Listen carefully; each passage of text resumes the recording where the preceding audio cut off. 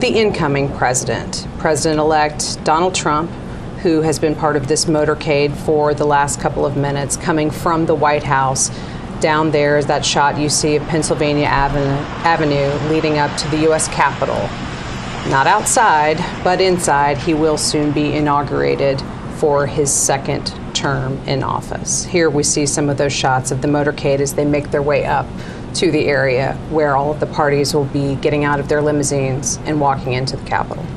Awaiting them in the rotunda already, you have Congress's top officials. You have House Speaker Mike Johnson, a Republican, who has very closely allied himself with the incoming president, saying to him, it's bright, sunny outside and bright in our heart. Then you have the Senate's top Democrat, Chuck Schumer, who walked in carrying a royal blue cap, and when asked how he feels today, said, feel great about the Bills. Now, that comes after the Buffalo Bills. Schumer, of course, from New York, beat the Baltimore Ravens last night to advance to the AFC Championship. So it was a way for Chuck Schumer to get in a plug for a home state team on the day after a big NFL playoff weekend.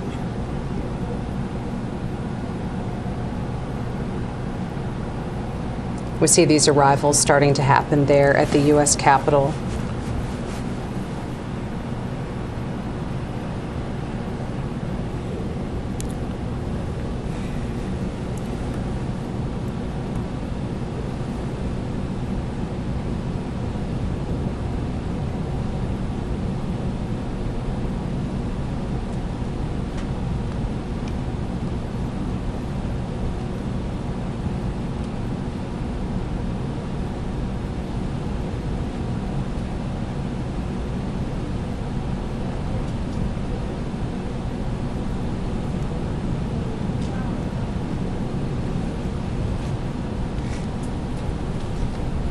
We understand there were some other officials there in the motorcade with the president and president-elect as they were making their way into the U.S. Capitol.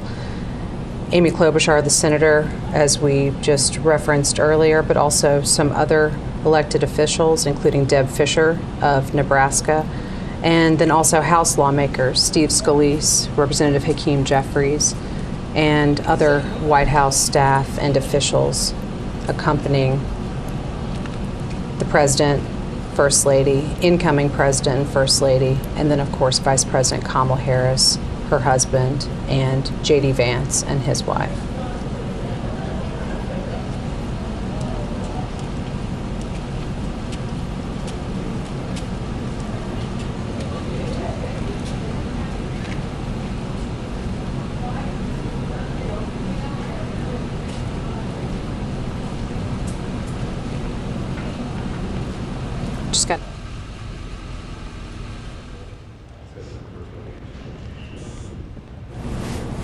We just saw J.D. Vance and Usha Vance exiting their limousine, walking into the White House or to the U.S. Capitol.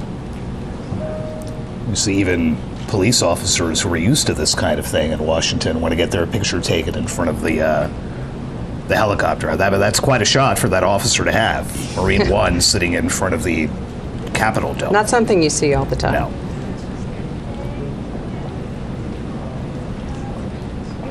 You would note the flags.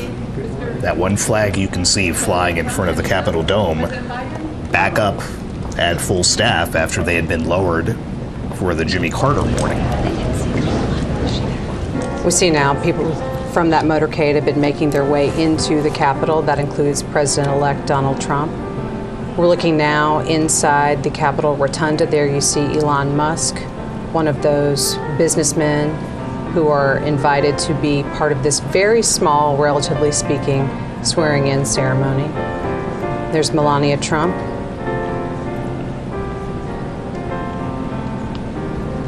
Second gentleman, Doug Emhoff.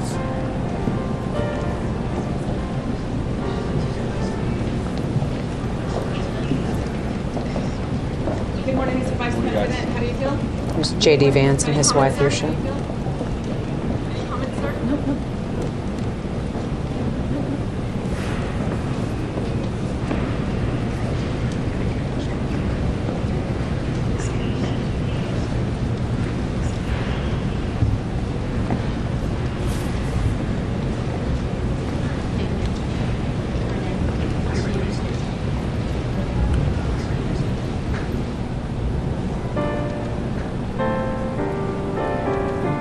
we talked about this Capitol Rotunda really not having a lot of extra space, Sagar, for even those former lawmakers that we would usually anticipate being there for an event like this. But when we see these images and really just kind of note how close together everyone is, there is just not extra room to get maybe even one or two more people aside from what they've been able to plan for. It's a different kind of situation, but shoulder to shoulder. Yeah, and you pretty can much. see in the front in that shot the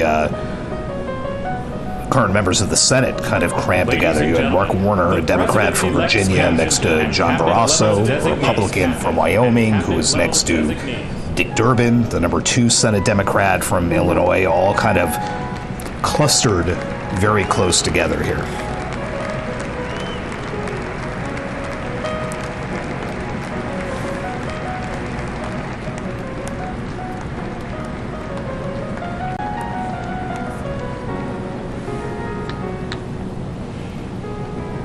Talked earlier about Brett Kavanaugh being the one who will administer the oath to J.D. Vance. Vance is only 40.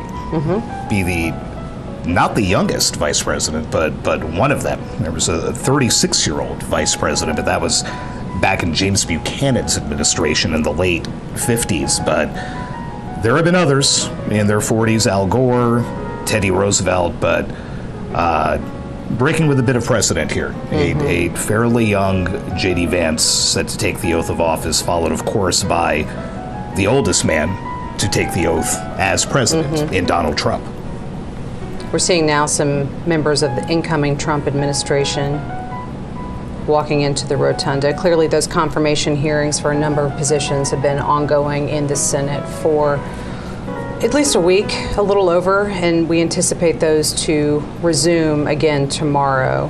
There have not been official votes, but there will be some more open hearings as well as some business meetings and markups of some of the committee work before a lot of those nominations proceed to the full Senate for their vote. You had Kevin Hassett, who was looking to come back as the Trump White House's top economist after serving in that role in the first Trump administration. Tulsi Gabbard, who would be the national intelligence chief, Pam Bondi, Doug Burgum, all lined up there to watch the man they hope is their boss to be taking the oath.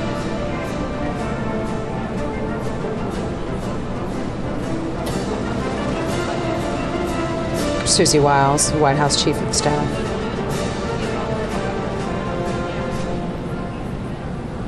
It used to be fun at these outdoor events on the West Front to look around it again. You'd see the justices of the Supreme Court sitting together. You'd see the Joint Chiefs, the nation's top military officers, sitting together and taking a look out at the crowd. In fact, we just got a look at General C.Q. Brown, who is the now outgoing chairman of the Joint Chiefs of Staff, the nation's top military officer.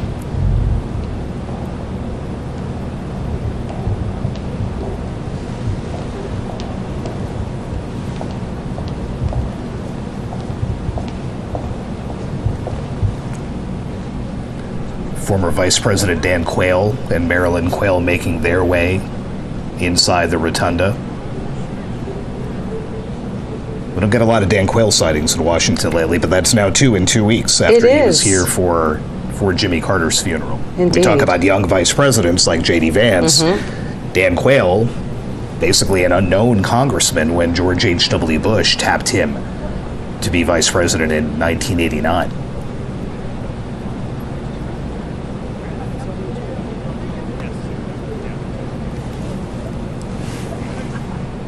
It is rare to get all of these officials together in the same space, but I think there have been a lot of remarks lately about how that does happen at inaugurations and funerals, and we have had 2 of those in close proximity here in Washington in recent weeks.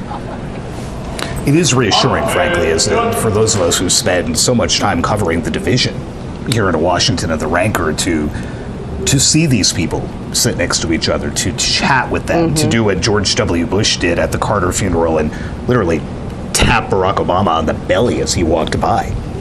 Former Vice President Mike Pence coming in. Clearly, he was vice president in Trump's first administration, now joining the dignitaries who are in the U.S. Capitol Rotunda.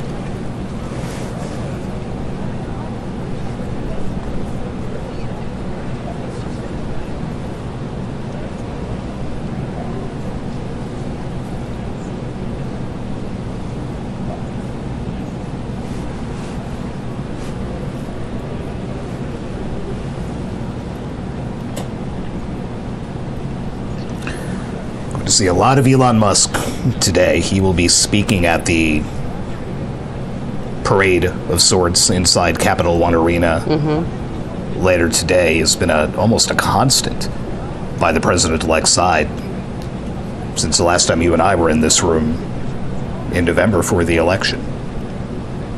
And up until then, he had stumped so heavily for Trump on the campaign trail, particularly in Pennsylvania, which was one of those major areas of focus. But yes, was part of the events at Capitol One Arena last night with his son X, who actually joined him on stage with Donald Trump and didn't make his own remarks, but certainly was part of his father's remarks.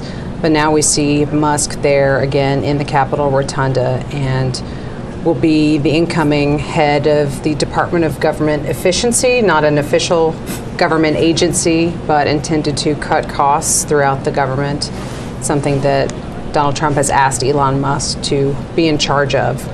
So we will see what that agency or what that department accomplishes. A new agency to cut back on the other agencies. With Vivek Ramaswamy, who we saw earlier, he's there somewhere. There's nowhere really to hide in the rotunda. No, we'll see him. We'll see him pop back up. Not a lot of space.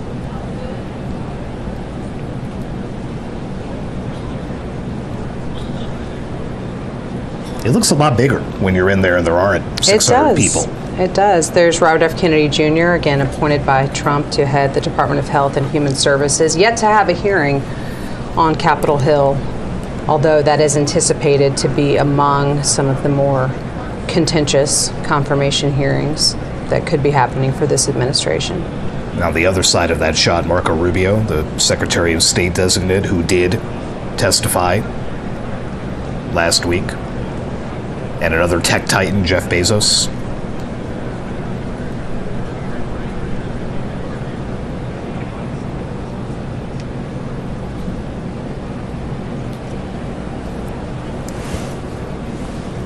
We talked earlier about what's in the Constitution about the inauguration. There's nothing about a parade, there's nothing about balls, there's nothing about how you get to and from the Capitol.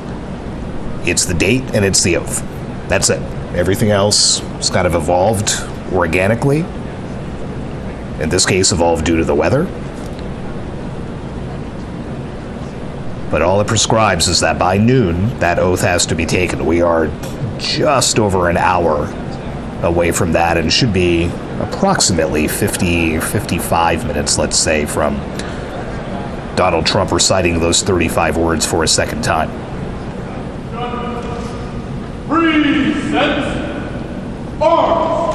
Former President Bill Clinton and former First Lady and Secretary of State Hillary Clinton coming into the rotunda.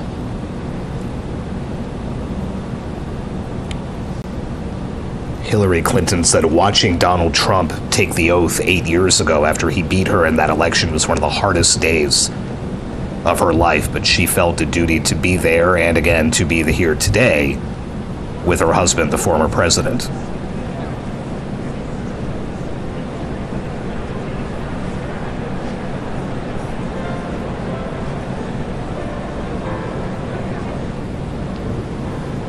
Former President George W. Bush and First Lady Laura Bush.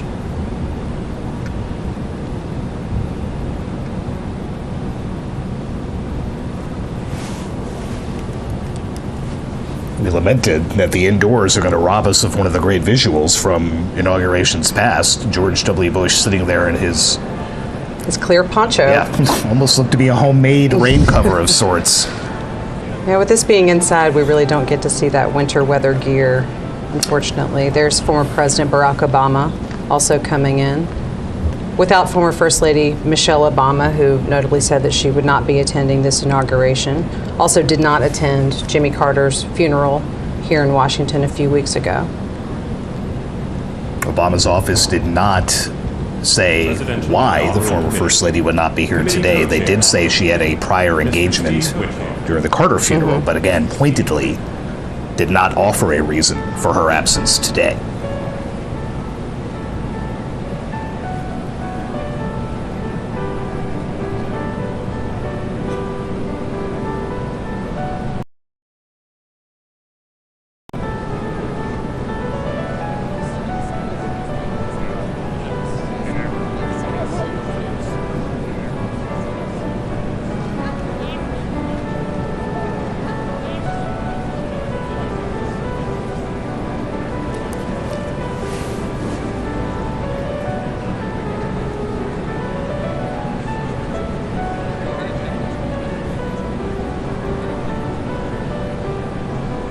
We're still taking a look inside the Capitol Rotunda there on the left-hand side, but on the right, that is again the Capital One Arena, where Donald Trump, after he is inaugurated, will be making his way in what would be the inaugural parade, is now subbed in for an indoor event there at Capital One Arena here in Washington. People have been gathering there for hours, and they will be still waiting for some hours before the new president arrives. But these are a lot of his strong supporters, and assuredly they will still be there by the time he shows up.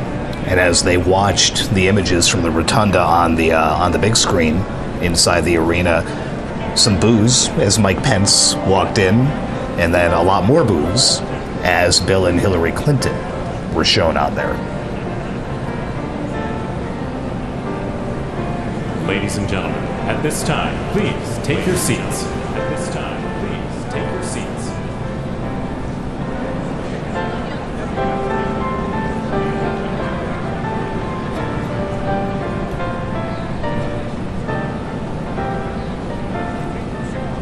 Folks in the Capital One Arena are able to watch all of the ceremonies and events from the Capitol Rotunda on the Jumbotron screen there in the middle of the arena.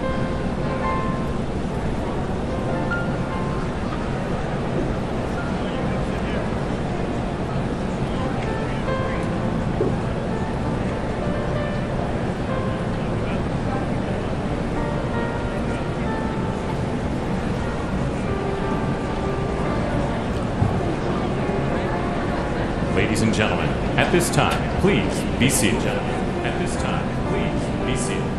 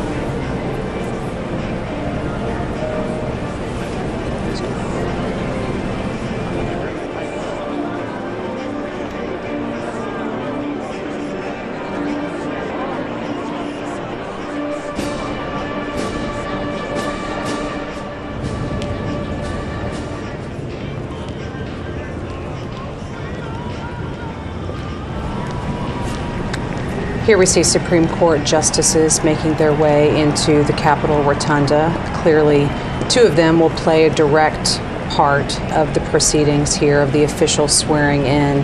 Chief Justice John Roberts will be the one to administer the oath to the president, as is tradition. And then Associate Justice Brett Kavanaugh will administer the oath to incoming Vice President-elect J.D. Vance. interesting to note his wife's ties to both. You had Vance served as a clerk for Chief Justice Roberts. That is a coveted post in the legal community, and J.D. Vance was once a student in a law seminar taught at Yale by Justice Kavanaugh, and that explains the ties there and the reason that you just saw Brett Kavanaugh walking in ahead of Clarence Thomas, who is the senior member of the court, who always asks the first questions during oral arguments before the Chief Justice does. It is always Justice Thomas. And that was a little bit striking to see Justice Kavanaugh, who came to the bench years after Justice Thomas, walking in front of him.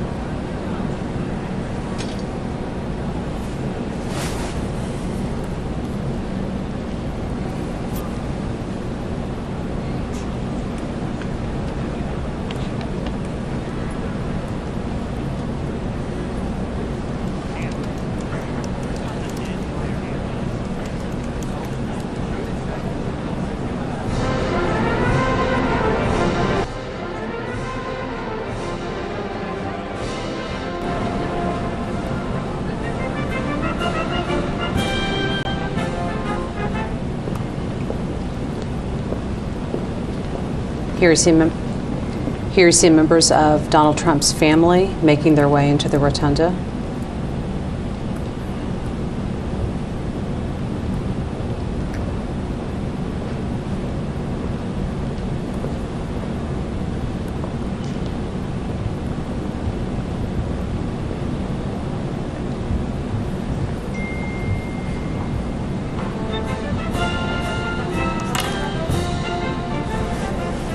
Joked about Barron Trump earlier, but that shot of him with the slicked back hair a little bit there is very much looks like a late 70s, early 80s Donald Trump.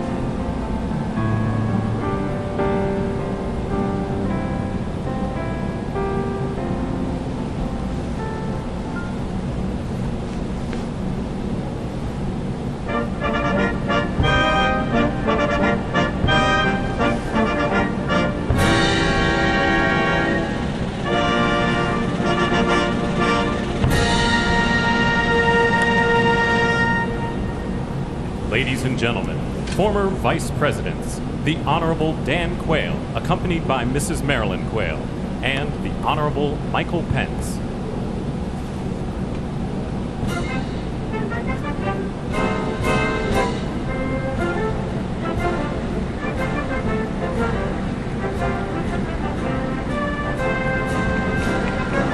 Standing ovation for those former Republican vice presidents who have just entered, Dan Quayle and now Mike Pence, who was Donald Trump's first vice president in his first term in office.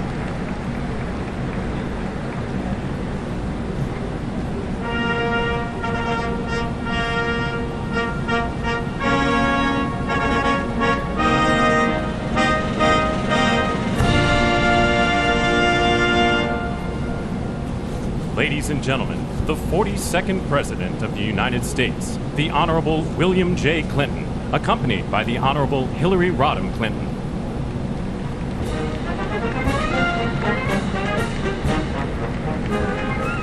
Now the former presidents start to make their entrances into the rotunda.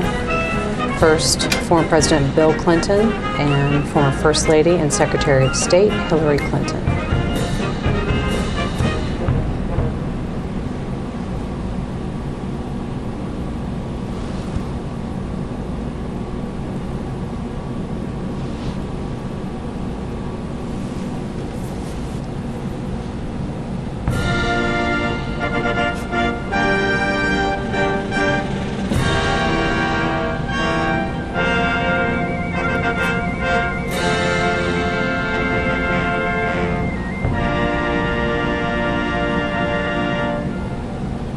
Ladies and gentlemen, the 43rd President of the United States, the Honorable George W. Bush, accompanied by Mrs. Laura Bush.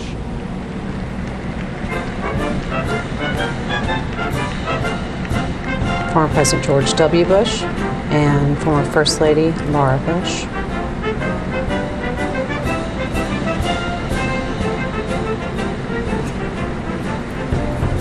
George W. Bush always looks like he has fun at these events, winking and nodding at people and smiling, again, just simply tapping Barack Obama on the stomach on his way into the National Cathedral for the Carter funeral.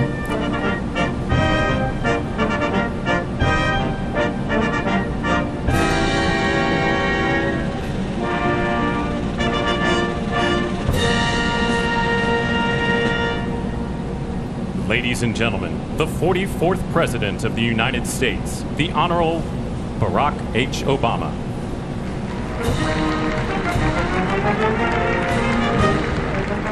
Former President Barack Obama, clearly the most recent president to precede either a Biden or Trump administration, because clearly now we will have the second of the Trump administrations. But before his first one, former President Obama was in office.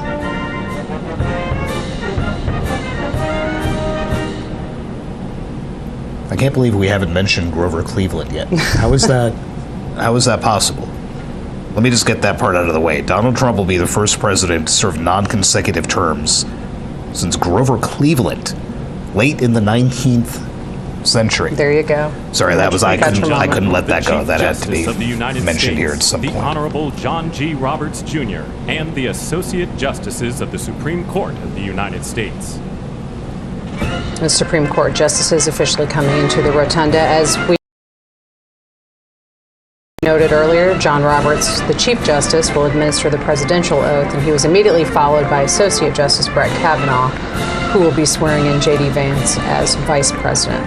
And you note at the end of that line, retired Justice David Breyer, Right. joining some of his former colleagues. Of course, Ketanji Brown Jackson and Amy Coney Barrett on the end, the two newest justices.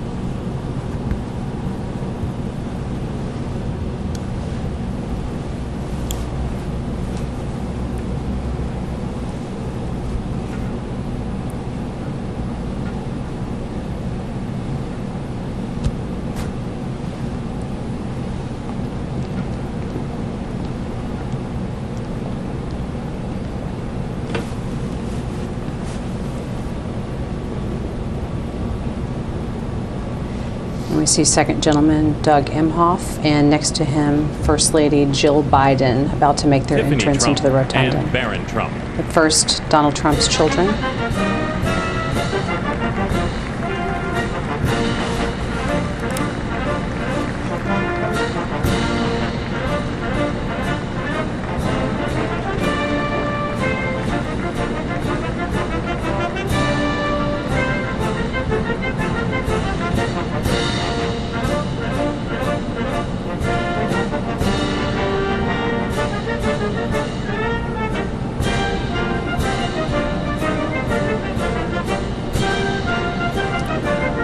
Talk about those good seats that the tech titans have. I mean, they are all lined up immediately behind the president-elect's children. So, you know, something went into that seating chart. And we saw Jared Kushner earlier shaking hands with Tim Cook from Apple and Sundar Pichai of Google, right on down the road, Mark Zuckerberg.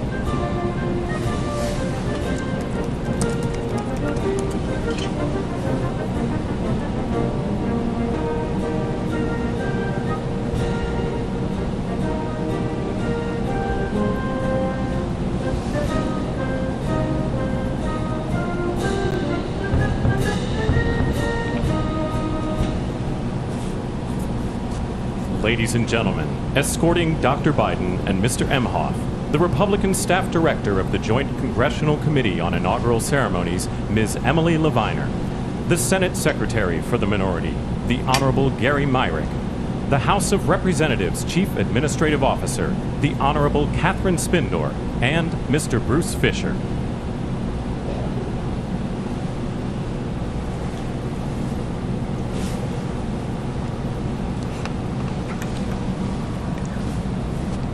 Ladies and gentlemen, Dr. Jill Biden and Mr. Douglas Emhoff.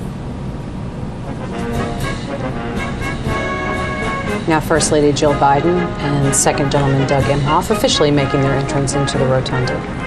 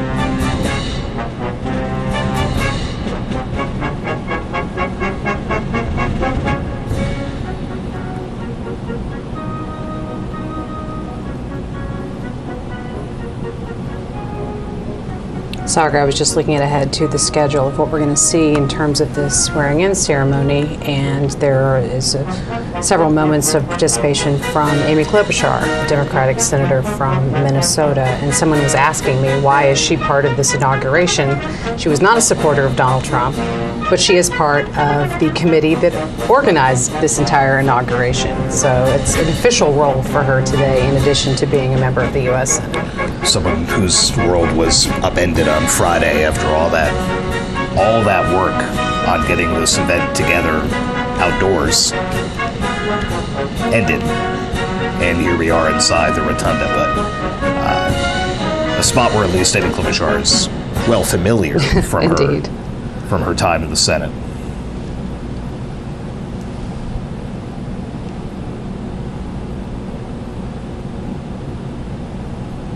Very interesting mix of Republican and Democrat lawmakers standing together. You have Michael McCall, the Republican from Texas, Debbie Wasserman Schultz, a Democrat from Florida, standing shoulder to shoulder, and another sign of just how tight it is in the rotunda.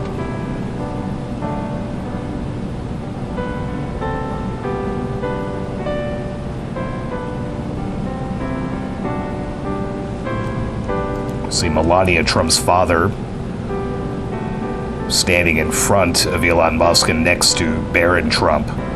Melania Trump's mother, of course, died while they were out of the White House, and her dad is back to watch her become First Lady for the second time.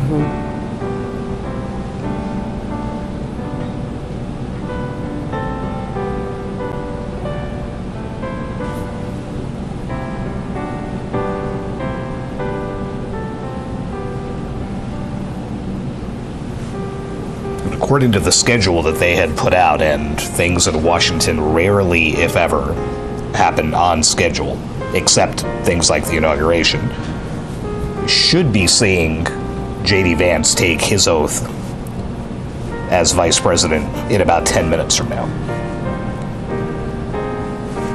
As Brett Kavanaugh awaits actually administering that oath.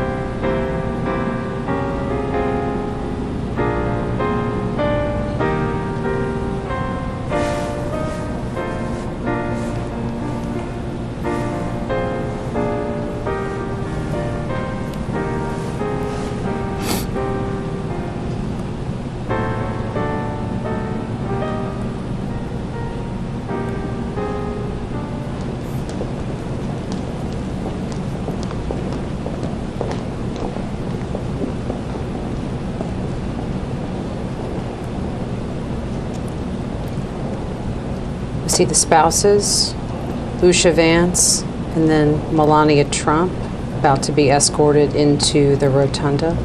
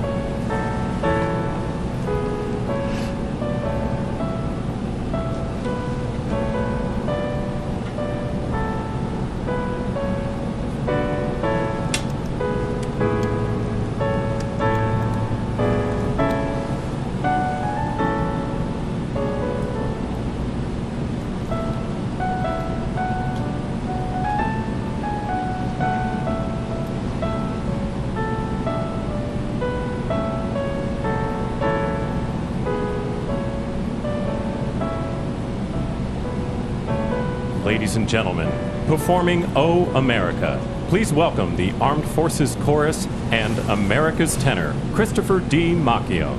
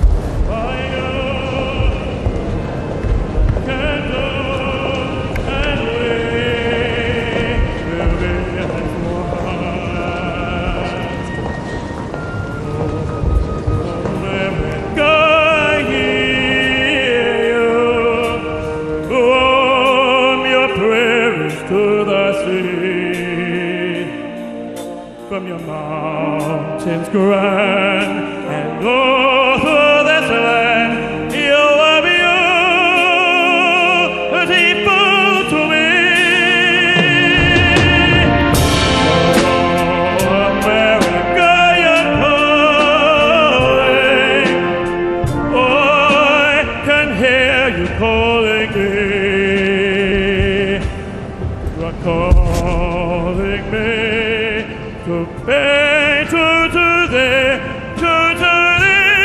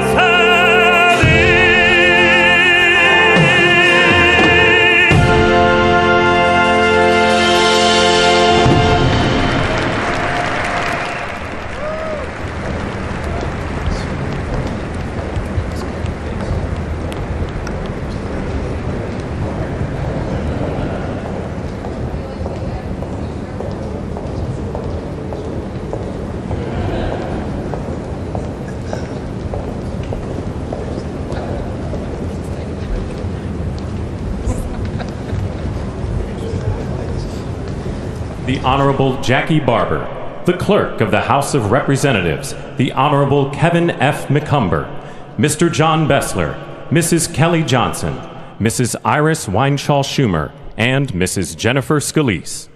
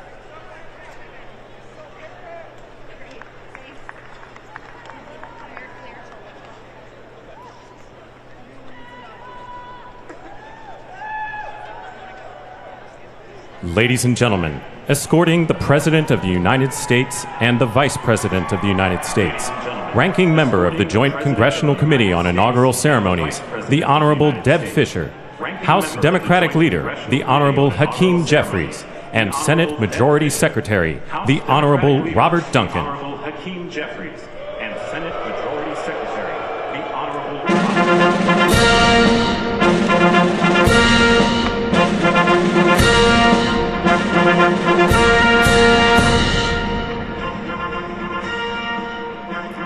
Ladies and gentlemen, the President of the United States, the Honorable Joseph R. Biden Jr., and Vice President of the United States, the Honorable Kamala Devi Harris.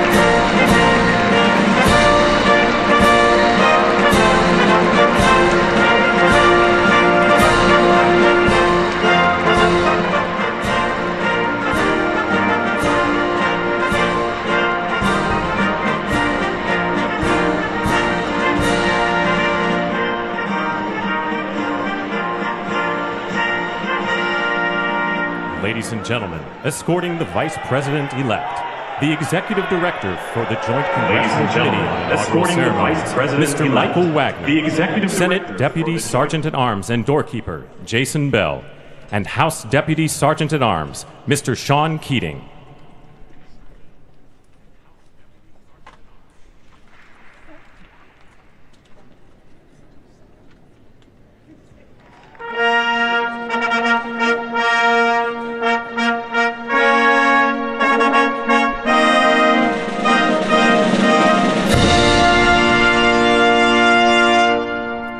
Ladies and gentlemen, the Vice President-elect of the United States, the Honorable J.D. Vance. The Vice President-elect.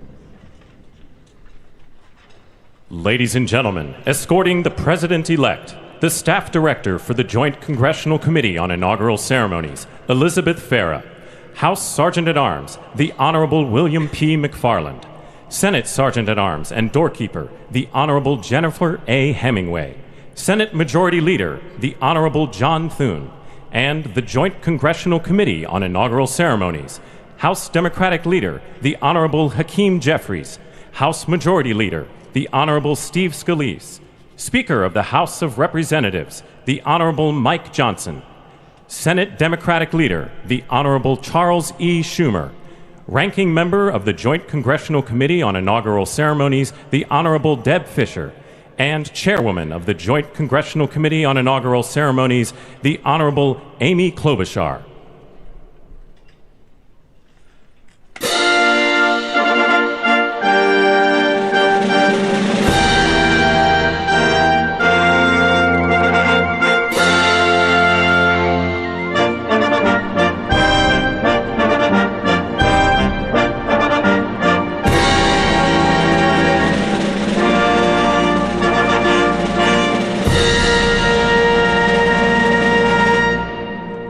Ladies and gentlemen, the President-elect of the United States, the Honorable Donald John Trump. The President-elect of the United States, the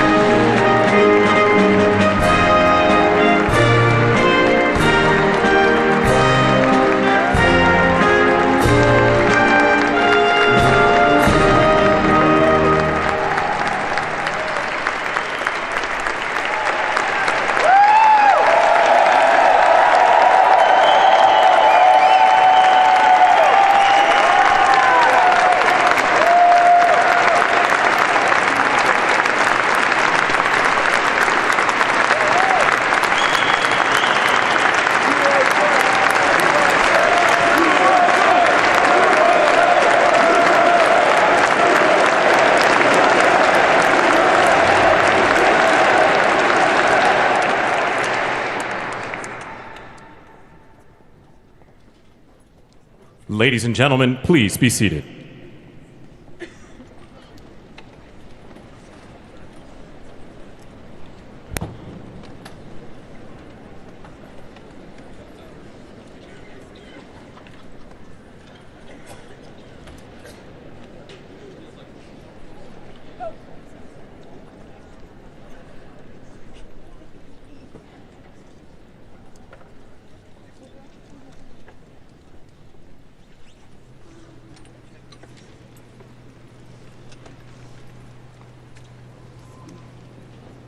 Please welcome the Chairwoman of the Joint Congressional Committee on Inaugural Ceremonies, the Honorable Amy Klobuchar.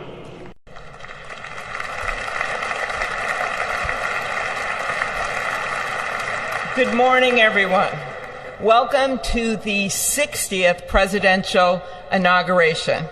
Today, President-elect Trump and Vice President-elect Vance will take their oaths of office, and we will witness the peaceful transfer of power at the heart of our democracy.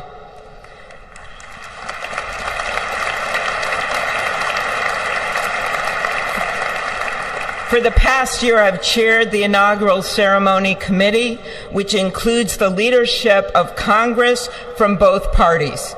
We thank the committee and Capitol staff and law enforcement who worked so hard over the last year, and especially the last 3 days. You've done a beautiful job, and you have shown grace under pressure.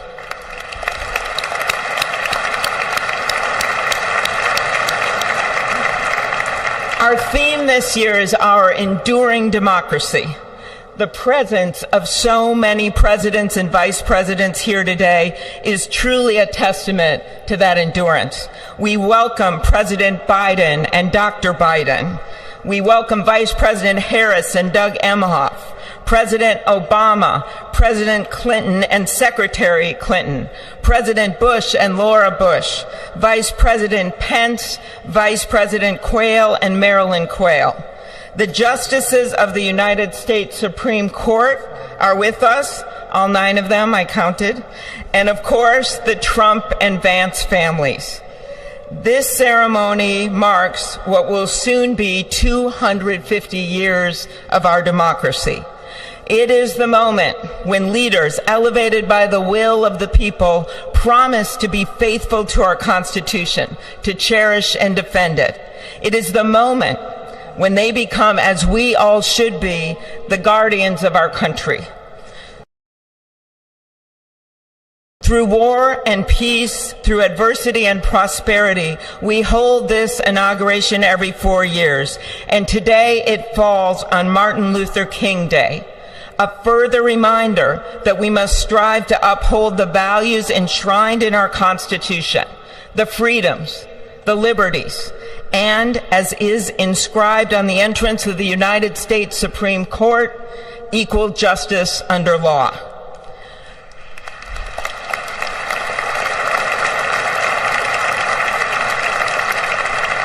But what makes this moment more than a passing ceremony is all who are watching it across the country, the people of this nation, the ordinary people doing extraordinary things. President Kennedy, who at one point worked as a senator in this building and would often walk through this very rotunda, once said, "In a democracy, every citizen, regardless of interest in politics, holds office. Every one of us is in a position of responsibility." With that responsibility of citizenship comes an obligation not to seek out malice, as President Lincoln once reminded us, but to view others with a generosity of spirit despite our differences. With that responsibility of leadership comes an obligation to stand our ground when we must and find common ground when we can. With everything swirling around us, the hot mess of division, it is on all of us, to quote an incredible songwriter who just happened to be born in my state, to ensure that our nation's democracy is our shelter from the storm. There's a reason this ceremony takes place at the Capitol.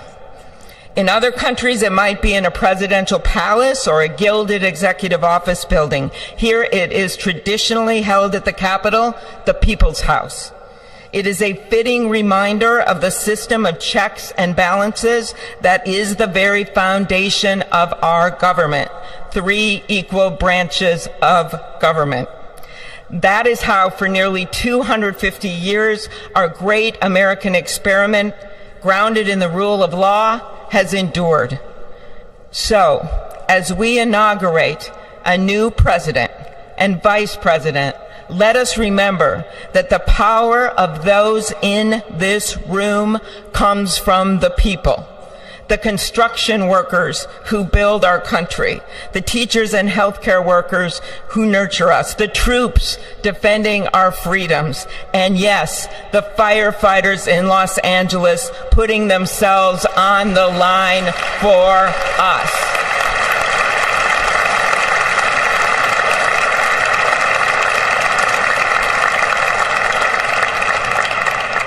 Our democracy's strength and grit must match theirs. May God bless our nation. Thank you.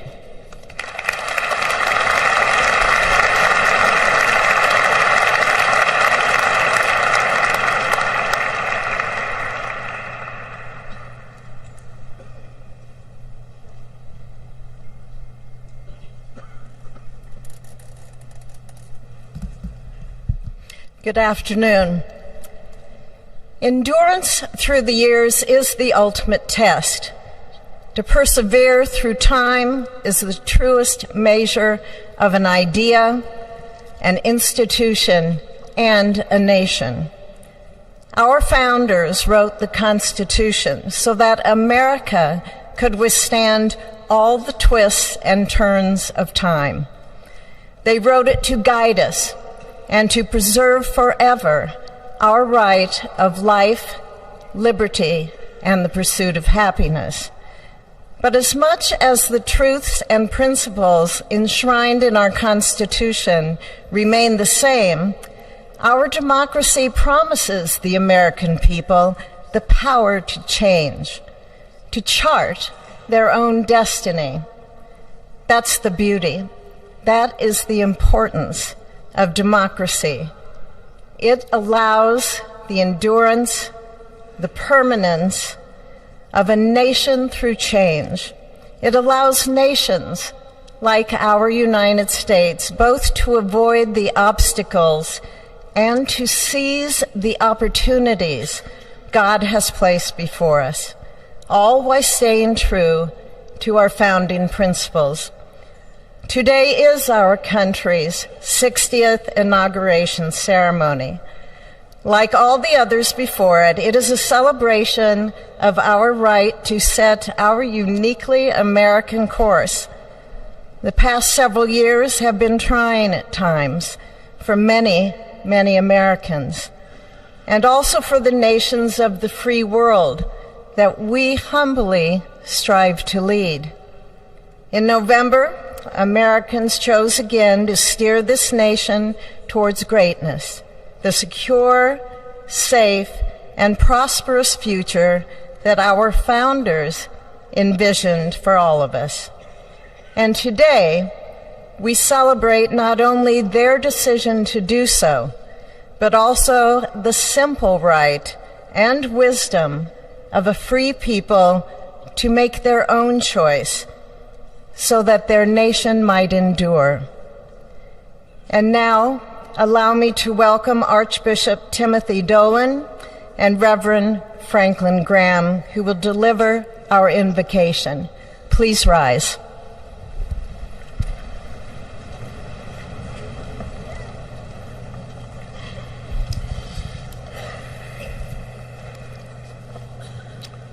Be still and know that I am God, supreme among the nations, supreme on the earth.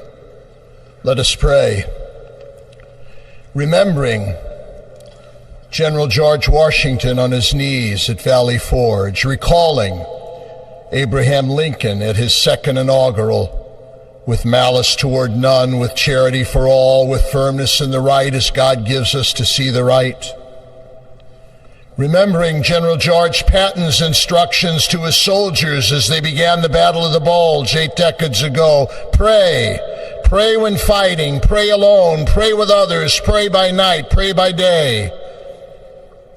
Observing the birthday of the Reverend Martin Luther King, who warned, without God, our efforts turn to ashes. We, blessed citizens of this one nation under God, humbled by our claim that in God we trust, gather indeed this inauguration day to pray for our President Donald J. Trump, his family, his advisors, his cabinet, his aspirations, his vice president, for the Lord's blessings upon Joseph Biden, for our men and women in uniform, for each other whose hopes are stoked this new year, this inauguration day. We cannot err in relying upon that prayer from the Bible, upon which our president will soon place his hand in oath, as we make our own the supplications of King Solomon for wisdom as he began his governance. God of our fathers, in your wisdom you set man to govern your creatures, to govern in holiness and justice, to render justice with integrity. Give our leader wisdom, for he is your servant, aware of his own weakness and brevity of life. If wisdom which comes not from you be not with him, he shall be held in no esteem. Send wisdom from heavens, that she may be with him, that he may know your designs. Please, God, bless America. Please, mend her every flaw. You are the God in whom we trust, who lives and reigns forever and ever. Amen.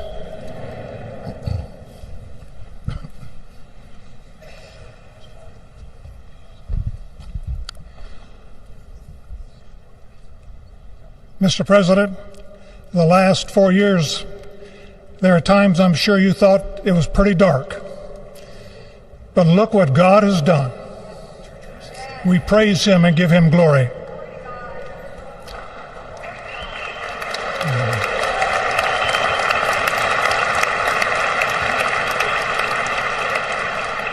Let us pray. Our Father and our God, thou hast said, blessed is the nation whose God is the Lord. As the prophet Daniel prayed, blessed be the name of God forever and ever. For wisdom and might are his. He changes the times and the seasons. He removes kings. He raises up kings. He gives wisdom to the wise and knowledge to those who have understanding. Our Father, today, as President Donald J. Trump takes the oath of office once again, we come to say thank you, O Lord our God. Father, when Donald Trump's enemies thought he was down and out, you and you alone saved his life and raised him up with strength and power by your mighty hand. We pray for President Trump that you'll watch over, protect, guide, direct him. Give him your wisdom from your throne on high. We ask that you would bless him and that our nation would be blessed through him. We also ask that you would bless and protect Melania as First Lady. We thank you for the beauty, the warmth, and grace that she shows not only to this nation, but to the whole world. We thank you for Vice President-elect J.D. Vance and his wife Usha and their young family. May he be a strength to President Trump, to stand beside him, to hold up his arms like Aaron held up the arms of Moses in the midst of battle. The prophet Samuel reminded the people, it was you that brought them up from the land of Egypt. And he said, now stand still that I may reason with you before the Lord. So Father, we take this moment to stand still, to remember the great things that you have done for this nation. Thank you for the protection, the bounty, the freedoms that we so enjoy. We remember to keep our eyes fixed on you, and may our hearts be inclined to your voice. We know that America can never be great again if we turn our backs on you. We ask for your help, and we pray all of this in the name of the King of Kings, the Lord of Lords, your Son, my Savior, and our Redeemer, Jesus Christ. Amen. Ladies and gentlemen, please welcome Associate Justice Kavanaugh to administer the Vice Presidential Oath of Office.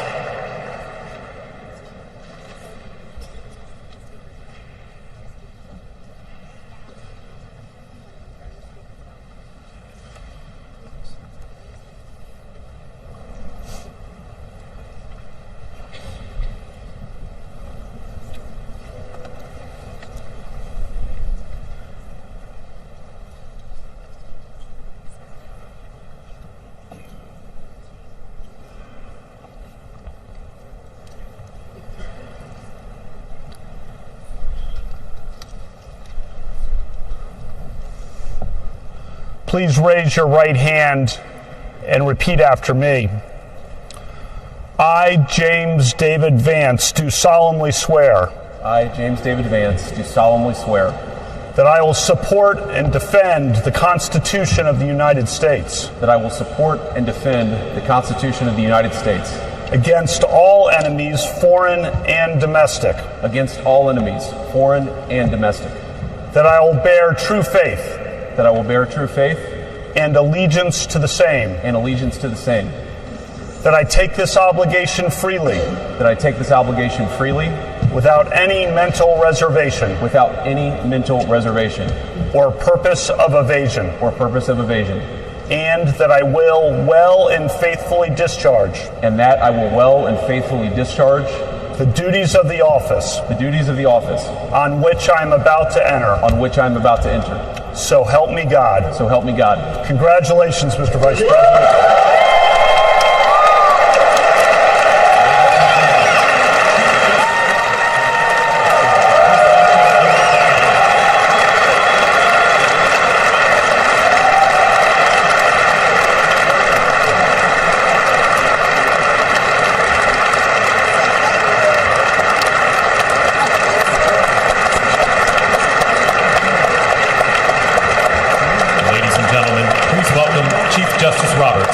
administer the presidential oath of office.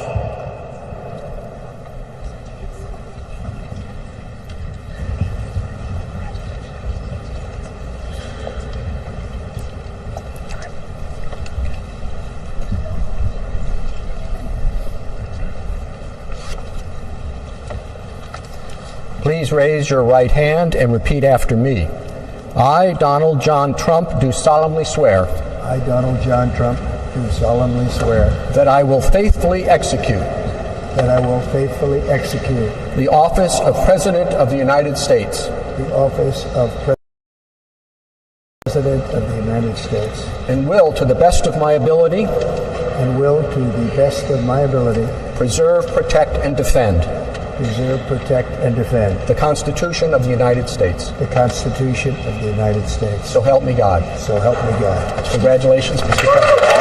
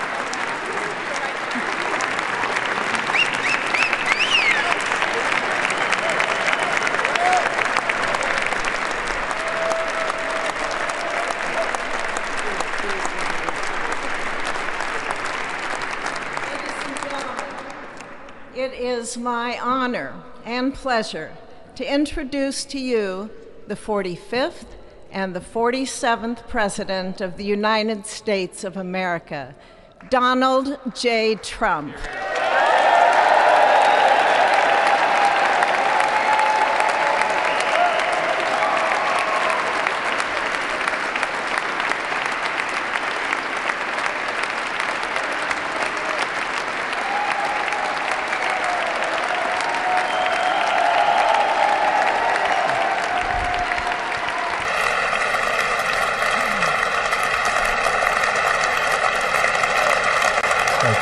Thank you very much, everybody. Well, thank you very, very much.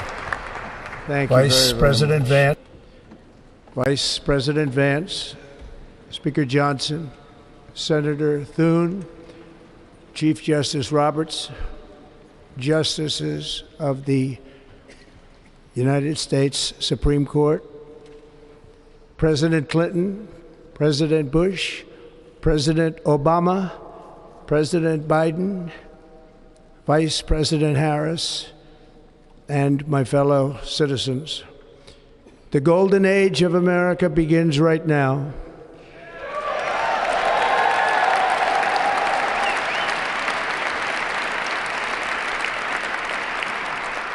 From this day forward, our country will flourish and be respected again all over the world. We will be the envy of every nation, and we will not allow ourselves to be taken advantage of any longer. During every single day of the Trump administration, I will very simply put America first.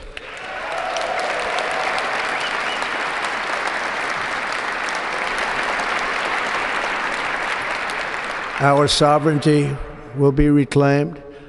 Our safety will be restored. The scales of justice will be rebalanced. The vicious, violent, and unfair weaponization of the Justice Department and our government will end.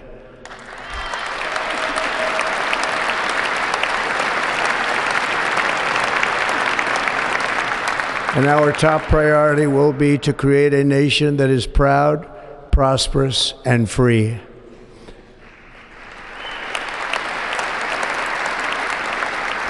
America will soon be greater, stronger, and far more exceptional than ever before.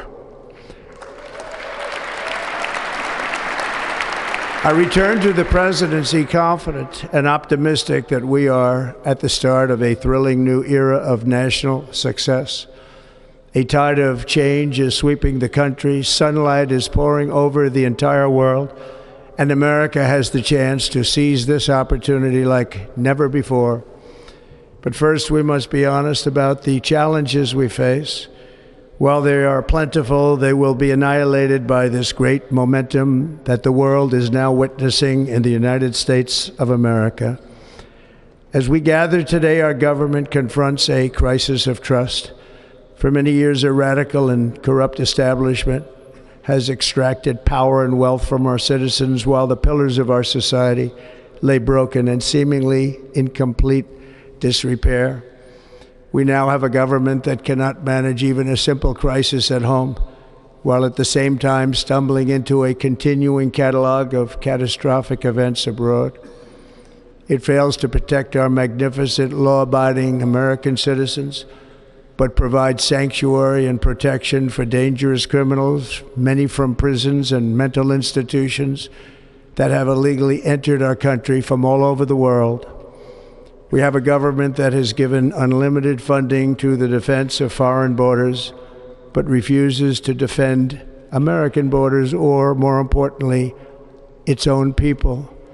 Our country can no longer deliver basic services in times of emergency, as recently shown by the wonderful people of North Carolina, been treated so badly.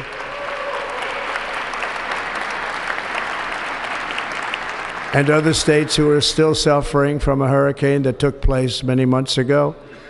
Or more recently, Los Angeles, where we're watching fires still tragically burn from weeks ago without even a token of defense. They're raging through the houses and communities, even affecting some of the wealthiest and most powerful individuals in our country, some of whom are sitting here right now. They don't have a home any longer. That's interesting.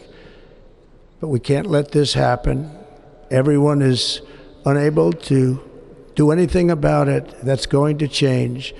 We have a public health system that does not deliver in times of disaster, yet more money is spent on it than any country anywhere in the world. And we have an education system that teaches our children to be ashamed of themselves in many cases, to hate our country despite the love that we try so desperately to provide to them. All of this will change starting today, and it will change very quickly.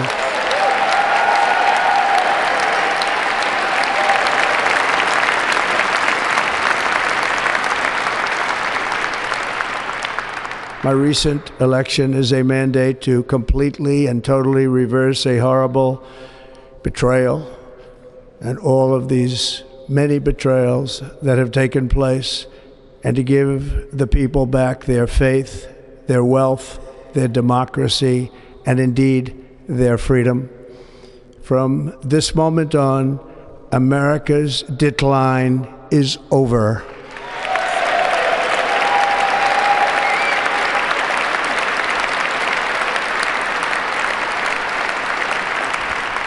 Our liberties and our nation's glorious destiny will no longer be denied, and we will immediately restore the integrity, competency, and loyalty of America's government.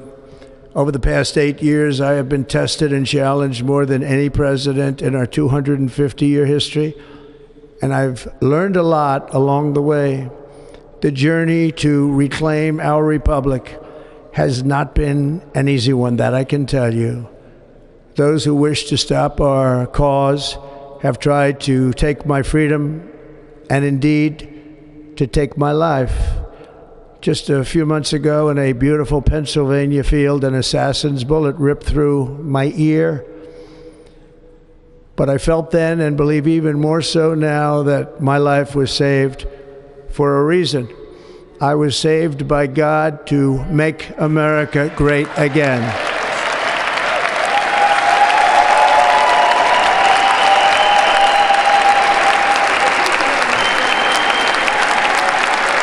Thank you.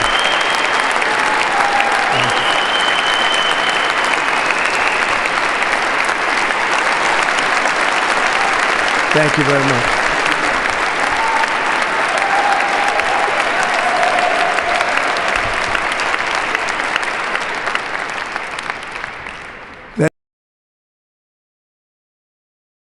Each day under our administration of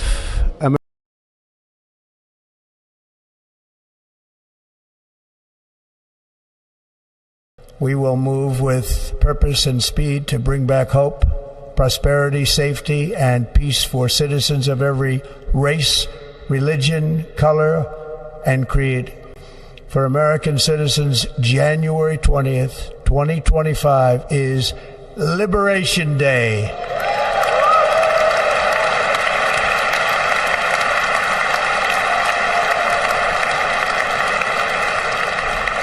It is my hope that our recent presidential election will be remembered as the greatest and most consequential election in the history of our country.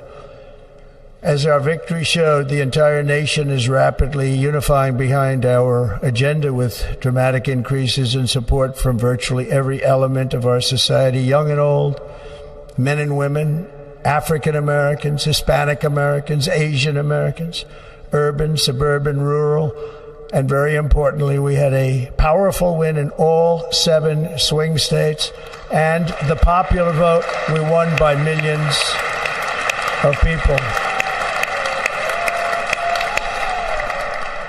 To the Black and Hispanic communities, I want to thank you for the tremendous outpouring of love and trust that you have shown me with your vote. We set records, and I will not forget it. I've heard your voices in the campaign, and I look forward to working with you in the years to come. Today is Martin Luther King Day, and his honor, this will be a great honor, but in his honor we will strive together to make his dream a reality. We will make his dream come true.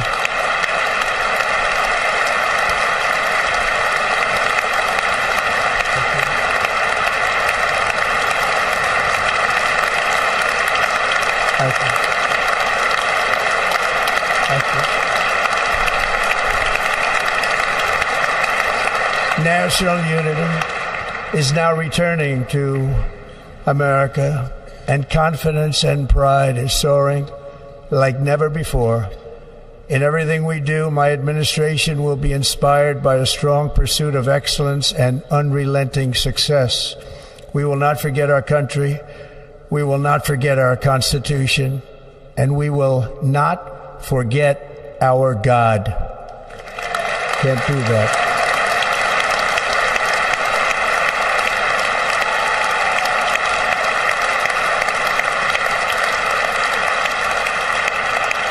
Today I will sign a series of historic executive orders.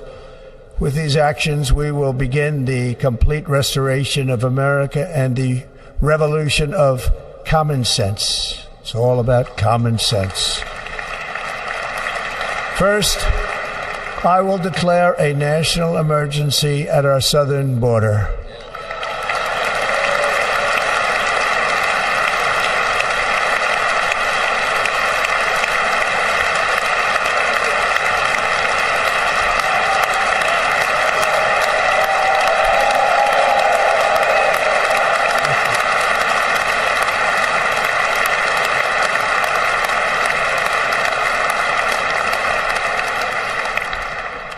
Illegal entry will immediately be halted, and we will begin the process of returning millions and millions of criminal aliens back to the places from which they came.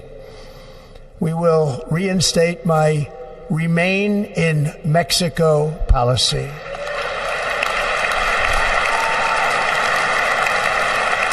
I will end the practice of catch and release. And I will send troops to under the orders I signed today. We will also be designating the cartels as foreign terrorist organizations.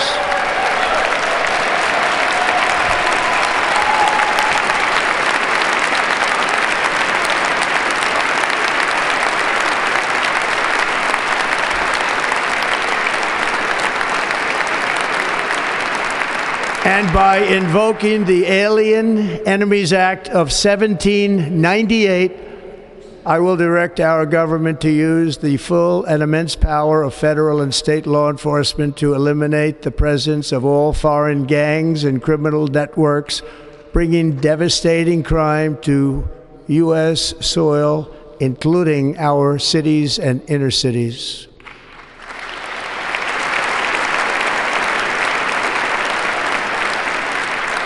As Commander-in-Chief, I have no higher responsibility than to defend our country from threats and invasions, and that is exactly what I am going to do. We will do it at a level that nobody's ever seen before.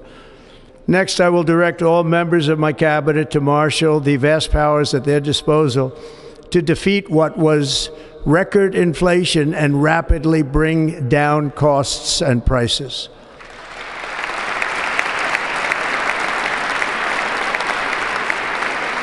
The inflation crisis was caused by massive overspending and escalating energy prices, and that is why today I will also declare a national energy emergency. We will drill, baby, drill.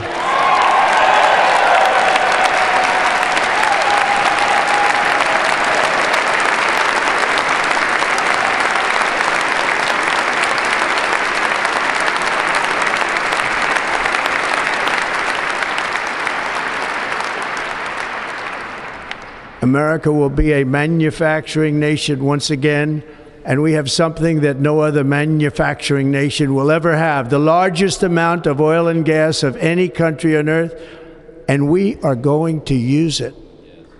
Let me use it.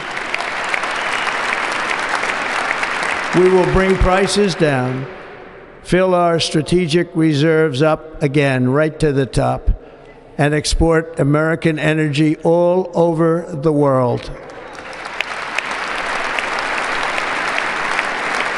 We will be a rich nation again, and it is that liquid gold under our feet that will help to do it. With my actions today, we will end the Green New Deal, and we will revoke the electric vehicle mandate, saving our auto industry and keeping my sacred pledge to our great American auto workers.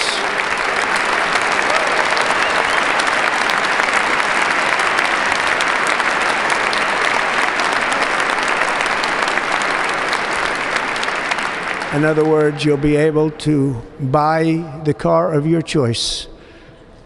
We will build automobiles in America again at a rate that nobody could have dreamt possible just a few years ago. And thank you to the auto workers of our nation for your inspiring vote of confidence. We did tremendously with their vote. I will immediately begin the overhaul of our trade system to protect American workers and families. Instead of taxing our citizens to enrich other countries, we will tariff and tax foreign countries to enrich our citizens.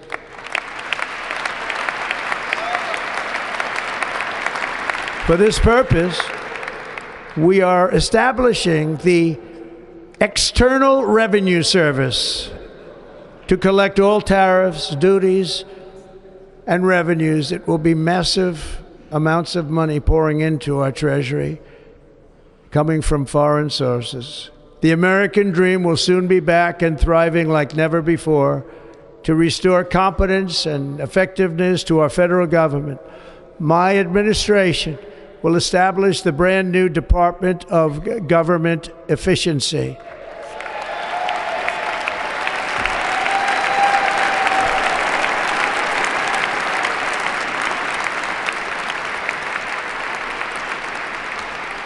After years and years of illegal and unconstitutional federal efforts to restrict free expression, I will also sign an executive order to immediately stop all government censorship and bring back free speech to America.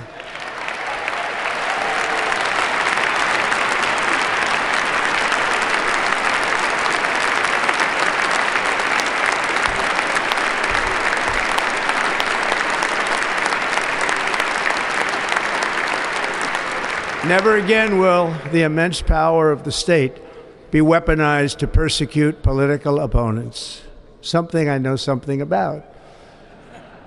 We will not allow that to happen. It will not happen again. Under my leadership, we will restore fair, equal, and impartial justice under the constitutional rule of law.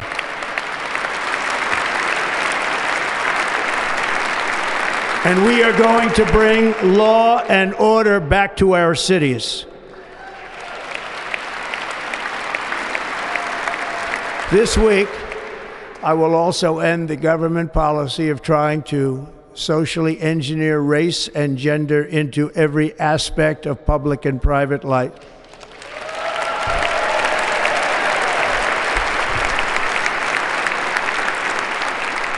We will forge a society that is colorblind and merit-based.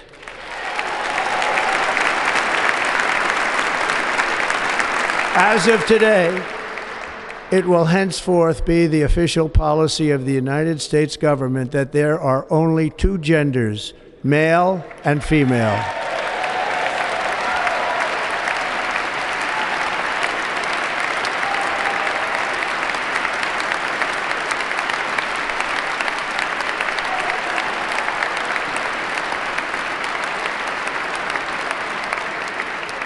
This week, I will reinstate any service members who were unjustly expelled from our military for objecting to the COVID vaccine mandate with full back pay.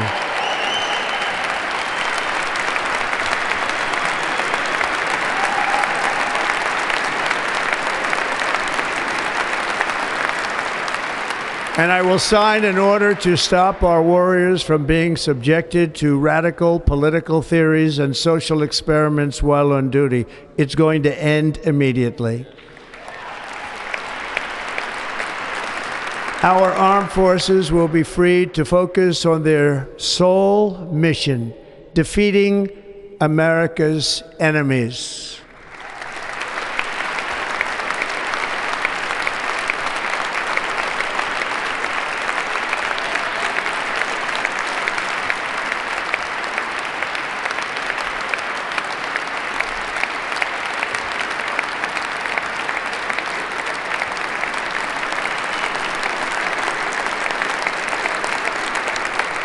Like in 2017, we will again build the strongest military the world has ever seen.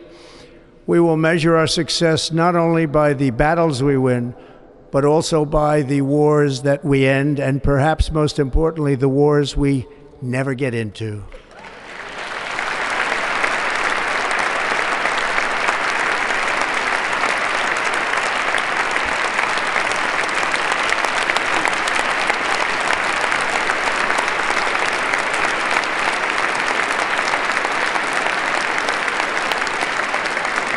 My proudest legacy will be that of a peacemaker and unifier. That's what I want to be, a peacemaker and a unifier.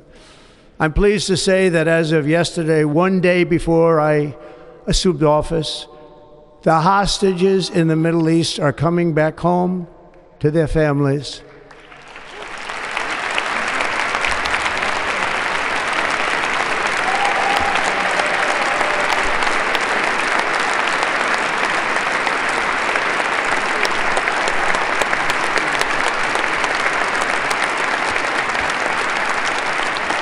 Thank you.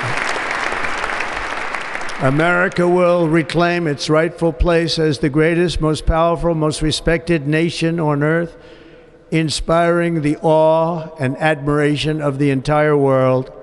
A short time from now, we are going to be changing the name of the Gulf of Mexico to the Gulf of America, and we will restore the name of a great president, William McKinley, to Mount McKinley, where it should be and where it belongs.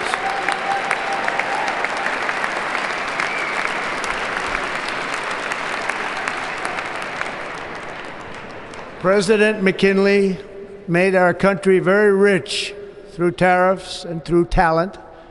He was a natural businessman and gave Teddy Roosevelt the money for many of the great things he did, including the Panama Canal, which has foolishly been given to the country of Panama after the United States. The United States, I mean, think of this, spent more money than ever spent on a project before and lost 38,000 lives in the building of the Panama Canal. We have been treated very badly from this foolish gift that should have. And Panama's promise to us has been broken. The purpose of our deal and the spirit of our treaty has been totally violated. American ships are being severely overcharged and not treated fairly in any way, shape, or form, and that includes the United States Navy. And above all, China is operating the Panama Canal, and we didn't give it to China, we gave it to Panama, and we're taking it back.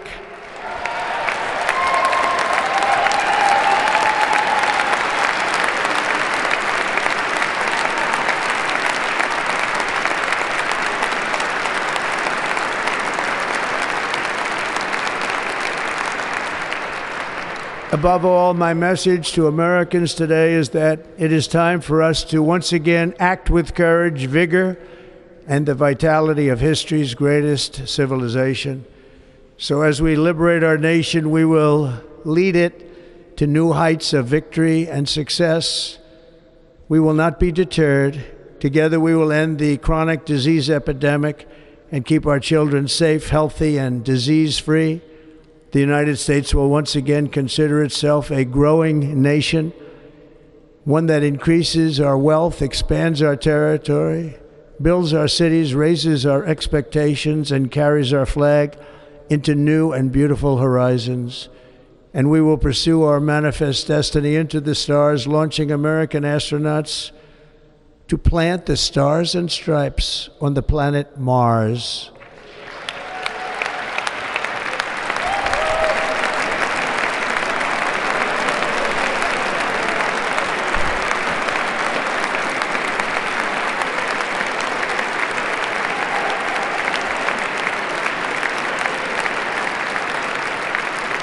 Ambition is the lifeblood of a great nation, and right now our nation is more ambitious than any other. There's no nation like our nation. Americans are explorers, builders, innovators, entrepreneurs, and pioneers. The spirit of the frontier is written into our hearts. The call of the next great adventure resounds from within our souls. Our American ancestors turned a small group of colonies on the edge of a vast continent into a mighty republic of the most extraordinary citizens on earth. No one comes close. Americans pushed thousands of miles through a rugged land of untamed wilderness. They crossed deserts, scaled mountains, braved untold dangers, won the Wild West, ended slavery, rescued millions from tyranny, lifted billions from poverty, harnessed electricity, split the atom, launched mankind into the heavens, and put the universe of human knowledge into the palm of the human hand. If we work together, there is nothing we cannot do and no dream we cannot achieve. Many people thought it was impossible for me to stage such a historic political comeback. But as you see today, here I am. The American people have spoken.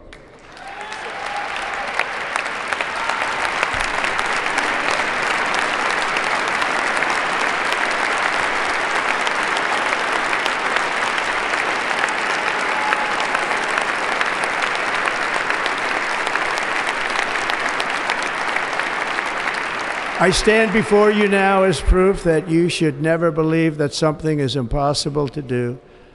In America, the impossible is what we do best.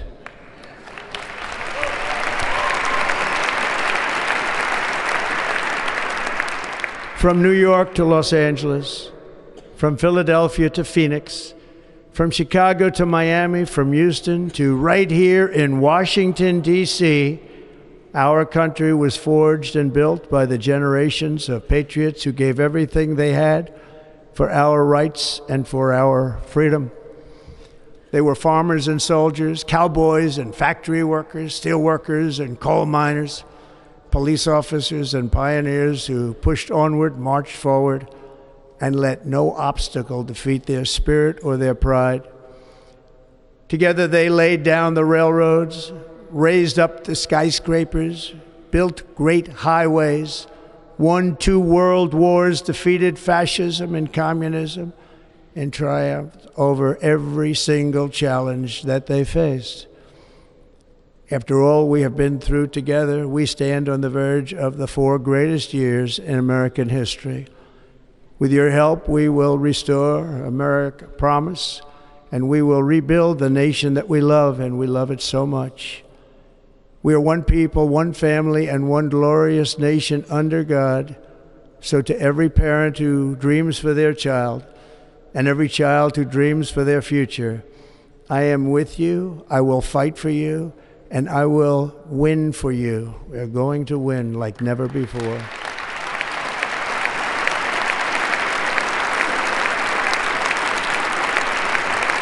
Thank you. Thank you.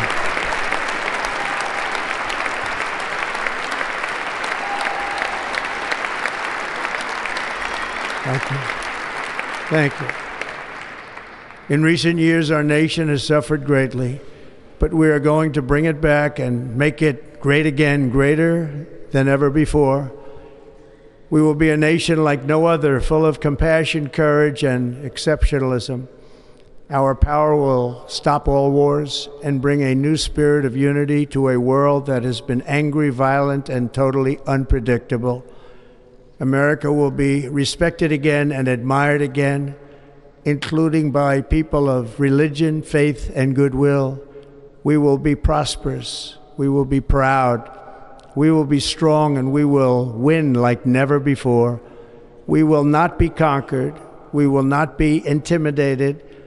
We will not be broken, and we will not fail. From this day on, the United States of America will be a free, sovereign, and independent nation. We will stand bravely. We will live proudly. We will dream boldly, and nothing will stand in our way because we are Americans. The future is ours, and our golden age has just begun. Thank you. God bless America. Thank you all. Thank you. Thank you very much. Thank you very much. Thank you.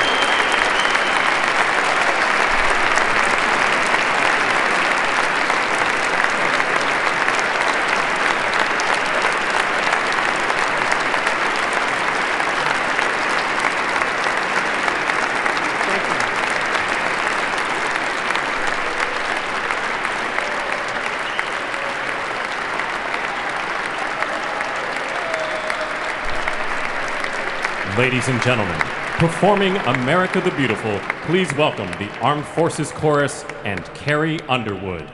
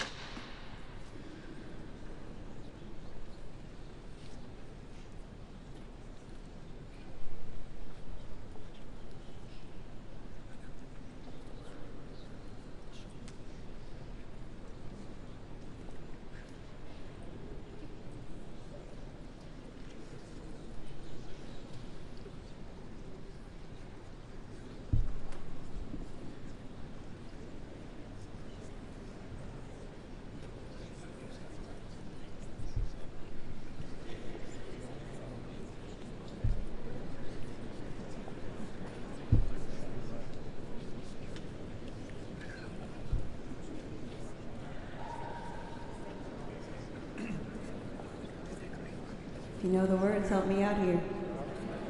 Oh, beautiful for spacious skies, for amber waves of grain, for purple mountain majesties above the fruited plain. America,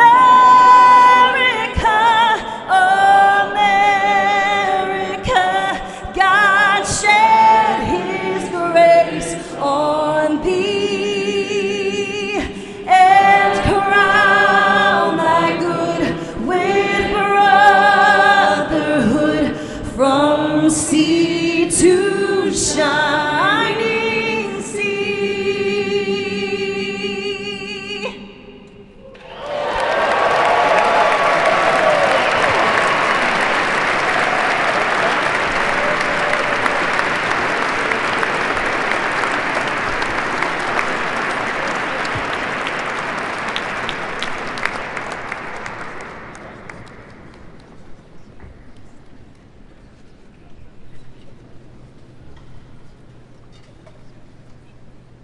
Ladies and gentlemen, Senator Fisher will now introduce the benediction clergy.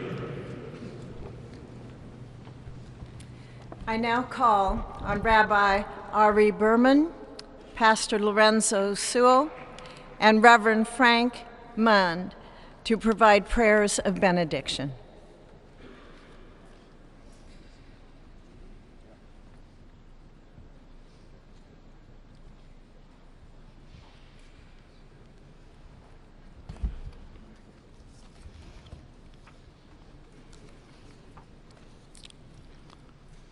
Let us pray. Almighty God, your prophet Jeremiah walked the streets of Jerusalem and blessed its inhabitants with the Hebrew words, Baruch HaGever Asher Yiftach BaHashem. Blessed is the one who trusts in God.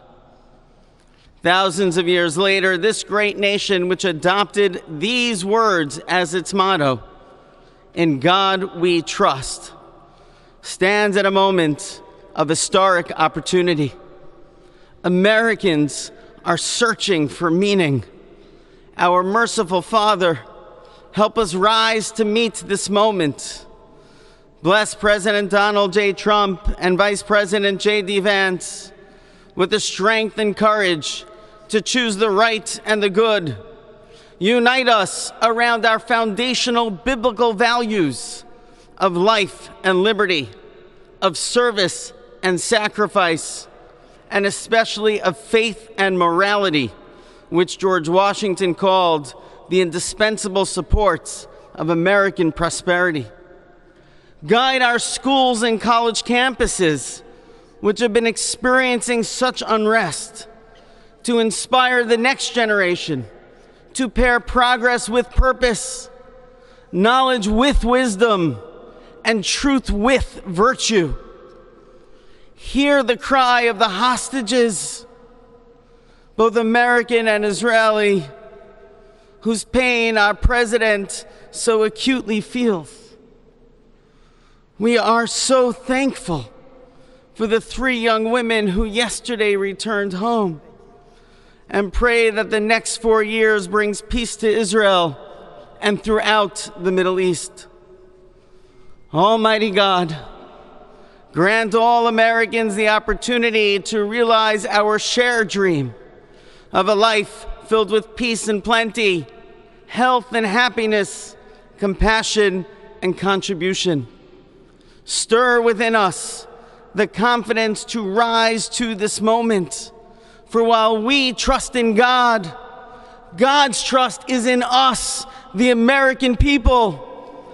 America is called to greatness, to be a beacon of light and a mover of history. May our nation merit the fulfillment of Jeremiah's blessing, that like a tree planted by water, we shall not cease to bear fruit. May all of humanity experience your love and your blessing. May it be thy will, and let us say, Amen. Let us pray for our 47th president. Heavenly Father, we're so grateful that you gave our 45th and now our 47th president a millimeter miracle. We are grateful that you are the one that have called him for such a time as this, that America would begin to dream again. We pray that we would fulfill the true meaning of our creed, that we hold these truths to be self-evident, that all men are created equal. We pray that you use our president, that we will live in a nation where we will not be judged by the color of our skin, but by the content of our character. Heavenly Father, in the name of Jesus, we are so grateful today that you will use our 47th president so we would sing with new meaning, my country, 'tis of thee. Sweet land of liberty, of thee I sing. Land where my fathers died, land of the pilgrim's pride, from every mountainside. Let freedom ring, and because America is called to be a great nation, we believe that you will make this come true. So let freedom ring. From the prodigious hilltops of New Hampshire, let freedom ring. From the mighty mountains of New York, let freedom ring. From the heightening Alleghenies of Pennsylvania, let freedom ring. From the snow-capped Rockies of Colorado, let freedom ring. From the curvaceous hilltops of California, but God, we're asking you not only that, let freedom ring from Stone Mountain, Georgia.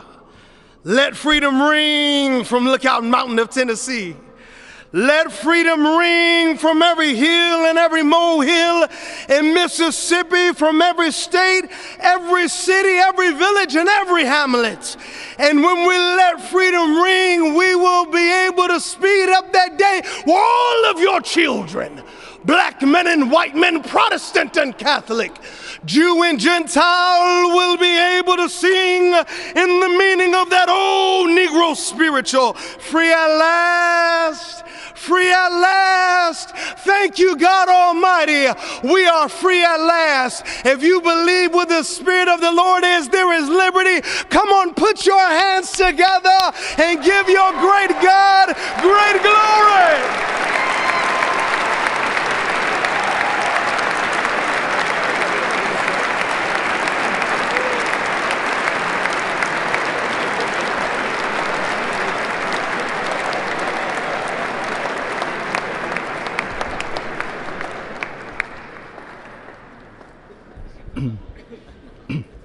Almighty and eternal God, we gather here today in reverence, joined in our shared hopes and dreams for our beloved nation.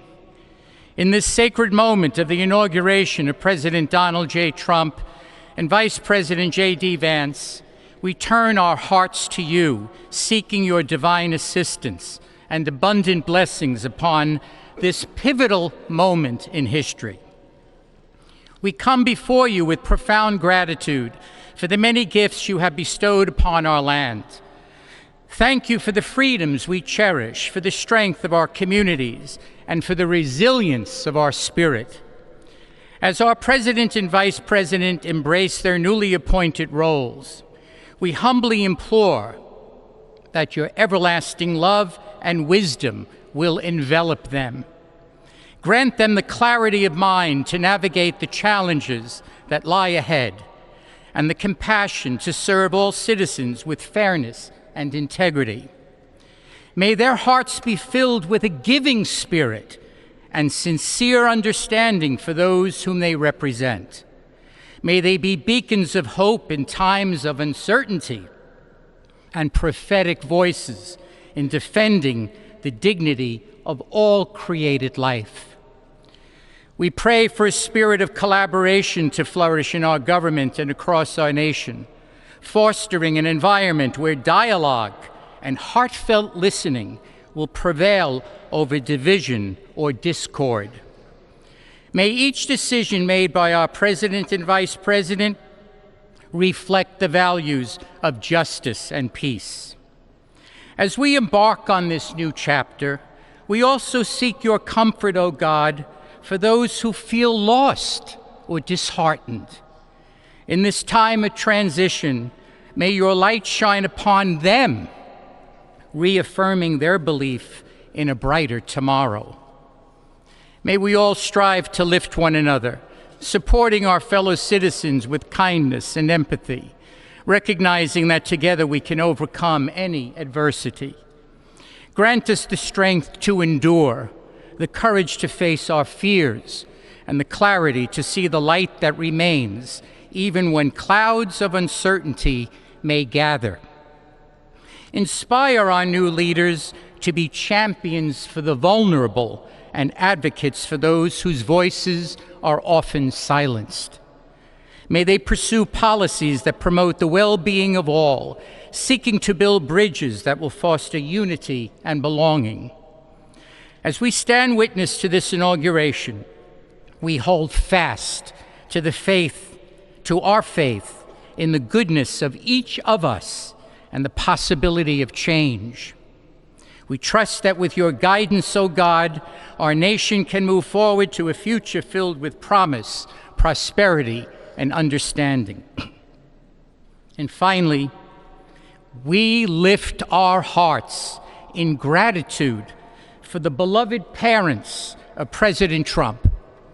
Without Mary and Fred Trump, this day would never be the miracle that has just begun.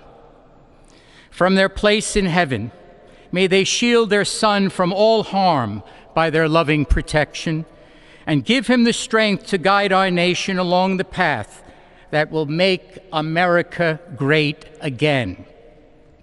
Let us go forth now with these words of President Trump's emblazoned on our hearts. As long as we have pride in our beliefs, courage in our convictions, and faith in our God, then we will not fail. We stand tall, we stand proud, because we are Americans, and Americans kneel to God, and to God alone. Amen. Ladies and gentlemen, please remain standing for our national anthem.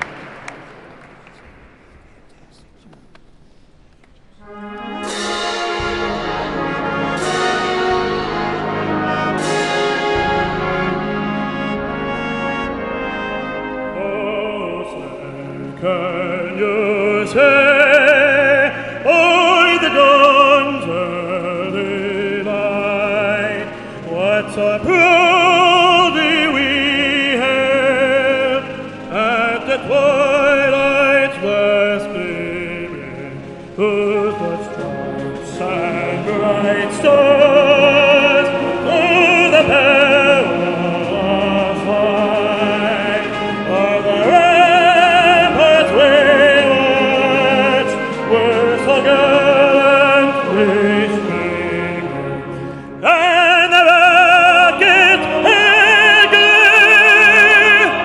the bombs bursting in earth, gave proof to the night that our flag was still there. Oh, sailors and take us that way.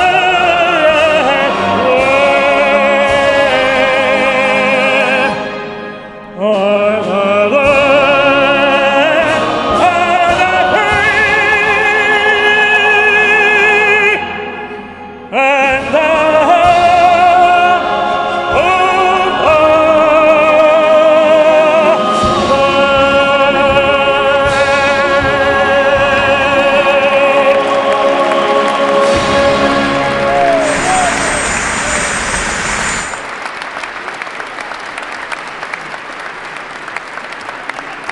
Ladies and gentlemen, please be seated.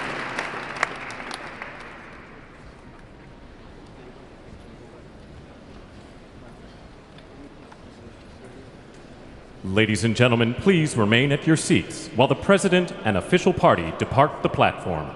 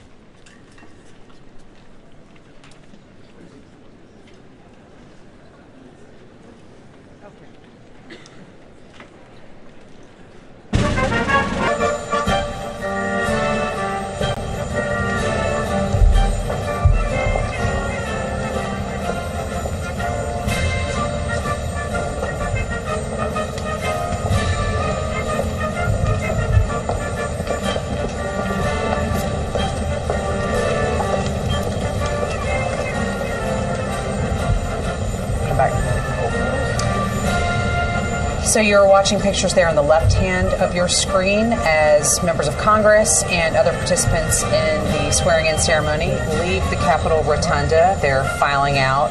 As those proceedings are now over, on the right side of your screen, we are watching a door elsewhere in the Capitol where we expect that we will see President Donald Trump and First Lady Melania Trump and former President Joe Biden and former First Lady Jill Biden walking out. This is another one of those set pieces that occur on Inauguration days where an outgoing president is bade farewell from the current president. So earlier, remember, we were looking and seeing those pictures of the helicopter there on the Capitol grounds that is waiting to take the Bidens from this part of their journey onward to Joint Base Andrews and then California. We are watching and waiting for them to come out and get started on that process. And as we do, Sagar, let's talk a little bit about Biden's last official acts as president. In the minutes, basically, before Donald Trump was sworn in and took the oath, what did we see coming out of the Biden administration? Yeah, we had mentioned earlier this morning that he had issued some high-profile, preemptive pardons to Dr. Anthony Fauci, to General Mark Milley, to members of the January 6th committee. Literally in the waning moments before Donald Trump took the oath, he extended preemptive pardons to his two spouses, to Valerie Biden and to Robert Biden and their spouses, to basically protect them from threats from Trump. The president, in a written statement, said that his family had been subjected to unrelenting attacks and threats, and that he had no reason to believe the attacks would end. So he has extended pardons to family members, also to Native American activist Leonard Peltier, who's been serving a prison sentence for killing two FBI agents back in the 70s. So a flurry of last-minute executive action like that from President Biden in the very minutes before he became former President Biden. And it's interesting to think, just a bit of context, back when Joe Biden issued the pardon for his son, for Hunter, and there was a lot of commentary about how this is coming so late in a presidency. Clearly, he was trying to kind of wait as long as possible so there wouldn't be any blowback or opportunity for people to be critical of the administration. That was nothing in terms of last minute compared to what we just saw today from what you were just running through. Right, and an AP Norwick Center for Public Affairs research poll at the time found that the Hunter Biden pardon was very unpopular. Not something people were really pleased that the president was doing, essentially using the power of his office to make sure that his surviving son was immune from prosecution. Like you said, that now almost seems like it was months and months and months ago, like a lot of things here in Washington do, but to take care of, essentially, of his brother and sister and their spouses minutes before leaving the presidency is something else altogether. Definitely. We are still watching now, waiting for Joe Biden and Jill Biden to exit the Capitol as they get into a waiting helicopter that will take them on to Joint Base Andrews and then California. We anticipate they will be going to Santa Ynez, which is an area that the Bidens most recently traveled to in August after his remarks at the Democratic National Convention in Chicago. The president and First Lady spent some time of reflection and relaxation and just kind of away from politics at that area of California. Now we do see the people that we were just talking about exiting the Capitol. We have the president and First Lady, followed by the former president and former First Lady, Vice President Vance and his wife, as well as former Vice President Harris and her husband. So a moment of bipartisanship as the Trumps and Bidens take part in this next set piece of official Inauguration Day events here in Washington, the farewell to the outgoing president and First Lady. And again, something we did not see 4 years ago. Right. Because the Trumps had already left for Florida before Joe Biden and Jill Biden even got to the Capitol. Right. This gets back to a much more familiar scene.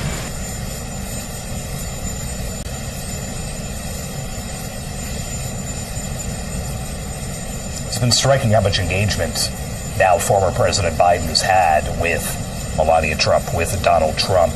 He made it a point to speak to one of J.D. Vance's young children right after his father took the oath, had a big smile on his face and leaned down and spoke with the boy, shook hands with Carrie Underwood after she performed, very quickly shook hands with Donald Trump after he took the oath. He's had a pretty big smile on his face for a lot of what we've seen today.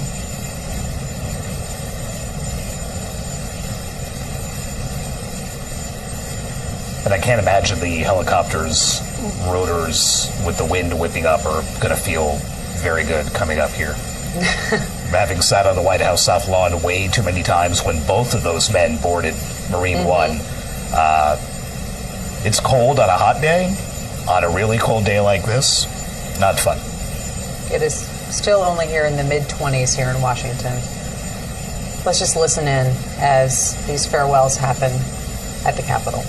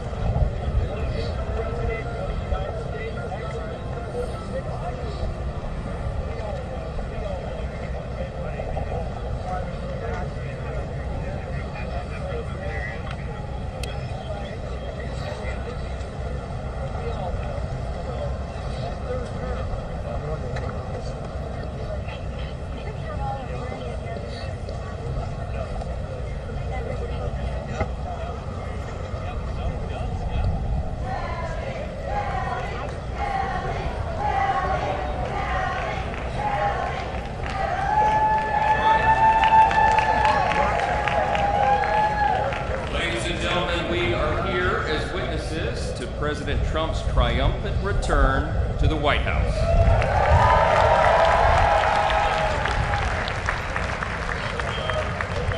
Right now, already this morning, you can feel it around the country. We certainly felt it here in the city.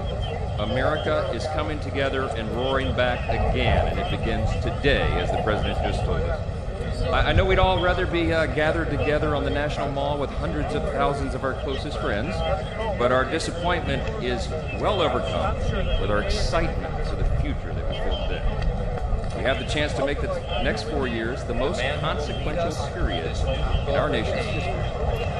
As Speaker of the House, it is my great pleasure, my great honor, to introduce to you the man who will lead us to this new golden age, the decisive winner of the Electoral College and the popular vote, the 45th and the 47th, and the greatest president of our lifetimes, Donald J. Trump.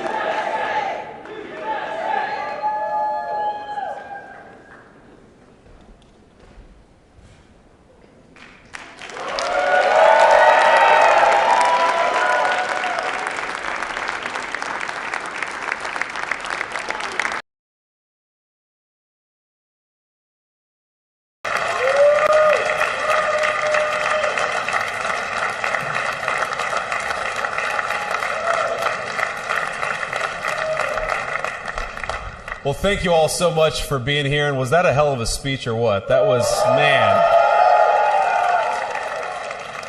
That was a good way to start it off. You know, I didn't know exactly what the president would put in that speech, and I hoped to myself that he wasn't going to hold back, and sir, you didn't hold back. That was a hell of a way to start the next 4 years. But I just want to say from the bottom of my heart, and I know I speak for the president and for all of us, thank you, thank you, thank you for making this possible. We love you. We wouldn't be here without you, and we're going to make America great again together for the next 4 years.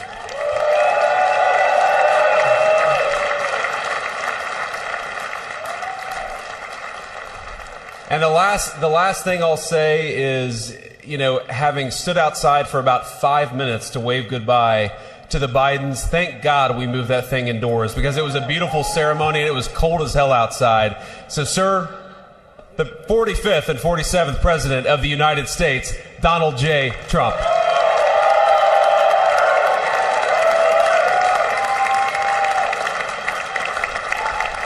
No, he's right. I looked, I said, oh, look at this beautiful sunny day. We blew it, and then I went outside and we were freezing. You would have been very unhappy. The sun was very deceptive, I will tell you. It is cold out. And I'm sort of saying, that was so beautiful today. Maybe they should do it there every 4 years. Does that make sense? I don't know. Because, the outdoor thing is really good, but it gets a little cold around this time of the year, as some people have noticed. And a lot of times they suffer through it. There was no suffering in that room. It was 72 degrees. It was perfect with the best acoustics I think I've ever heard in a room. This is not so bad either. But I just want to say, you're a younger, far more beautiful audience that I just spoke to. And I want to keep it off the record.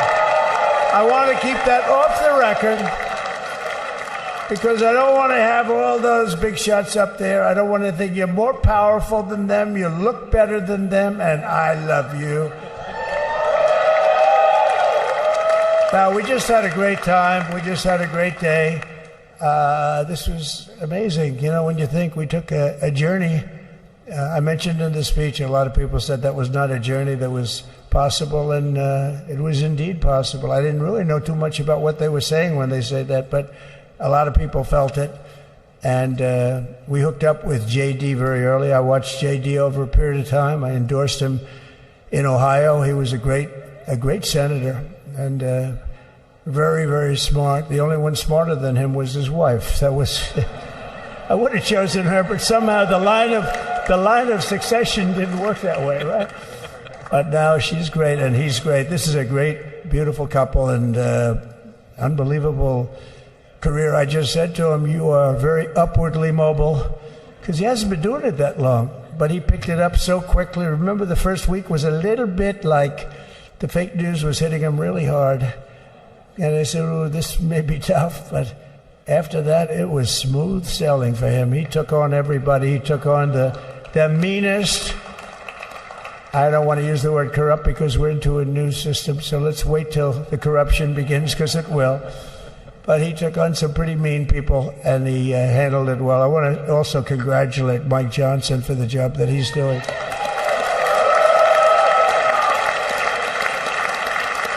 Steve, we gave him a majority of almost nothing, and then I said to make it tougher on him, let me take 2 or 3 of the people, right? I said he'll only have to suffer with that for about 3 months. How are they doing, by the way? Are they? Is that moving along? Totally unified. I said, do you mind if I take this one, that one, and a couple of others? He didn't mind. He can handle it. No, he's a man that's liked by everybody. I've never met a man like this. You've got how many is it, 219 or 220 or something? 220. And of the 220, 219 really like him. I noticed he got 1 negative vote once about 2 weeks ago. But I think even 220 like him, if you want to know the truth. And that's very unusual. I know a lot of nice guys in Congress, and they have 35 people that hate him. So if you have 35 people that hate you and you only have 1 or 2 or 3 votes, you'll have 5, I think. But that's going to be like, the good news is when we get to that 5 number, it's going to feel like a massive majority. You could be really nasty to a couple of them at least, So it's going to feel like hitting your head on the wall and stopping. It feels so good to stop, but he's done a fantastic job. And Steve Scalise he's our hero because, I was with him.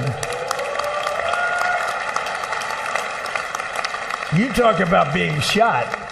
I was with him. He got some bad ones, and his incredible wife, and she really loves him. You never know about that. I've been with other people. They were doing poorly, and the wife is like looking at her watch. She can't get out of the hospital fast enough. How's he doing? Oh, I don't know. He's all right. That woman was a mess.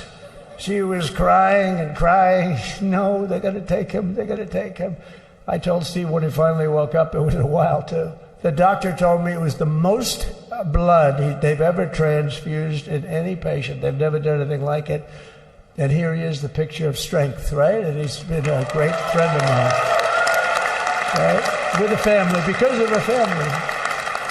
And what a job you did. It worked out pretty much better than we even thought, right? And I did have a couple of things, to say that were extremely controversial. And between J.D. and Melania and anybody else that heard, please, sir, It's such a beautiful, unifying speech. Please, sir, don't say these things. I said, I'm telling you, it's going to play great. They said, you're right. For this group of people, it's going to play great. You're the only ones I hurt by not, but we had some beauties, didn't we, Melania? She said, sir, calls me sir when she's angry. No, I'm only kidding. I better say I'm only kidding, or the press is going to pick that one up loud and clear. No, but she said, no, I think it would be terrible. It's such a nice speech. I think it's, it all depends on your delivery. How was the delivery? Was it good? But she said it's such a beautiful speech. You can't put things in there that you were going to put in. And I was going to talk about the J6 hostages, but you'll be happy because, it's action, not words that count. And you're going to see a lot of action on the J6 hostages. See a lot of action. And I was going to talk about the things that Joe did today with the pardons of people that were very, very guilty of very bad crimes, like the Unselect Committee of Political Thugs, where they literally, what they did is they destroyed and deleted all of the information, all of the hearings, practically not a thing left. They deleted all the information on Nancy Pelosi having turned down the offer of 10,000 soldiers. You wouldn't have needed 10,000. You could have had 500, and it would have stopped. Because we may have had 1 million people that day, the people that were there. You don't see any photographs, but we have a lot of great photos. But you don't see those photographs. They don't put them in. They show the people at the Capitol. But I was talking about that. I was going to talk about that. They said, please don't bring that up right now. You can bring it up tomorrow. I said, how about now in front of I'll bring it up right now. This little time delay is good because we're getting great reviews on the speech. Now watch. They'll take the speech and say, I didn't like it because he left there and he talked to people. But we're giving you a little more information than we gave upstairs. But no, they pardoned a lot of people. They pardoned, before we even get to today, they pardoned, 33 murderers, absolute murderers, the worst murderers. When you get the death sentence in the United States, you have to be bad because they don't give it much. And he pardoned almost everybody having a death sentence. And if you went through the crimes that were committed, you wouldn't even believe them. The level of violence, the people that were killed, the innocence of people that were killed and children killed by these people, and he pardoned them for whatever reason. He spared them, but they didn't spare the people that they killed. And who knows what happens in the future. It's one of the worst because a lot of times they let them out early after that. They say you're going to be in for life, but then all of a sudden they get let out for good behavior, and then they go on a rampage. It's one of those little things, right? But I was going to talk about that. But I was really going to talk about the level of, what's going on. Why are we doing this? Why are we trying to help a guy like Milley? Why are we doing Milley? He was pardoned. What he said, terrible what he said. Why are we helping some of the people? Why are we helping Liz Cheney? Liz Cheney is a disaster. She's a crying lunatic and crying Adam Kinzinger. He's a super crying. I never saw the guy not crying. He's always crying. I looked at him. I remember years ago he was actually on my side. And then one day, when you don't want to kill people in wars, they turn against you. Liz Cheney hated the concept of not going to war with everybody. Let's kill everybody. Let's spend a lot of money on military equipment, where her father works, right? And but what she did was incredible. Think of it. They destroyed and deleted all of that information that went on for almost 2 years against Trump. And the reason they did, because it was all false. Like the person that said, I tried to strangle a Secret Service agent. That's one of the toughest human beings I think I've ever seen.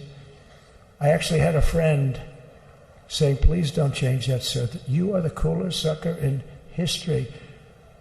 Remember, she said, I put my hands around his neck because he wouldn't go to the Capitol. Made up fiction. And I was rebuffed. And the guy on the right is a massive weightlifter, probably stronger than me. Do you think he's stronger than me, honey? You know who I'm talking about. Possibly stronger than me. Slightly younger than me, like, I won't say how many years because I don't want to talk about that, but a lot of years. But I had a friend that said, why are you disputing that story? That's the coolest story I've ever heard. That I would attack a karate champion, get slightly rebuffed, and then throw my arms around a guy with a neck about this big. Even though there are bars, there are bars, you can't really do that anyway. So I wanted to talk about that. But all of that stuff got deleted. And the reason it got deleted is they were all caught in lies. Secret Service testified, and they said it didn't happen. Actually, the two guys were very embarrassed. They're suffering because their friends are saying, did Trump really do that to you? But they gained a whole new respect for me. But it was just make-believe stuff, and there were a lot of make-believe stories made up. So rather than suffer the wrath, like the story with Nancy Pelosi, I offered her 10,000 soldiers. She knows it. She admitted it on tape that her daughter made. She's a videographer or whatever you call her, which I'm glad she is. Oh, she can't be in good stead with Nancy. But Nancy said it was my responsibility as she's leaving the Capitol. She said it was, and it was. She's in charge of security at the Capitol. But I offered them up to 10,000 soldiers, even more. One time I said more, as many as you need. But you needed 400 or 500. If 4 or 5, you 10,000, that would be more than the number of people there by lot. But we offered her 10,000. Think of it, 10,000 soldiers. In other words, J6 wouldn't be J6. There would have been no J6. But she rebuffed them. She didn't like it. No, she didn't like it. Maybe she wanted that to happen. But she's guilty as hell. And now we would have to go through the process because they destroyed all evidence. They deleted everything. There's virtually nothing left. The other fake story and so many other fake stories. And many people came out on our side. And those people now would got to find them. There's nothing left. So that's a criminal offense. If that were a civil case, it would be a criminal offense. If that happened civilly where you did that, it would be a criminal offense. So I decided I'm not going to make this speech complicated. I'm going to make it beautiful. I'm going to make it a unifying speech. And then when they said we have a group of people that are serious Trump fans, I said, this is the time to tell those stories.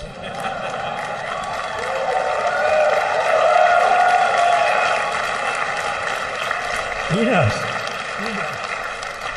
So, but seriously, I'd like to, I think it was a tremendous success. I think we're very lucky we put it inside because it is really cold. We just went to the helicopter out of respect to something that's taken place for a long time.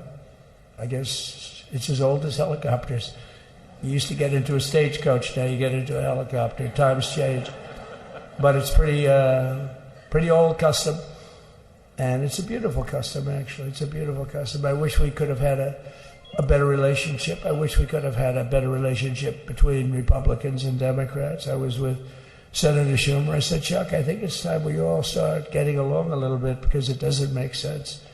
I mean, we literally never get a Democrat vote. They never get a Republican vote, almost. And although there is a bill coming up very shortly that we have a lot of Democrat votes, right? That's going to be a very beautiful bill. We're going to have a deciding, I would say, within a week or so, I think. And it's going to be a very good bill. You all know what I'm talking about. So I just want to thank you all for being here. You have been our fans from day one. All these people all over. You've been our fans. This has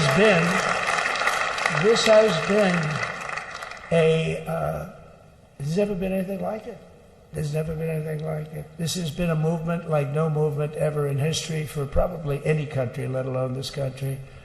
You know, if somebody's running for president, and if they go out and they announce they're going to Arizona, they're going to Nevada, they're going to someplace, if you have 200 or 300 people, that would be standard. Ronald Reagan would go out. I mean, outside of the last couple of days where people get a little excited, but even then you have a couple of thousand people.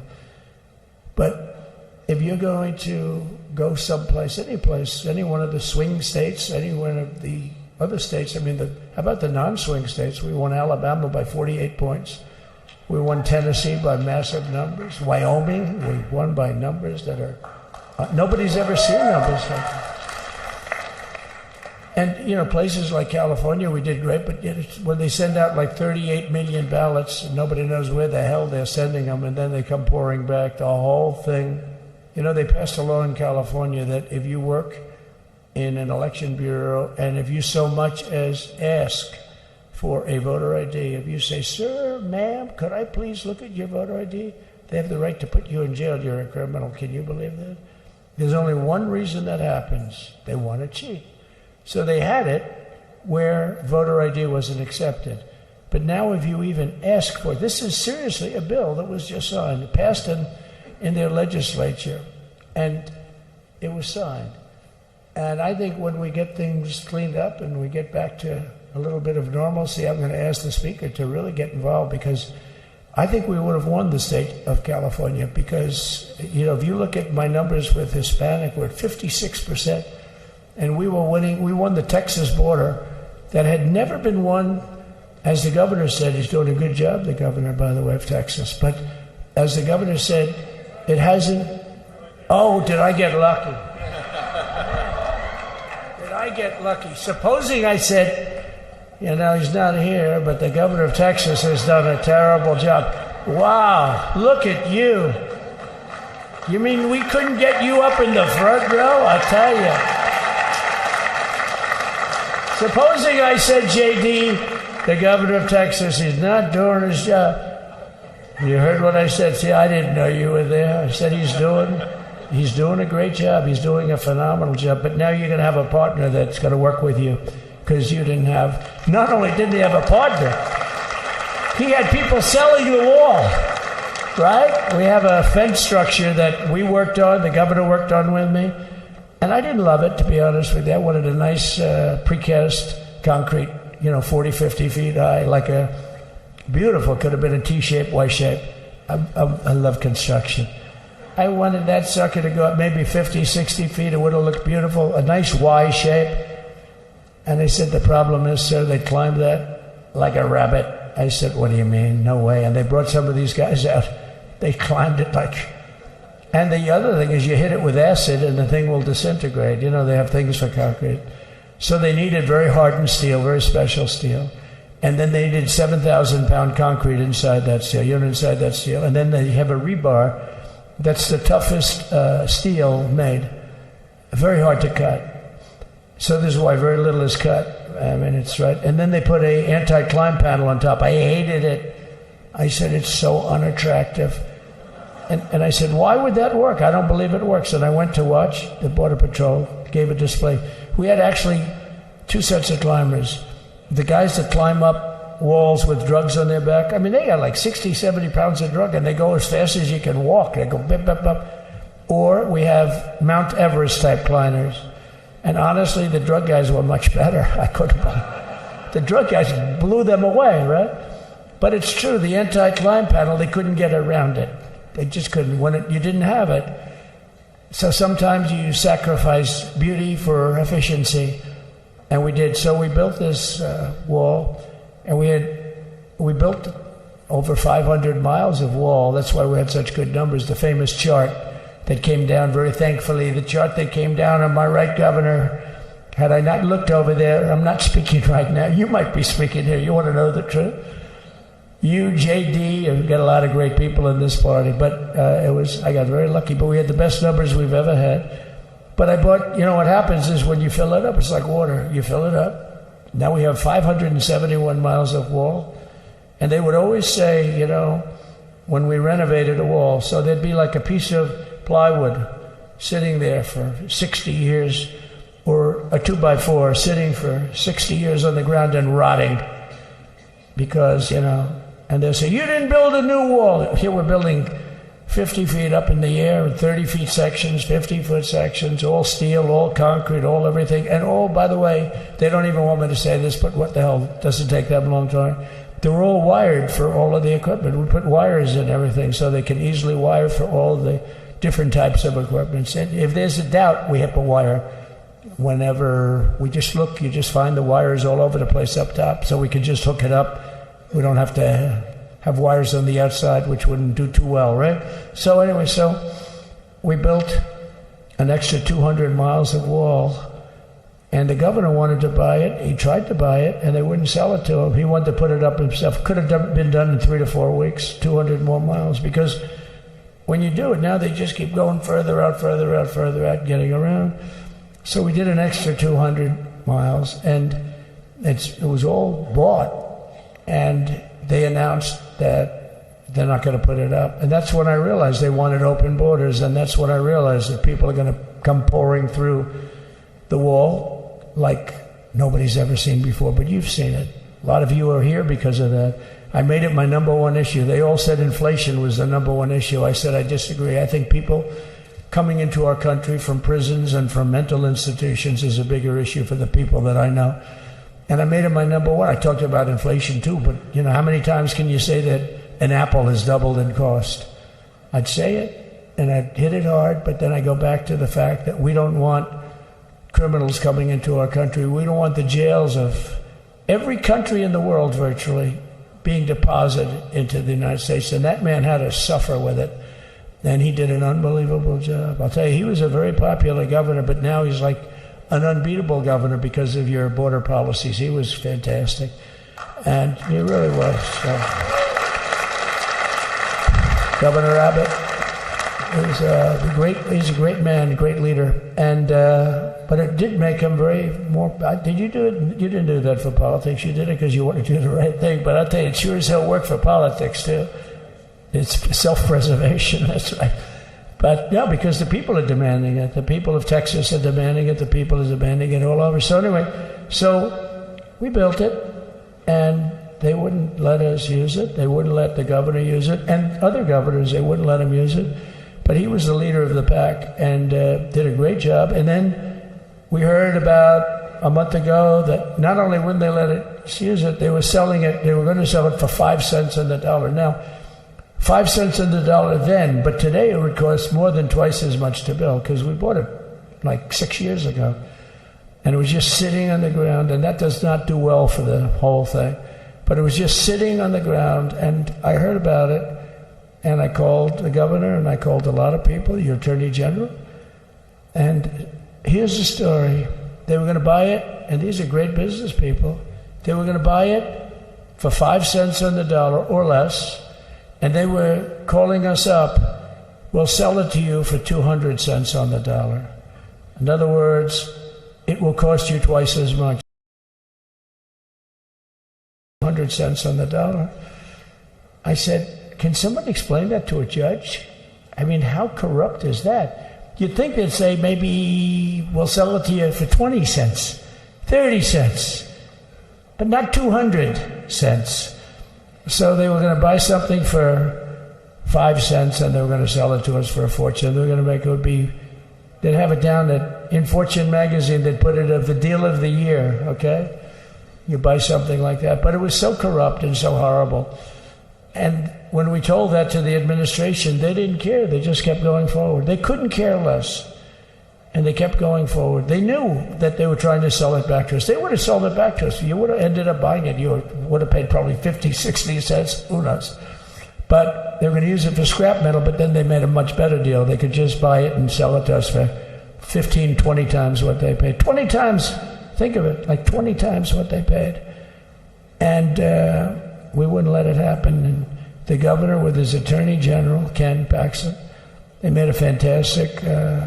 They're a good lawyer. He's pushed around pretty good by people, right? I said, you got a great attorney general. They should leave him alone. He was with me.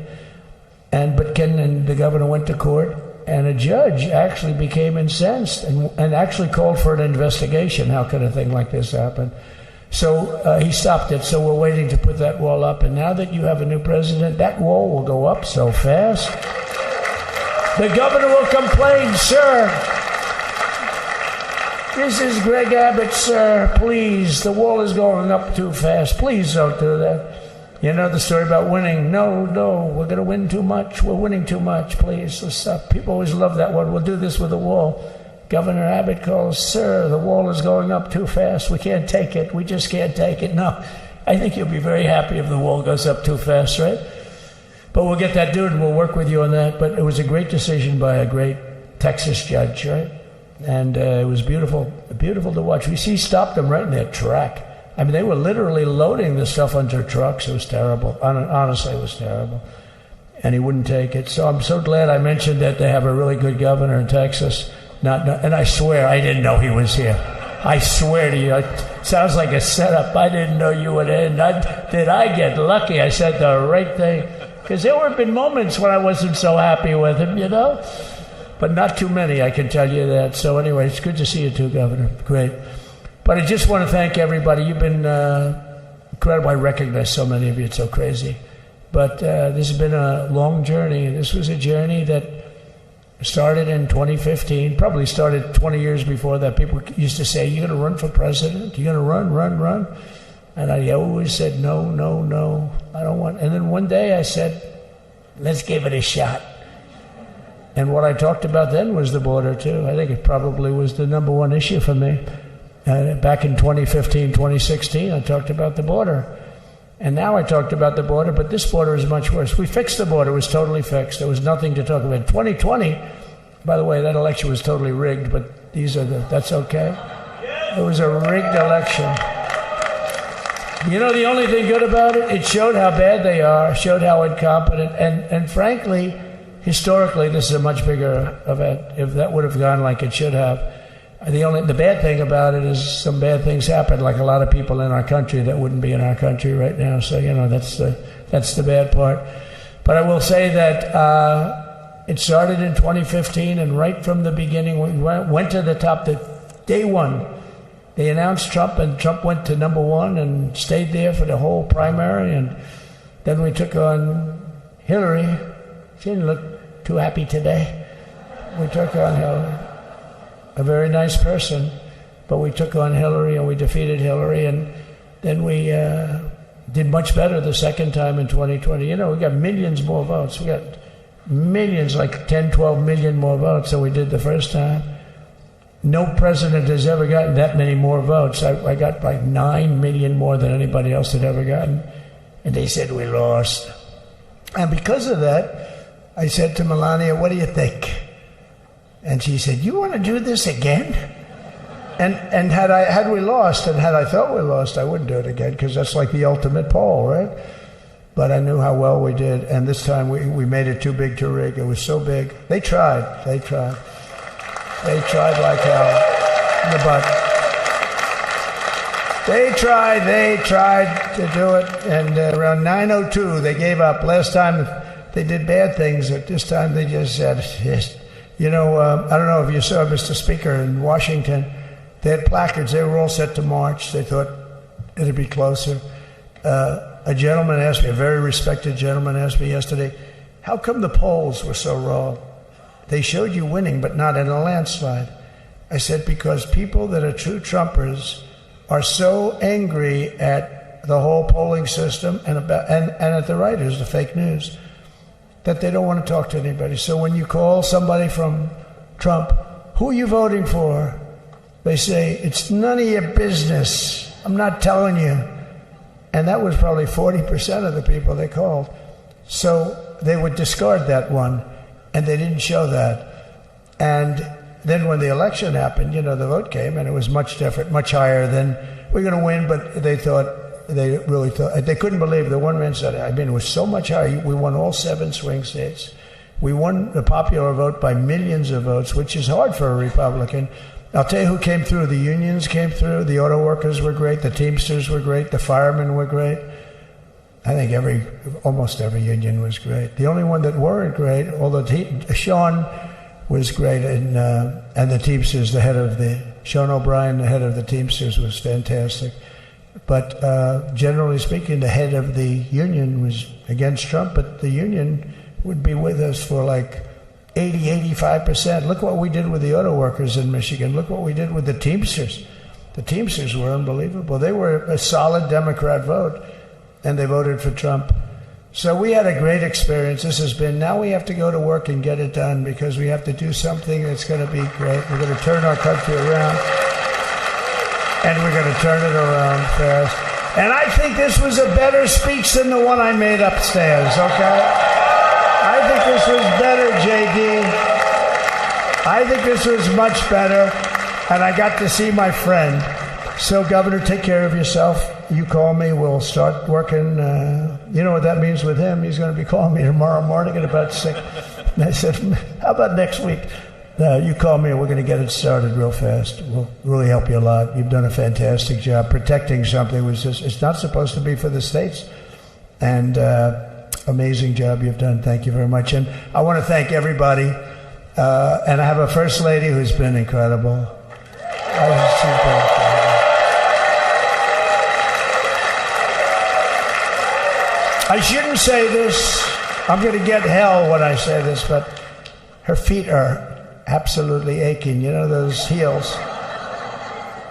And we thought we were leaving. We were going home. Sir, would you be able to go down and say hello to some of your other fans that are here? I said, oh, I didn't know that. Wow. Did you get to see pretty clearly the picture, I hope? Good. That's good. But because you wouldn't want to make the same speech again, right?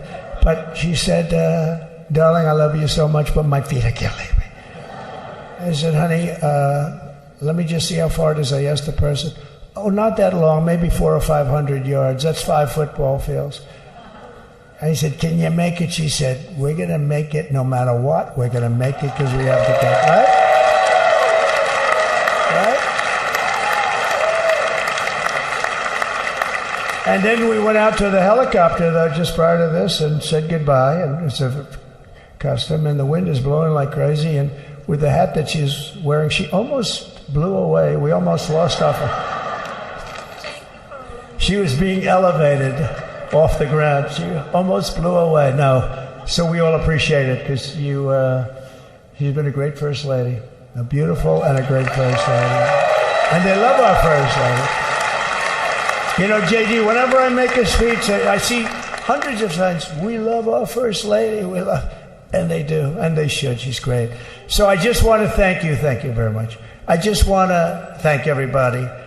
And I felt that, I said to JD, should we give him the A treatment, the B treatment, the C, the D, or the F? You know what the F is? Hello, everybody. Thank you for being here. Bye-bye. I gave you the A+ treatment. Thank you. Thank you all. Thank you, Governor. Thank you all very much. Appreciate it.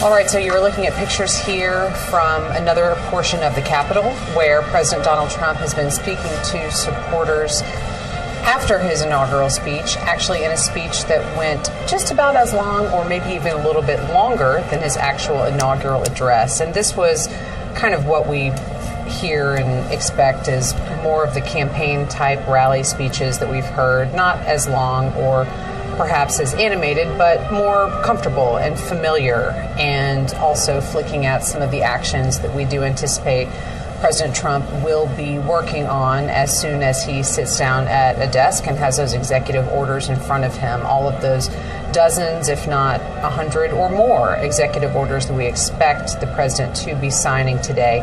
But he spent a large portion of these remarks talking about security along the U.S.-Mexico border. Again, his signature campaign issue, one that we have heard about a lot in all of his presidential campaigns.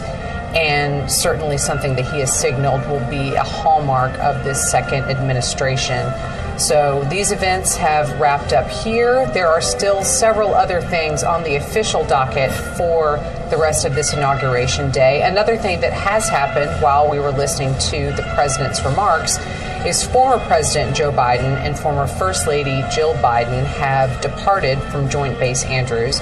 They have taken off on their trip to California. And Sagar, I think you can help walk me through a little bit of the nomenclature about some of these aircraft that we've been looking at today. I know I mentioned earlier, I know it's Marine One, the helicopter when the president is on board, but I didn't know what to call it when there is someone other than the president on board. So talk to me about that helicopter that the Bidens used to get to Joint Base Andrews, and then the aircraft that they're on to fly on to California. So you have that familiar color scheme on these Sikorsky helicopters, the green and the white with United States of America written on them. Just like with Air Force One, that helicopter is only Marine One when the sitting commander-in-chief is on board. So seeing as how Joe Biden was no longer the commander-in-chief, what to call that? Those helicopters are flown by the Marine Helicopter Squadron 1 out of Joint Base Andrews. They are called the Nighthawks. So this became Nighthawk 46, was its call sign for the 46th president.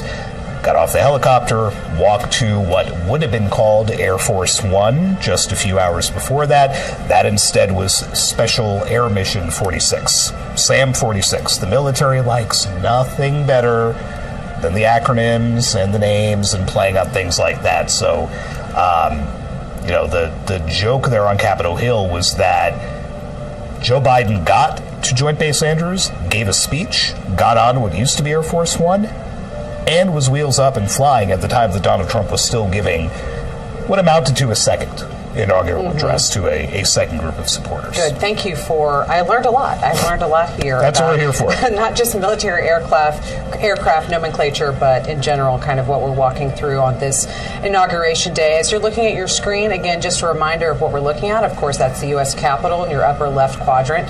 Below that is the Capitol Visitor Center. That's where President Donald Trump has been giving this address. As Sagar was just noting, that went on just about as long, if not longer, than his inaugural address. But also on the right-hand side, that's a look at Pennsylvania Avenue. That's one of the pathways, the main thoroughfares here in Washington, that is tradition on inauguration days for the new president to traverse in some fashion. It's usually in the form of a parade, clearly with the weather and events being changed around today. That will be a pathway instead that will take President Trump from the Capitol to the Capital One Arena, which you're now looking at there on your screen in the upper right-hand quadrant. There are some events happening there. There have been hundreds and thousands of supporters of President Trump gathered there for hours, lining up in the pre-dawn hours pretty much, waiting because that be going for the festivities that are being subbed in on the schedule today in lieu of that traditional parade. They've been watching live all the inauguration swearing-in activities, and later on today they will be seeing President Trump, and we expect him to be signing some executive orders as he officially begins his administration, but also, I would imagine, giving more remarks similar to what we just heard at the Capitol Visitor Center. Again, maybe with even more flair and more of a campaign feel than we heard in the inauguration address and also those remarks that followed. There's also a part of the schedule of events today, an official inaugural luncheon. That happens in this space between now and when the parade would be beginning, but now is actually going to be taking place at the Capital One Arena. So again, more things that are on the schedule, but that's what you're seeing there, taking a look outside and inside the Capitol complex, and then two other views from around Washington, Pennsylvania Avenue, and the Capital One Arena, where again, Donald Trump will be addressing some of his supporters later on today. And as you can see now there in the lower left, those are shots from that luncheon that we were just talking about. As members of Congress and other officials are gathering, this is another one of those Inauguration Day traditions. We're a little bit behind the official schedule at this moment, but that is, again, that's kind of what happens. We go with the flow. But all of those people are gathered there waiting for President Donald Trump to come in and participate in this official part of the schedule. I mean, steak and crab cakes. You can't go wrong on that menu. Yeah, so what's on the menu, Sagar? You have some intel? That's it. Steak and crab cakes. Okay. Well, that's not it, but that's what jumps out. Steak from Nebraska for Senator Deb Fischer, who was part of the inaugural organizing committee. There was a Minnesota apple desserts in a nod to Amy Klobuchar, the Democrat from there. And again, as a Baltimore guy, crab cakes are what jump out at me. So we'll have to get some intel from someone in the room as to whether they're legitimate Baltimore jumbo love crab cakes or, you know, the diced up backfitting kind of thing that Baltimore folks want no part of. I'm not going to get involved in the debate over crab cakes. You want to stay very much out of that. We can see some pictures now, too. Inside that luncheon, there is Ivanka Trump, clearly the eldest daughter of President Trump, who was involved pretty heavily in his first administration, but has taken a step away from politics. She is said to spend more time with her family, but still very supportive of her father, in her own words. In the upper right there, we see in the Capital One Arena, there's Kellyanne Conway. She has been a longtime advisor of the president, helping run his first campaign and serving in an advisory capacity during the first administration. She has remained with him in an advisory capacity, speaking in the Capital One Arena, where Donald Trump will be later on this afternoon.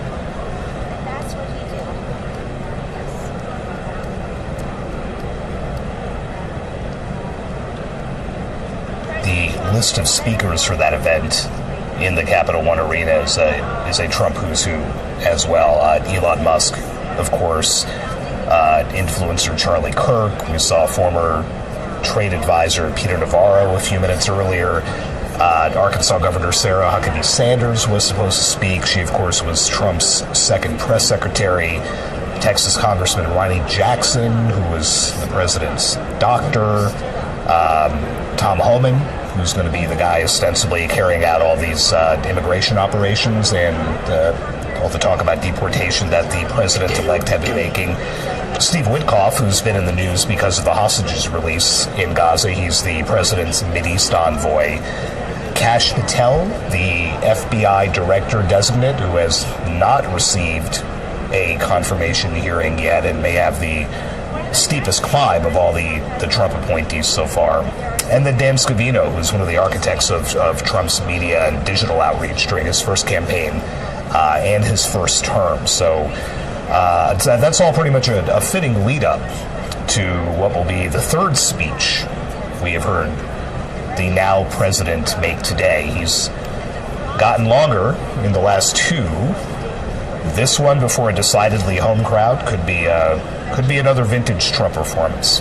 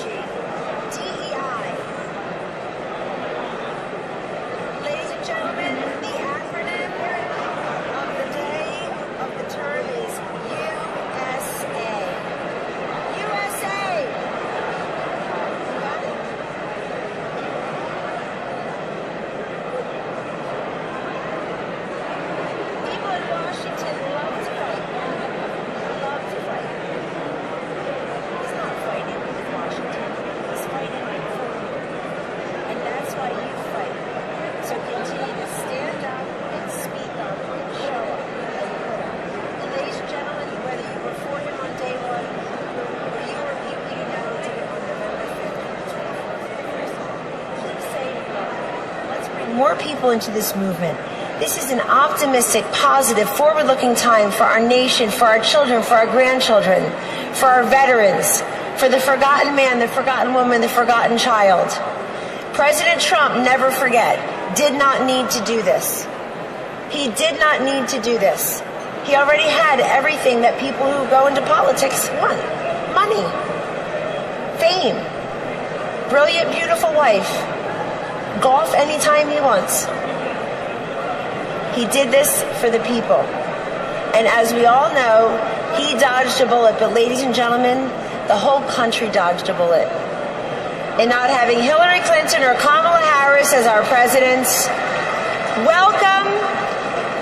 Again, happy Inauguration Day. And we're just part of the warm-up band for the main act, Vice President J.D. Vance, and 45-47, President Donald J. Trump. God bless you and God bless the USA.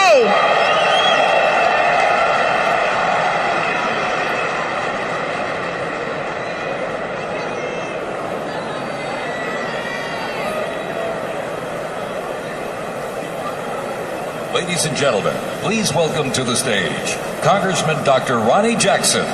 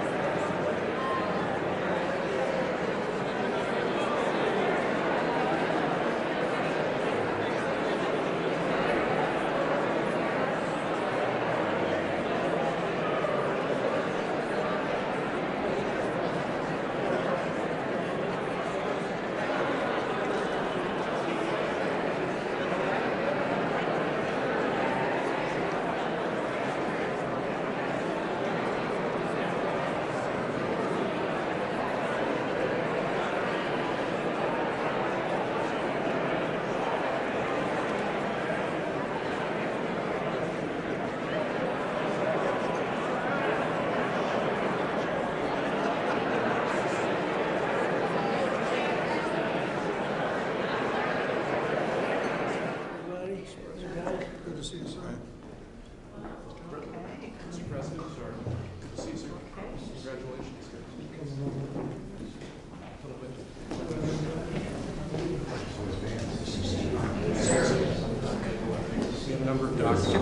President, yeah, you're. It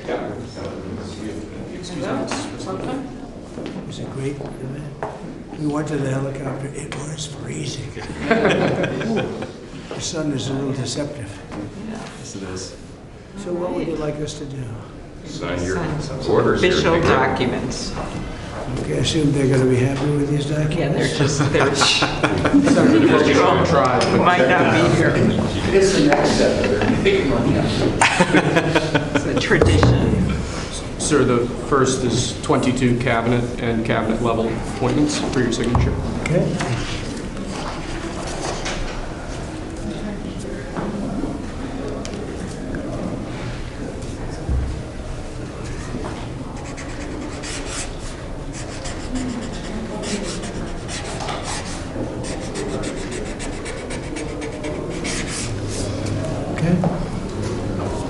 The next one will be, excuse me. The next one will be 47 sub-cabinet level appointments, sir.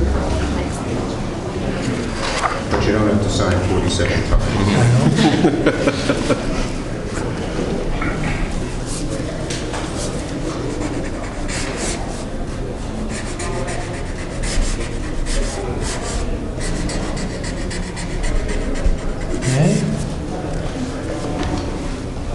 Thank you, sir. Now 31 acting designations and appointments to effectively take control of the government. Let's do that. That's important. That's important, isn't it?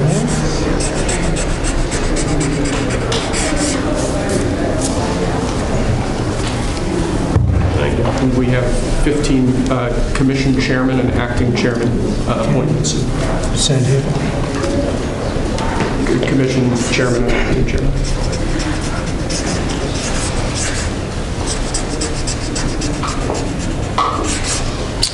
He was number one at Harvard also. Yeah. Good counsel. They have something in common. Thank you, sir. Lastly, we have a proclamation ordering that on all future inauguration days, including this inauguration day, that flags shall be flown at full mast. Very important.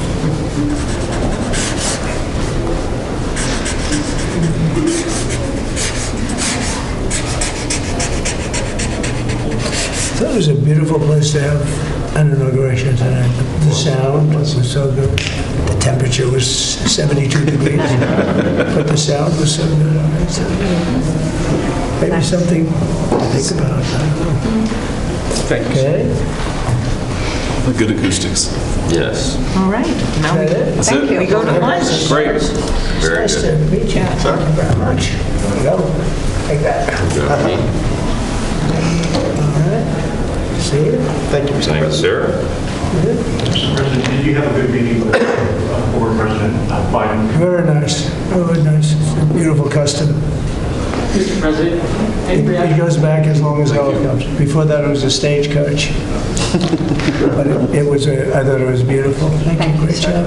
Great job. Thank you. Check. Mr. President, do you have any reaction to the pardons President Biden did at the last minute? Well, I'm not going to discuss it now. I think it was unfortunate that he did that. We won't discuss it now. There's plenty of time to discuss it. Thank you, President. Thank you very much, guys. Should we go to lunch? Thank you very much. Okay. Okay. Head to lunch. Ready for lunch?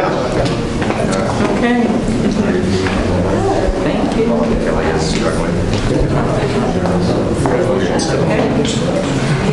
right. Okay. That was 3 times the number of appointments you did in 2017, sir. On day one, plenty of time. Just getting started. A lot of good work to do. Closure. So where are we going to stop there? It's good counsel. Try to look through your documents. So that's what they keep reading.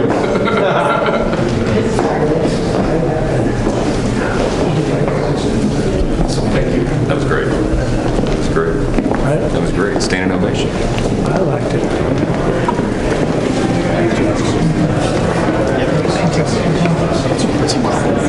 We'll go to the right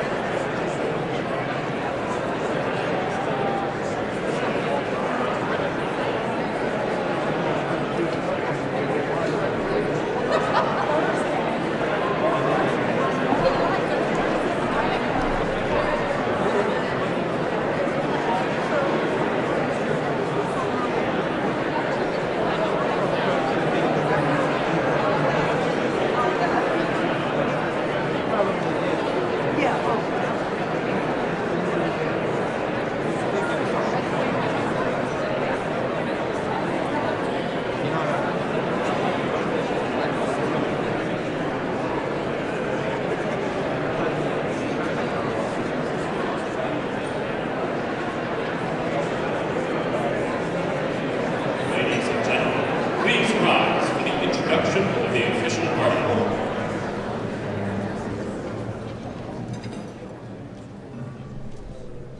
Ladies and gentlemen, please be seated.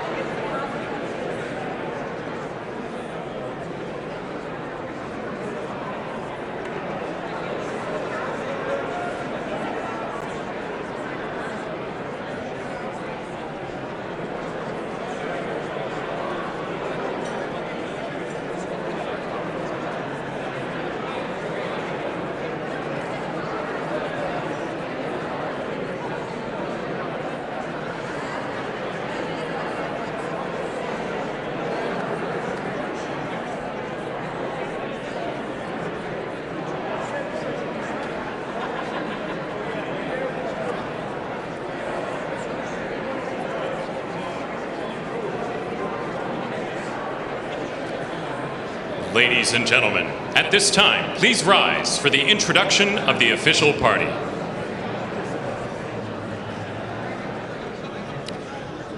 Please welcome members of the Joint Congressional Committee on Inaugural Ceremonies, the Speaker of the House, the Honorable Mike Johnson, accompanied by Mrs. Johnson, Senate Democratic Leader, the Honorable Charles Schumer, accompanied by Mrs. Weinshaw Schumer, House Majority Leader, the Honorable Steve Scalise, accompanied by Mrs. Scalise, and House Democratic Leader, the Honorable Hakeem Jeffries.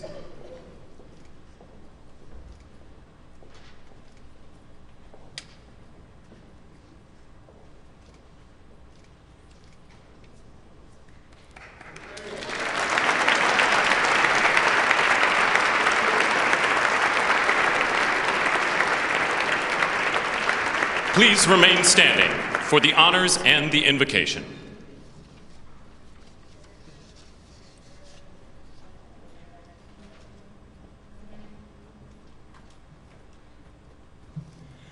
Ladies and gentlemen, escorting the Vice President of the United States, ranking member of the Joint Congressional Committee on Inaugural Ceremonies, the Honorable Deb Fischer and Mr. Fischer.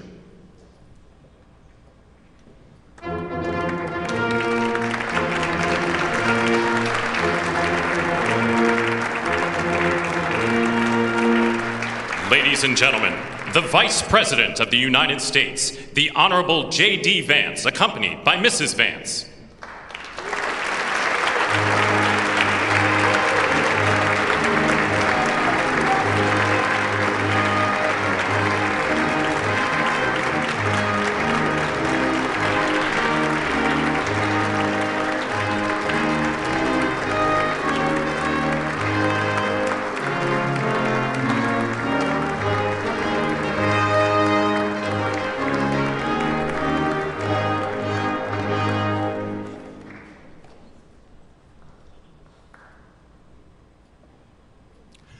Ladies and gentlemen, escorting the President of the United States, the Chairwoman of the Joint Congressional Committee on Inaugural Ceremonies, the Honorable Amy Klobuchar and Mr. Bessler.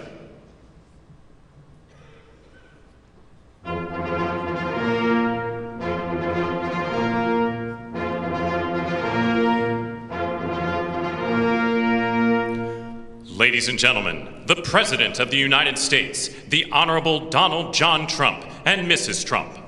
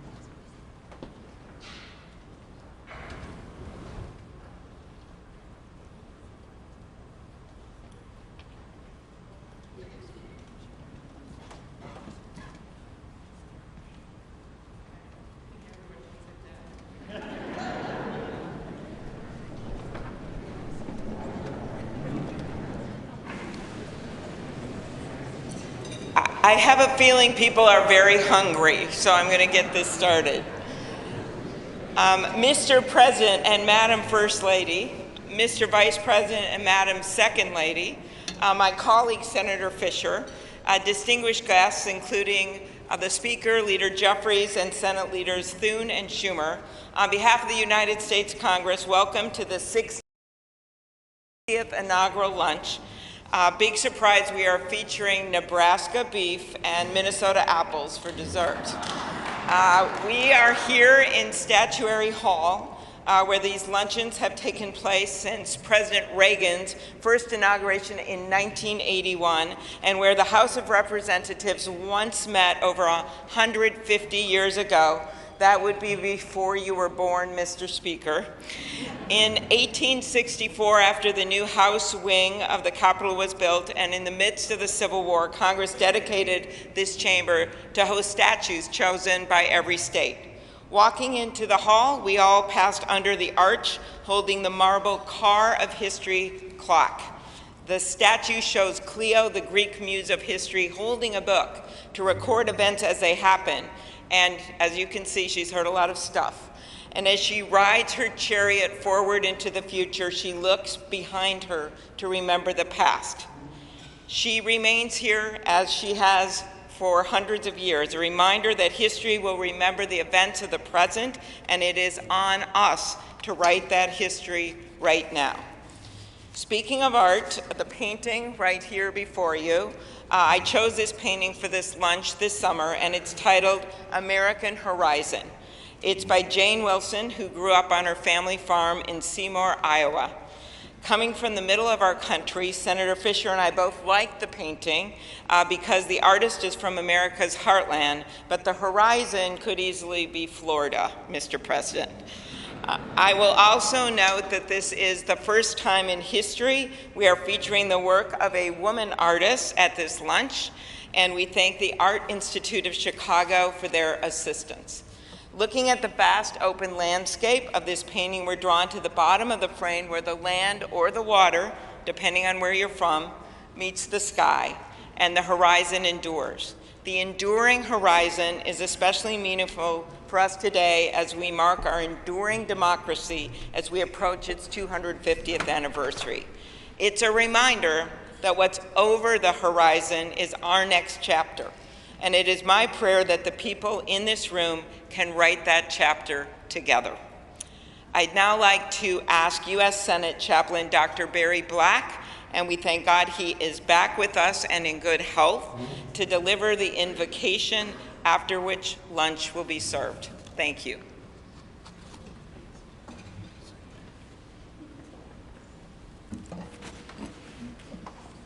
Let us pray. King of kings and Lord of lords, whose kingdom is above all earthly kingdoms, and who judges all lesser sovereignties, look with favor upon President Donald John Trump and Vice President James David Vance. Empower them with the wisdom and courage needed for our times. Protect them from the vicissitudes and challenges that obstruct the making of a world of justice, peace, and righteousness. Lord, give them a deep desire to do their best for our country and world, and a determination to act in ways pleasing to you. Preserve their families in health and strength by your grace and power. Bless now this luncheon as each of us finds your grace sufficient for every need. We pray in your sovereign name. Amen.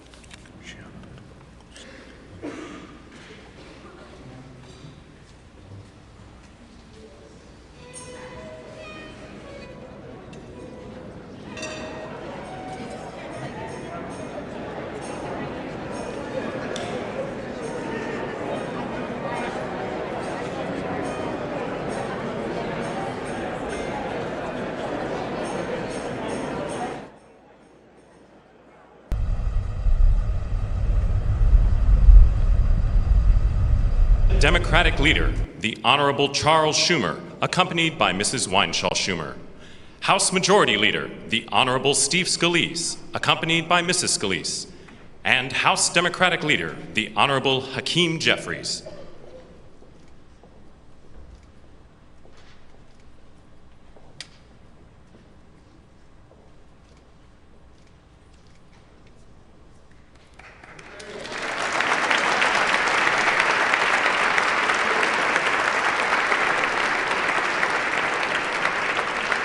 Please remain.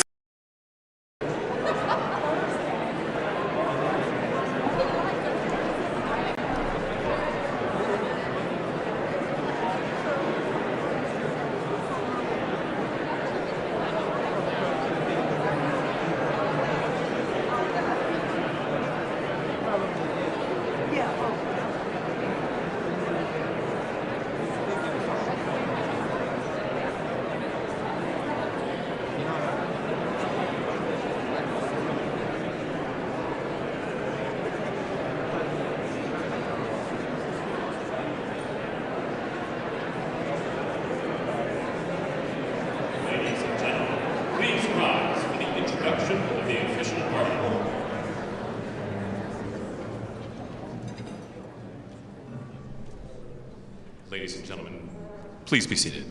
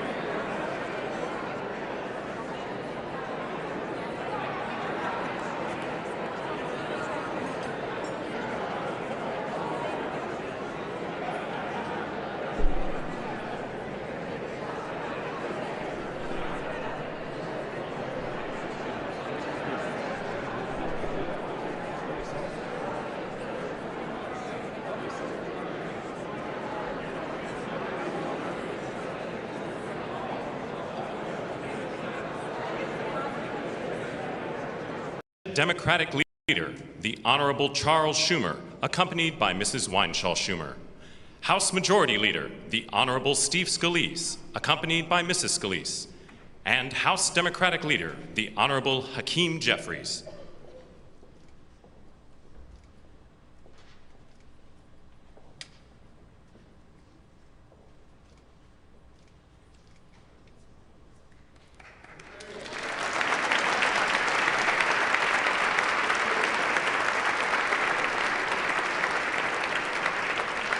Please remain standing for the honors and the invocation.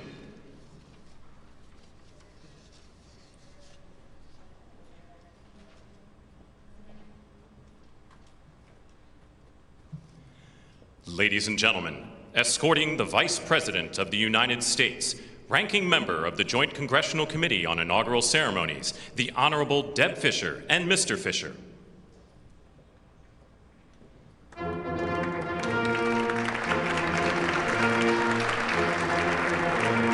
He dodged a bullet, but ladies and gentlemen, the whole country dodged a bullet.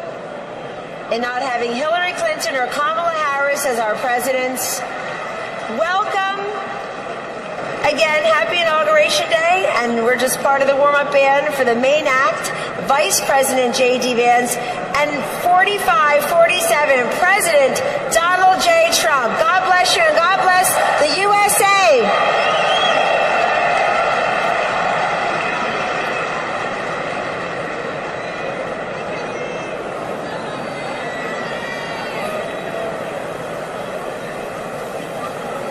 Ladies and gentlemen, please welcome to the stage Congressman Dr. Ronnie Jackson.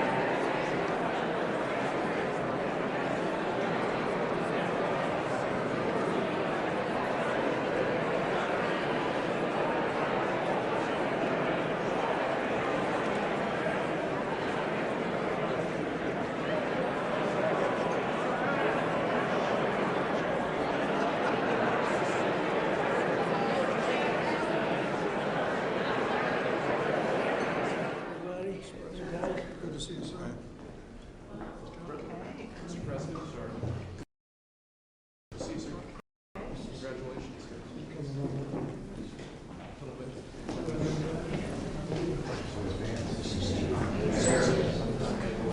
We have a number of documents. Mr. President, yeah, you're. Excuse me, Mr. President. It was a great event. We went to the helicopter. It was freezing. The sun is a little deceptive. Yes, it is. So what would you like us to do? Sign your orders. Official documents. Okay, I assume they're going to be happy with these documents? Yeah, they're just, We might not be here. It's the next step. It's a tradition. Sir, the first is 22 cabinet and cabinet level appointments for your signature. Okay.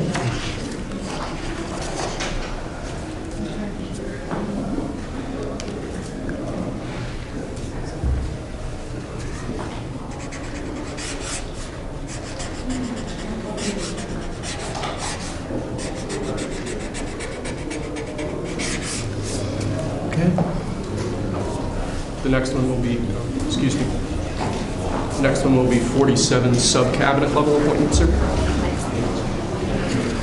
But you don't have to sign 47 times.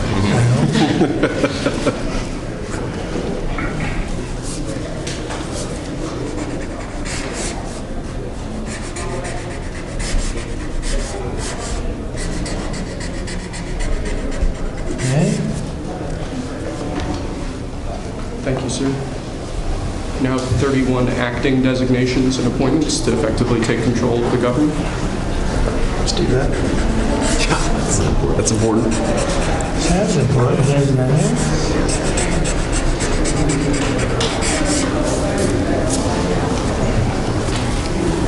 Thank you. And we have 15 commission chairman and acting chairman appointments. Send him. Commission chairman and acting chairman.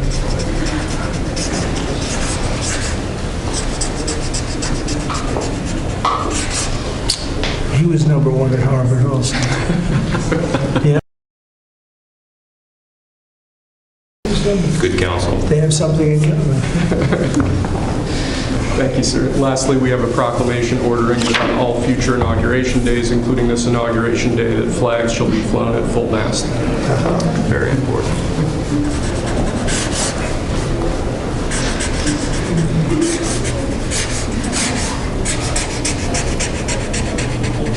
That was a beautiful place to have an inauguration tonight. The sound was so good. The temperature was 72 degrees, but the sound was so good. So maybe something to think about. Thank you. Okay. The good acoustics. Yes. All right. Now we, That's thank it. you. We go to lunch. Great. Very Nice good. to meet you. Thank you very much. There you go. Take that. All right. See you. Thank you, Mr. President. Sir. Mr. President, did you have a good meeting with former President Biden? Very nice. Very nice. It's a beautiful custom. Mr. President, any It reaction? goes back as long as helicopters. Before that, it was a stagecoach. But I thought it was beautiful. Thank you. Great job. Great job. Thank you.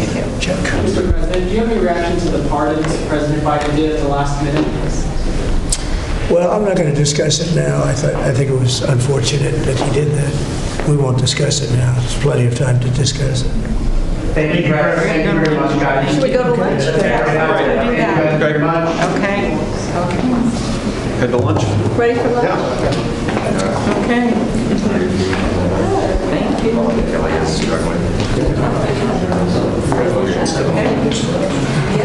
right.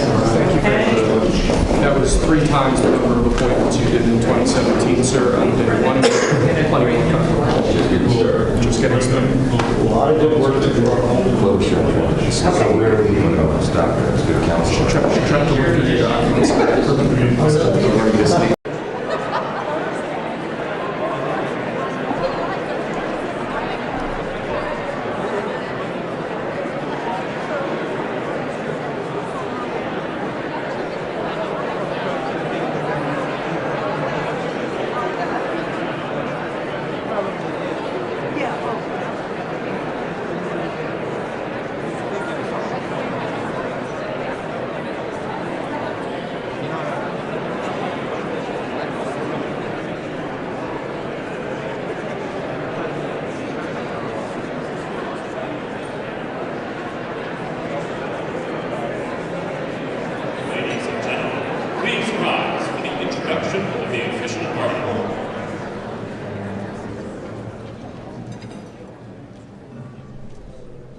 Ladies and gentlemen, please be seated.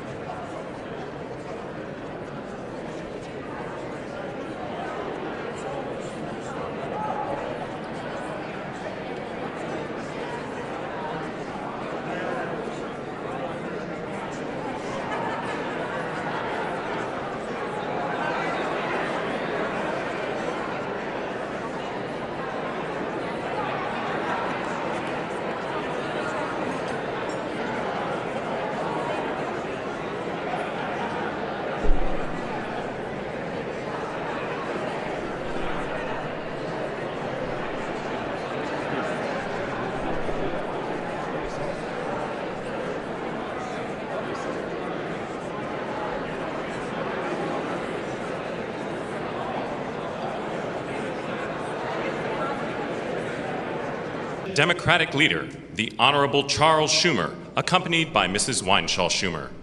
House Majority Leader, the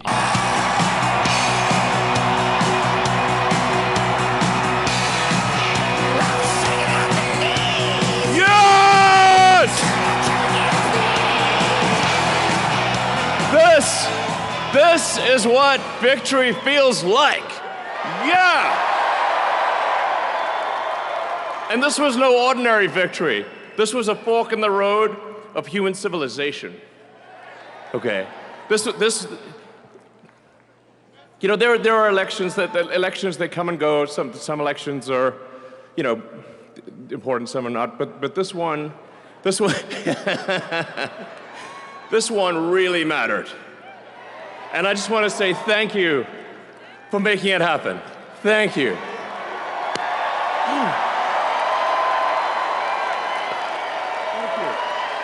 My heart goes out to you.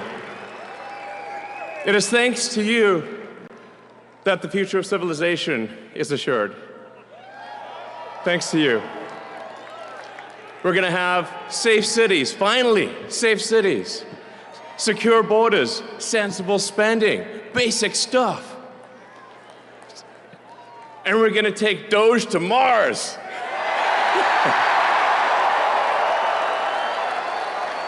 I mean, can you imagine how awesome it will be to have American astronauts plant the flag on another planet for the first time? Bam! Bam! Yeah! How inspiring would that be? You know, there's always problems in life. You know, there's this problem, solve that problem. But you know, there need to be things that inspire you. There need to be things that make you glad to wake up in the morning and say, I'm looking forward to the future. Yeah. And I love you guys.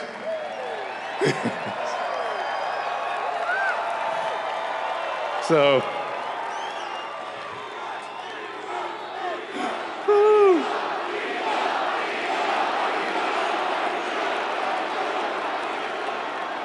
and let me tell you, I'm gonna work my ass off for you guys. So, I really will. So, and yeah, but I'm super fired up. for the future. It's going to be very exciting. As the president said, we're going to have a golden age. It's going to be fantastic. And one of the fundamental things, one of the most American values that I love is optimism. And this feeling like we're gonna make the future good. We're gonna make it good. So, man, I can't wait. This is gonna be fantastic. So thank you again. And yeah, I'm just so excited about the future. Thank you guys, thank you.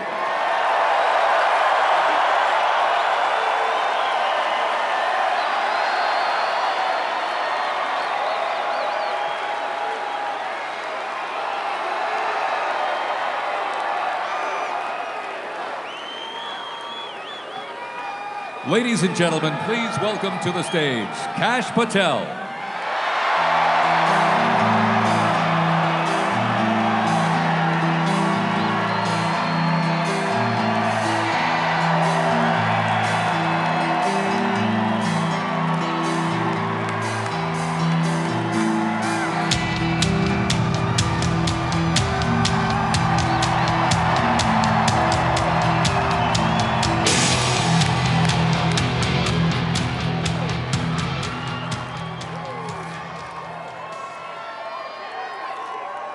My, oh my, how do you follow Elon Musk when he tells you you're going to take you to Mars?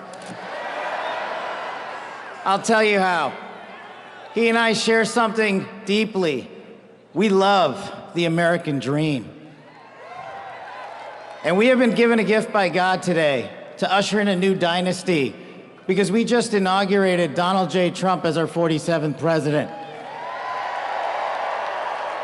And we just inaugurated J.D. Vance as our Vice President of the United States.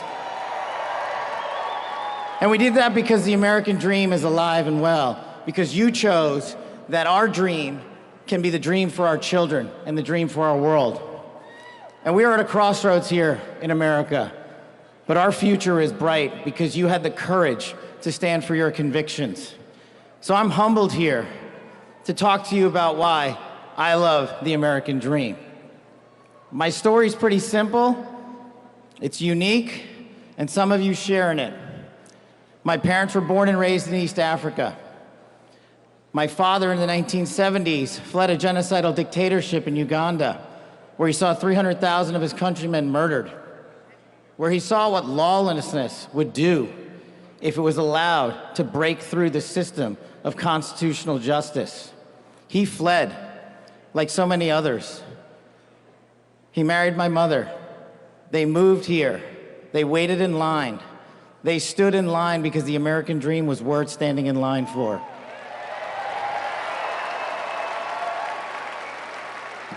That dream is woven into the fabric of this nation, and our immigration policy is the greatest policy in the world. And now that we have Donald J. Trump and J.D. Vance, it will become the greatest policy in the world again.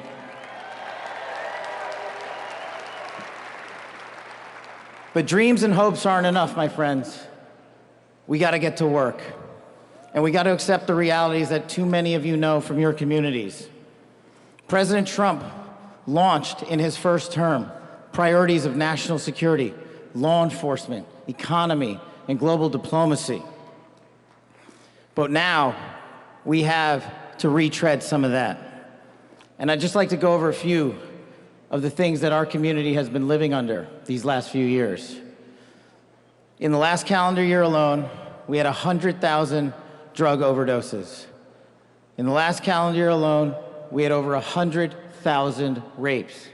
In the last calendar year alone, we had 17,000 homicides. That is unacceptable in 2025 in the United States of America. That is why we need constitutional law and order. When I read the statistic that for the age group of 18 to 45, the #1 cause of death is CCP fentanyl.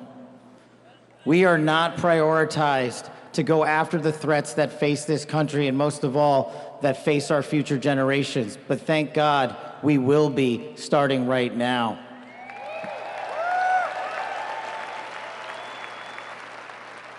President Trump and J.D. Vance's leadership and administration will usher in the priorities that I cherished during my 16 years in government service. That we will always, always honor the men and women who wear the cloth of our nation and stand on that wall and tell you nothing's getting by them tonight. And so to them, thank you.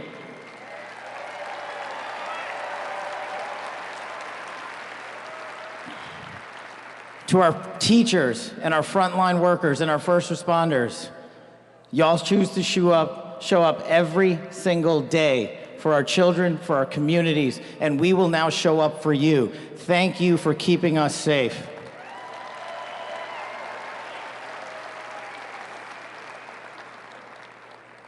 To the men and women in law enforcement, and maybe I'm biased on this one,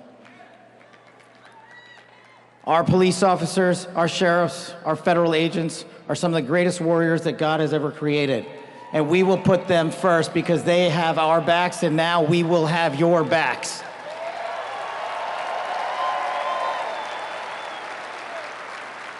I am standing here because of the American dream. I am not standing here because of the color of my skin. I'm standing here because I earned my right on this stage, and you earned your right to be here with me.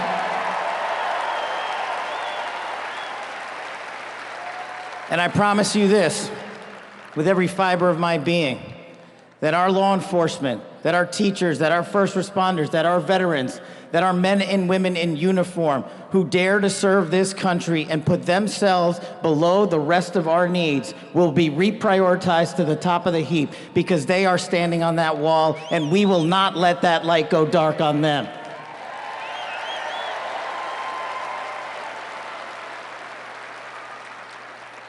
Whether I was a national security prosecutor, a public defender, President Trump's deputy director of national intelligence, his chief of staff at the Department of Defense, or so many other roles that I was humbled and privileged to serve when I swore an oath to that Constitution, which I hope to do so again one day soon.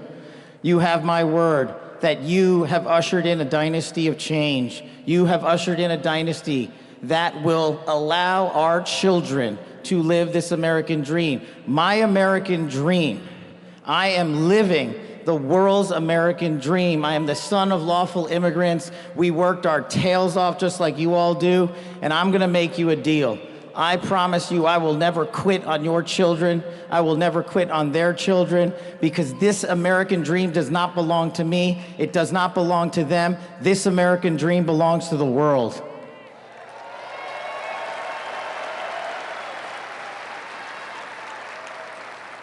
So in closing, I just want to tell you this. It's pretty cool to be speaking in Capital One Arena right before the boss.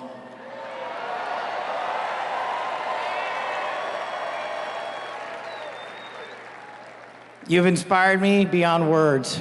Your love, your devotion, your commitment to our country, everywhere I go, shows us that we are not only the beacon of hope, but we are the land of constitutional justice. We are the land under Donald J. Trump and J.D. Vance, where we are going to end the two-tier system of justice. We are going to remove the weaponization of the intelligence community for political purposes. And we are going to put the men and women of America first.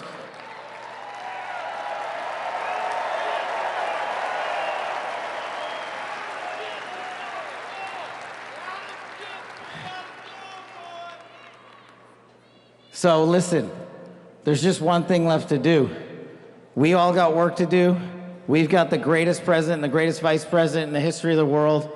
And so I just need y'all to do a little bit more. Every time you see a law enforcement officer, every time you see a veteran, every time you see a teacher, shake their hand. Give them a little bit of your time, because they're giving us all of our time. And don't forget to enjoy the ride, ladies and gentlemen. God bless America. God bless these United States of America. God bless every one of you. I'm living the American dream. My name is Kash Patel, and I ain't going anywhere. Let's go to work.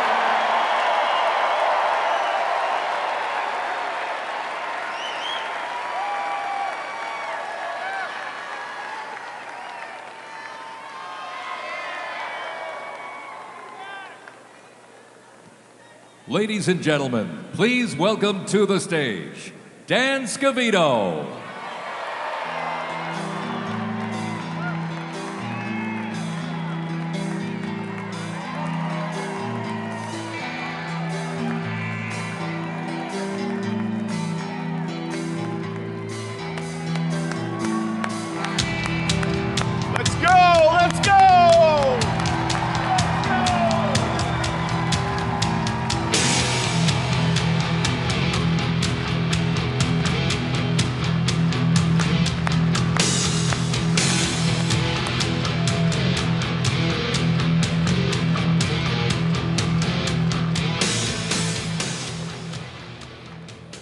Hello, Patriots. How's everybody doing this evening? We're back!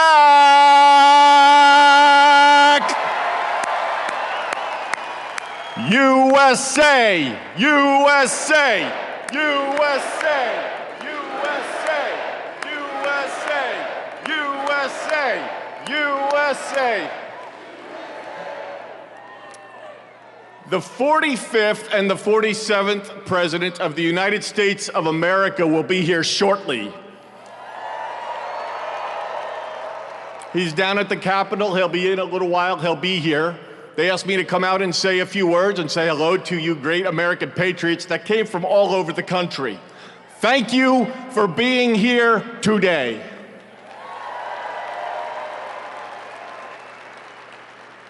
One thing I just noticed when we were leaving the Capitol after the swearing in that really hit me hard after the journey we have been on over the last 9 years, especially over the last 4 years. It really hit me when they took the presidential seal right here and put it on front of the podium for when the president gets here. President Trump often says to us on Team Trump over the years, "You're so lucky that I took you on this journey." In the good times and the bad times, no matter what would be happening, we'd be sitting on Trump Force One, Air Force One, in the Oval Office, at Mar-a-Lago, no matter where it may be. Good times, bad times. You are so lucky I took you on this journey. And you know what, Mr. President? You are damn right. You took all of us on this journey.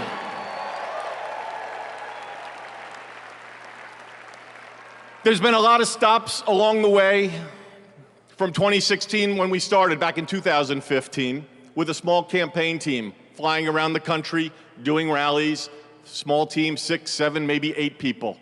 Then it continued to grow. Before you knew it, the GOP nomination was going to Donald J. Trump in Cleveland in 2016.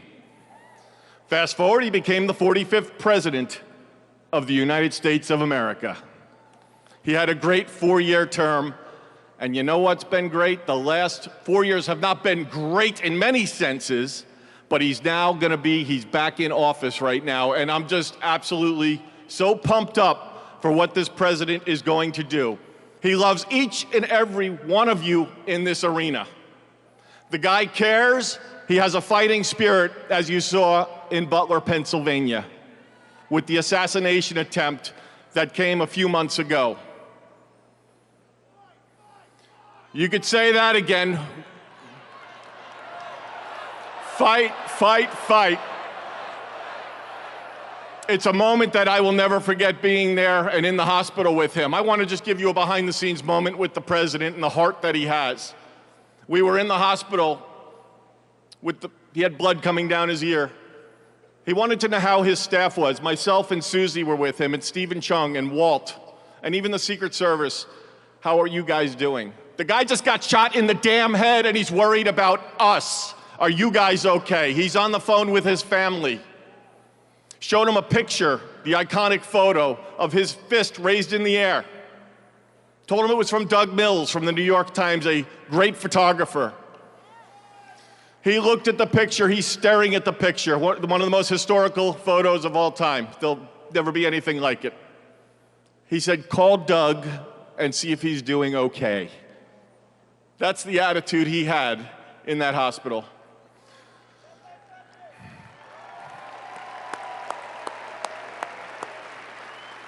Our president has been resilient through a lot. And I don't need to get into all of it because you're all familiar with it, and I'm convinced much of it that went on over the last 4 years is why he won the election in an electoral landslide.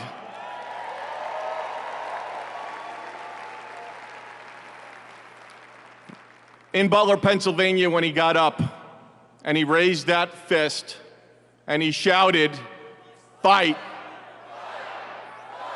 He will do that for every one of you, for the United States of America. He will always put America first, without question.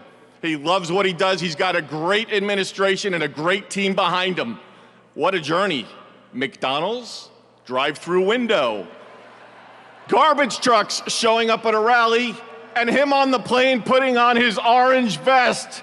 Sir, are you gonna take that off? I'm going to the rally in my orange vest. The guy is 1 in a trillion. There will never be anybody like this man again. Enjoy this moment. Enjoy this movement.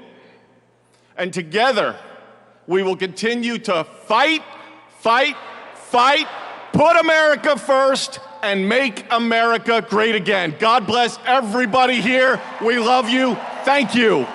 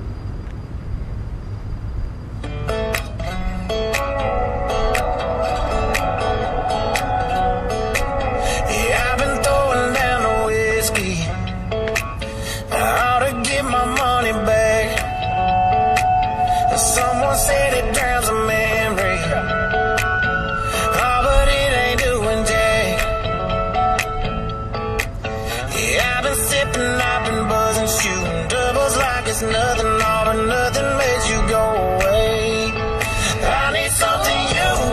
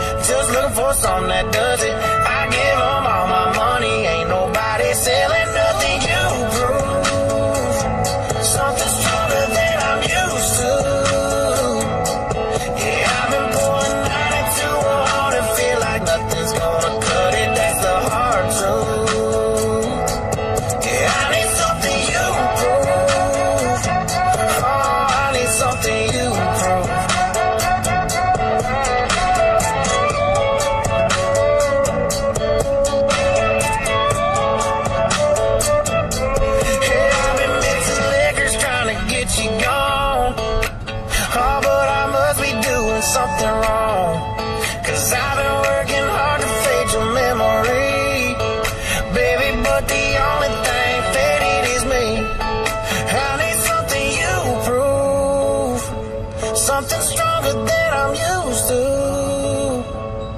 Yeah, I've been pulling 921 to feel like nothing's gonna cut it. That's a hard truth.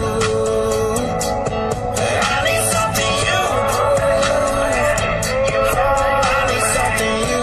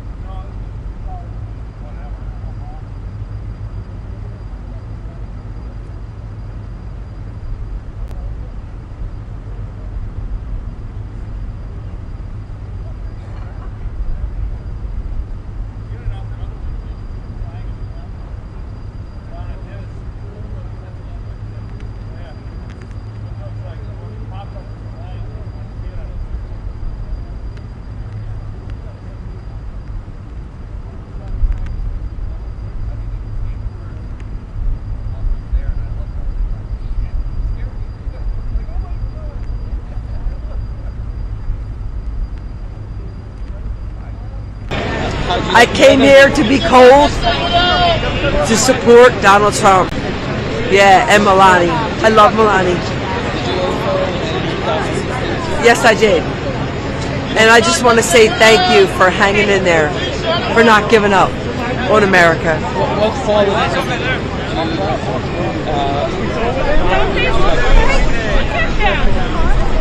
Well, what I like the most is that he's for America, he's for the people, and he's with his wife. His wife is amazing. Thank you for never giving up. Never giving up. All that he went through, all that they threw against him, he never gave up. That's amazing. I'm never giving up either. Thank you. Thank you. Have a good day.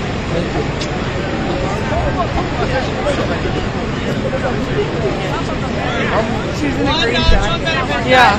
Yeah, I think she's said that.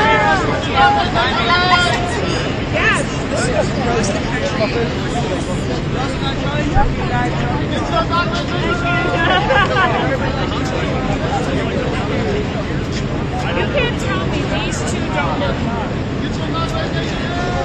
It's scary. So when I see it, I haven't done it because this is my son's girlfriend, and we still in touch with her.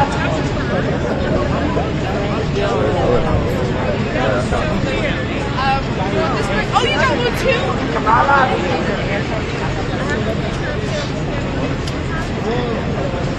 Biden.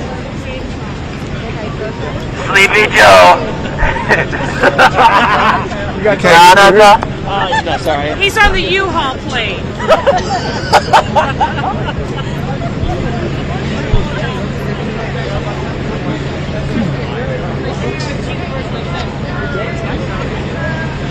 to the inaugurational bench, right here. Can't give me your answer right here. $1 to the inaugurational bench. $1 Trump inaugurational bench, right here. Can't give me your answer here. $1. Buffalo Herd. Trump said $1. They didn't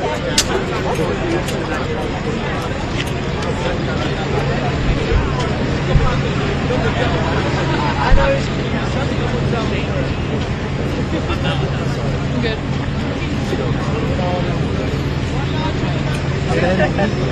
Actually, kanina nakita ko maraming U.S. value is $1 for purpose.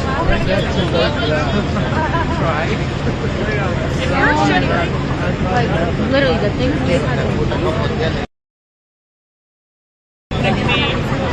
This might be a bad idea. I didn't think of this. I think the motorcade is coming. Alright, clear yourself out there.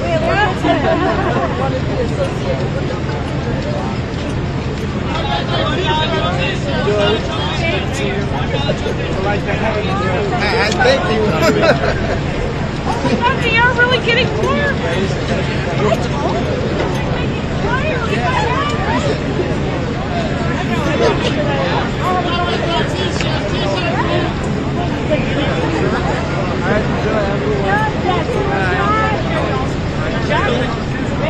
Let's go.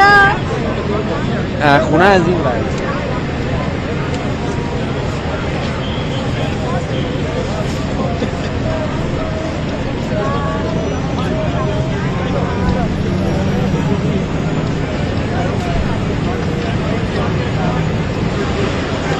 Actually, because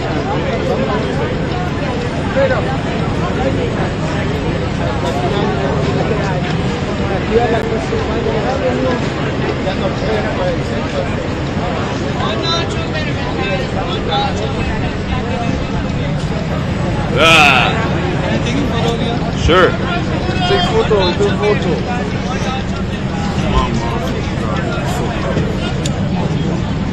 No. Those young men were terrifying. All right, how do we get out of here? Can I have your names?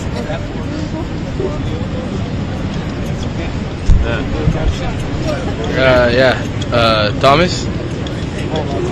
Could you actually type it in for me? Yeah, of course. You guys, so if you could type your first name, last name, and then your friend.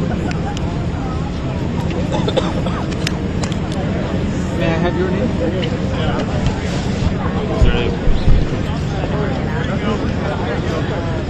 Cada uno de ellos se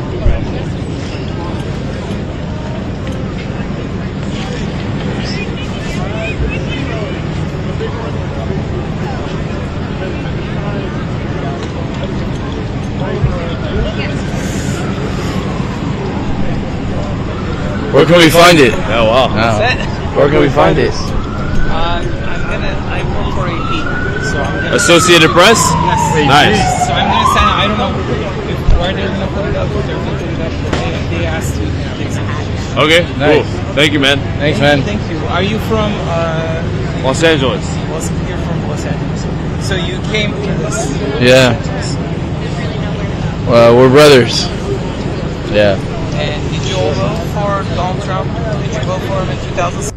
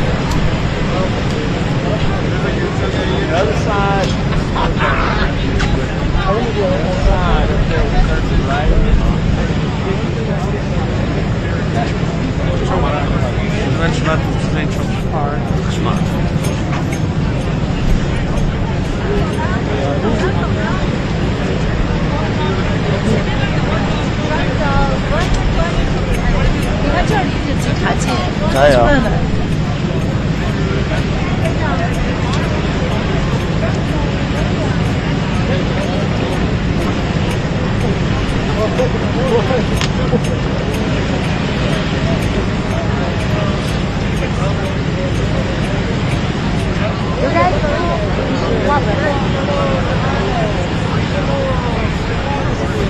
dog.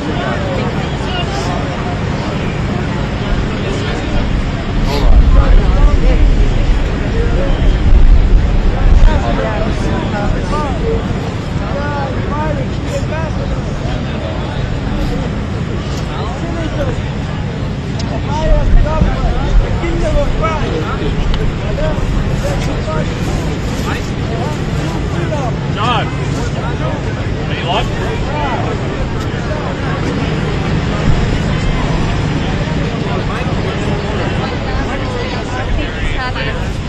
I think this is where the motorcade is coming back.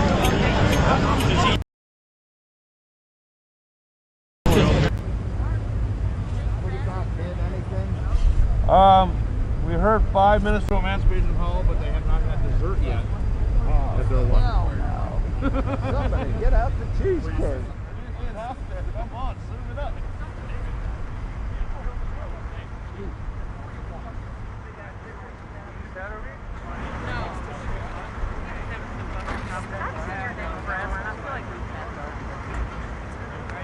Hello, how are you doing? May I take a photo with you? I am with the Associated Press. Sure. Would that be okay? Sure. What are we waiting for? What's that? What are we waiting for? I mean, there's the event at Capitol 1, so people who couldn't get in, I guess, are gathered here. Okay. I thought so maybe there isn't like parade. anything particular that's, you know, that we know that anything's going to happen here. But may I take a picture of you together? Sure. One second. There's a camera guy behind. Oh, okay. Yeah. No worries. Luca, voglio che sia inquadrato. Would you mind writing your names for me for the photo caption? Oh, okay. Sure. That's okay. Oh, me write it? Yeah, yes, please. Okay. So let me know.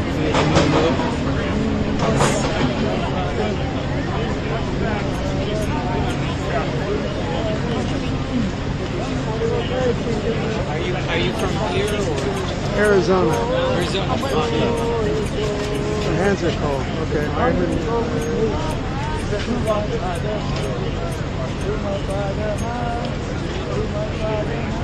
Did you go to Donald Trump in 2016 as well?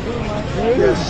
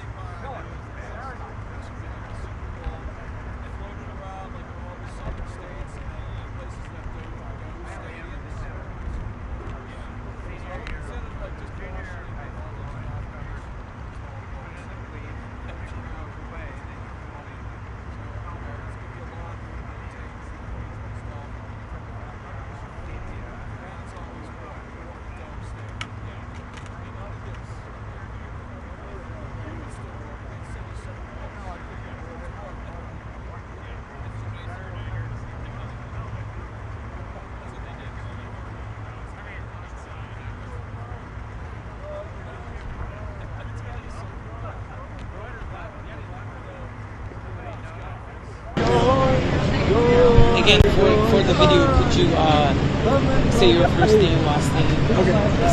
Sure. Yeah. Myron Lizer, MYRONLIZER, former Vice President of the Navajo Nation.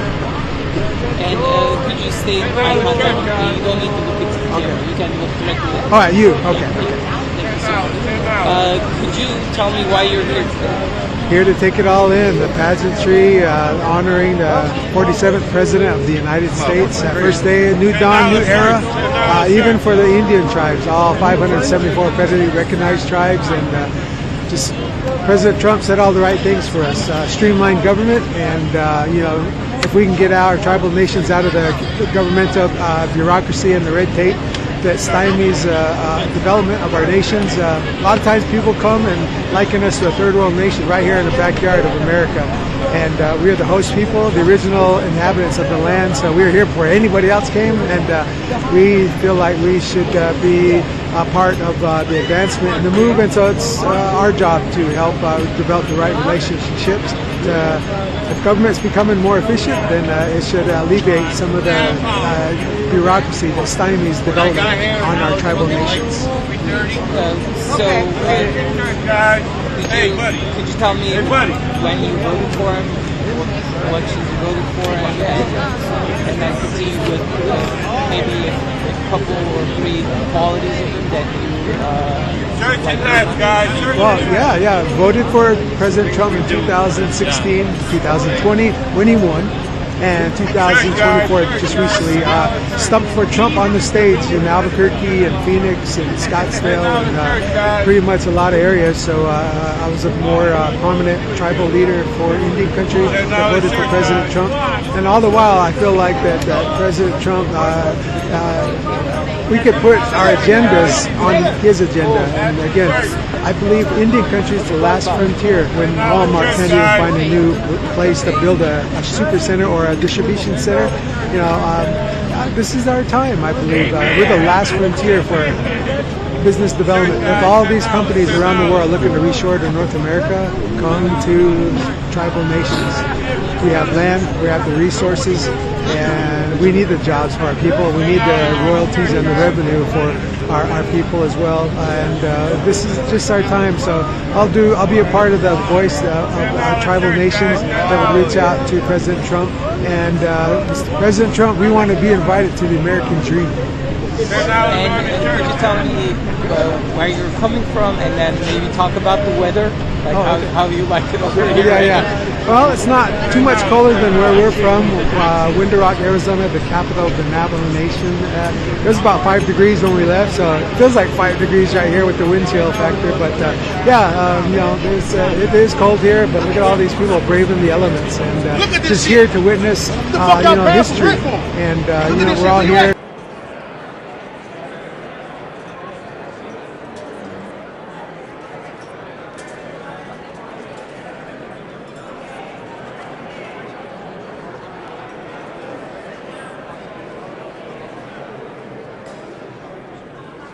Everyone sit down.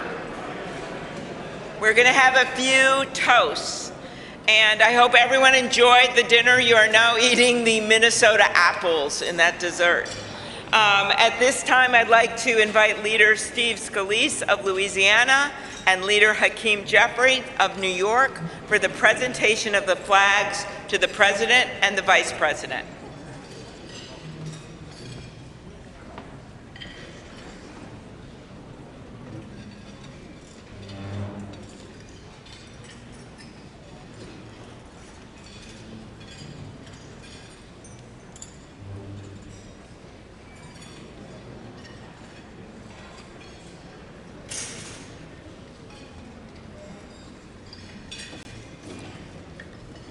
Mr. President, Madam First Lady, Mr.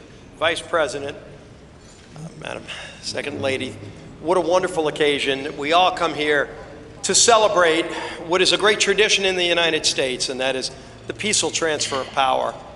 And when President Trump spoke over in the beautiful Rotunda, wonderful that it was indoors, Mr. President, because I don't think the crowd would have wanted to be in the 20s or below. But one of the things President Trump said that I thought was the most touching, he said, in America, the impossible is what we do best. And I think that epitomizes the spirit when you think about this room, this statuary hall, and you look at some of the statues. Thomas Edison, he did the impossible. Elon Musk, I'm not sure if Elon's still here. Elon does some of those things himself. But you look at somebody like Rosa Parks, and she did something that many would have said couldn't be done with just a simple gesture of saying, I'm not going to sit in the back of the bus. And so the impossible is what we do in America. And President Trump said something else. He said, our golden age has just begun. America's ready for another golden age. Mr. President, we present to you these flags that were flown over the United States Capitol at full mast in honor of being sworn in as President of the United States.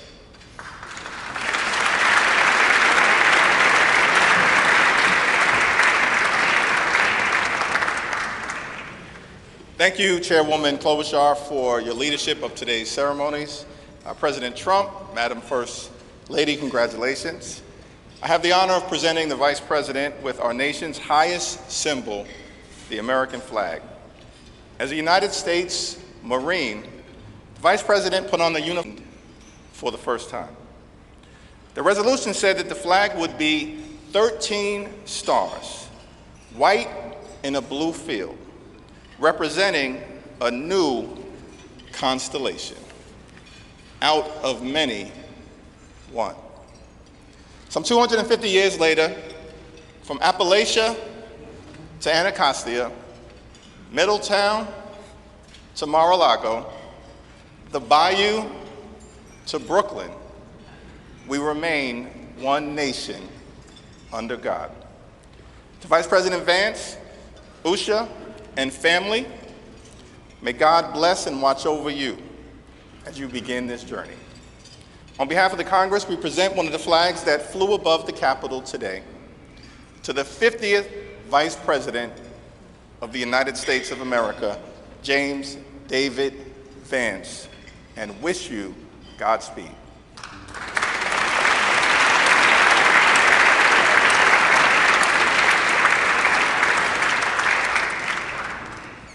Thank you, Leaders Scalise and Jeffries. I now ask my friend Senator Deb Fischer of Nebraska, as in the beef you had for the entree, who has been an excellent partner in planning today's events, to come up and present the inaugural photographs.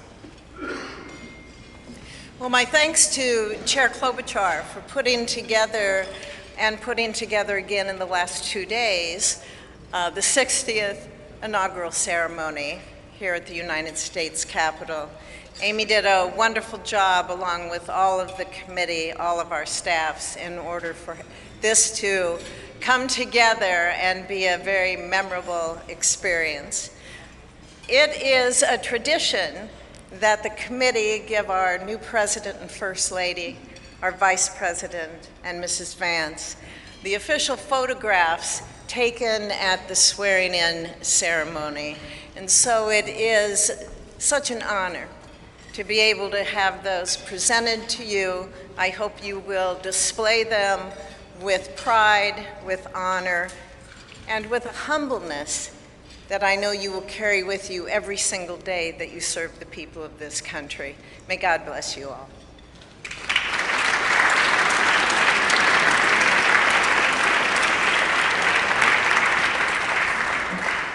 Thank you, Senator Fischer. Now, on behalf of the Joint Congressional Committee on Inaugural Ceremonies, I'd like to present the President and Mrs. Trump and the Vice President and Mrs. Vance with these crystal Lennox vases. See them over here? For the 10th consecutive inauguration, Lennox has provided the official inaugural gift.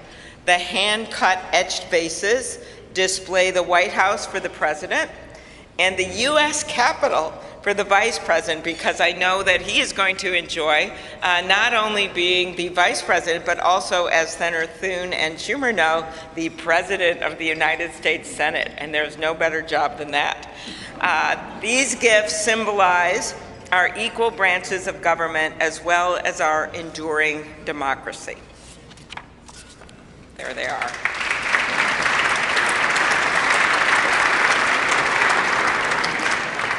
I will now invite Speaker of the House, Mike Johnson of Louisiana, to give the toast to the Vice President.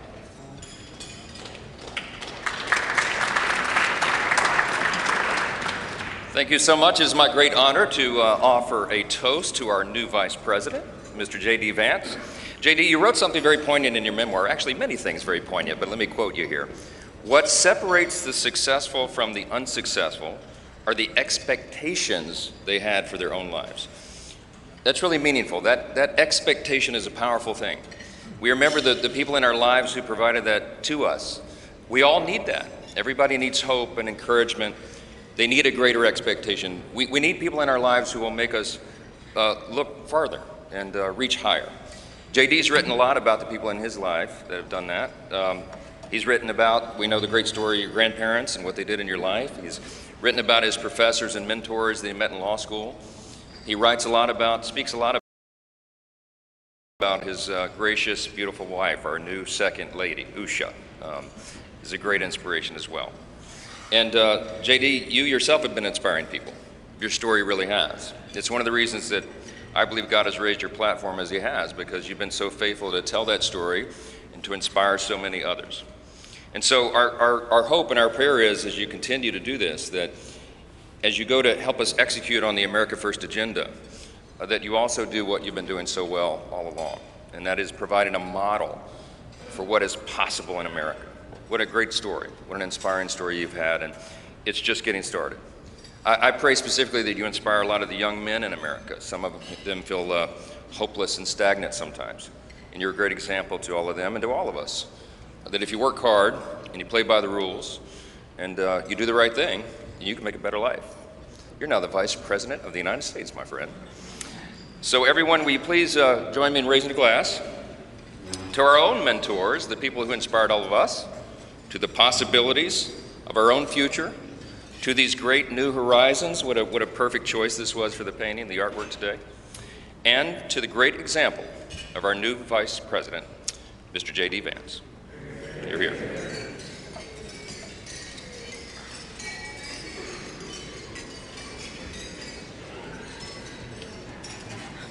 Thank you, Speaker Johnson and Vice President Vance. I will now invite my senator next door in the state of South Dakota, Senate Majority Leader John Thune, to give the toast for the President.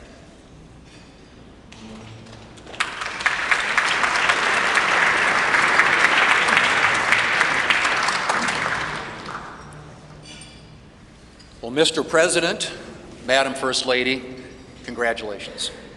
It is an honor for all of us to be able to be here today with you on this historic day as we celebrate your inauguration. Mr. President, one of the most important influences in my life when I was getting started in politics was Ronald Reagan. His philosophy of limited government, his belief in peace through strength, the strength of his convictions, were all things that appealed to me. But I was also drawn by his optimism and by his belief in America.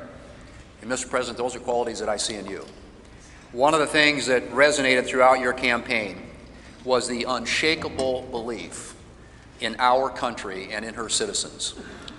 You remind us of everything that's possible in America. I'm looking forward to working with you over the next 4 years to build up our great country. It says in the scriptures that if you ask for wisdom, it will be given to you and given to you generously. And so I pray, and our prayer is, that God will richly bless you in the years ahead and grant you not only strength, but wisdom. And ladies and gentlemen, I ask you to join me in raising a glass to the President of the United States, President Donald Trump. Hear, hear.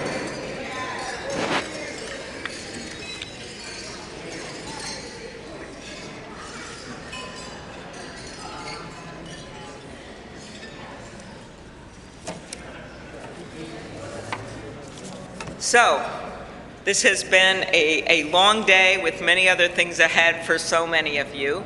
But I want to thank you for attending the 60th inaugural ceremonies. And as we close, we ask that you pick up a gift. All of our guests are going to get a set of commemorative glasses in embossed leather featuring the Great Seal of the United States, which Senator Fisher and I selected together, and maybe Senator McConnell added some bourbon from Kentucky. Just saying. It is now my privilege to conclude this luncheon by asking Margaret Kibben, the chaplain for the House of Representatives, to deliver the benediction. Thank you. And we love this eagle podium. It's pretty good, Mr. President. Ladies and gentlemen, please rise for the benediction.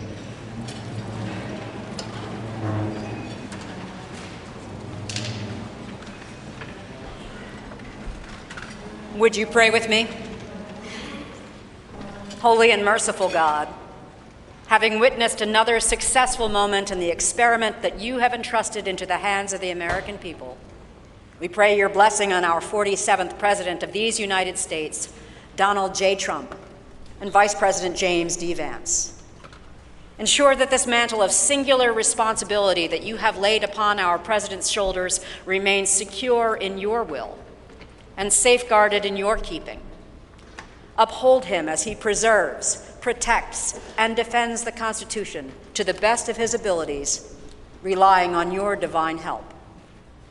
God of power and might, grace and mercy, grant that your spirit of counsel has access to the President's heart to search it, to his mind to examine it, to his will to test it, that his faithfulness would bear witness to your truth. Surround him with angels and advisors who will serve as your agents to guide and guard him, caution and encourage him to remain upright and blameless in your sight. Buckle the belt of truth around his waist. Place the breastplate of righteousness over his heart. Fit his feet with readiness, that your gospel of wisdom and justice will shine forth throughout President Trump's administration. We offer this prayer to the one whose voice we follow, to guide all that we do and all that we hope for. Amen. Ladies and gentlemen, please be seated. Please remain at your seats as President Trump, Vice President Vance, the Joint Congressional Committee on Inaugural Ceremonies, and the official party depart National Statuary Hall.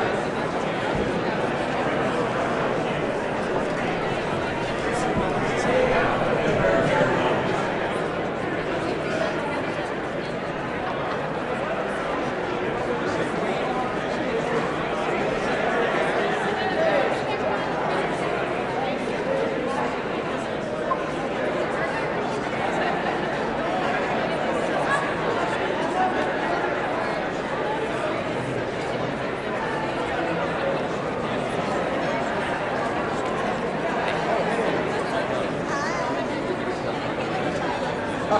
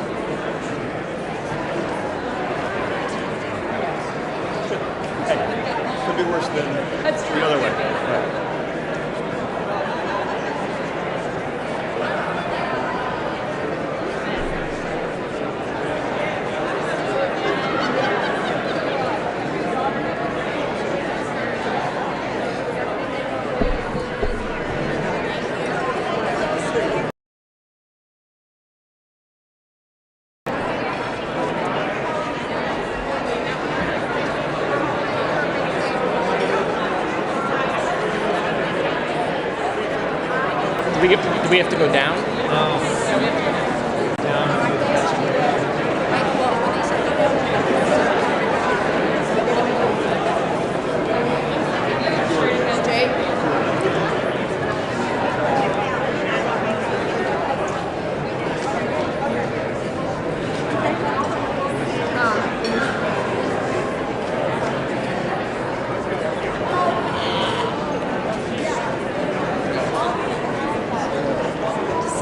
Step to the governor's mansion, and then 1600 Pennsylvania.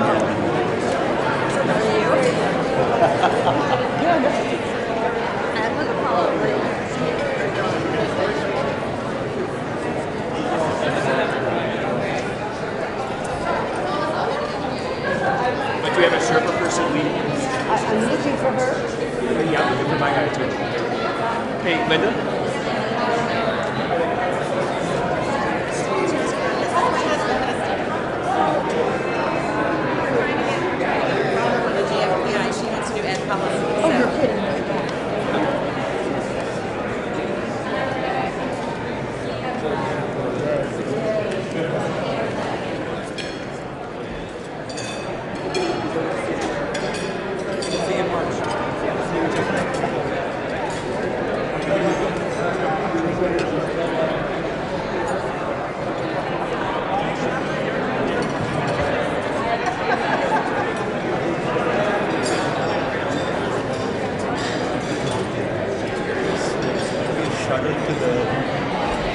Hotel, and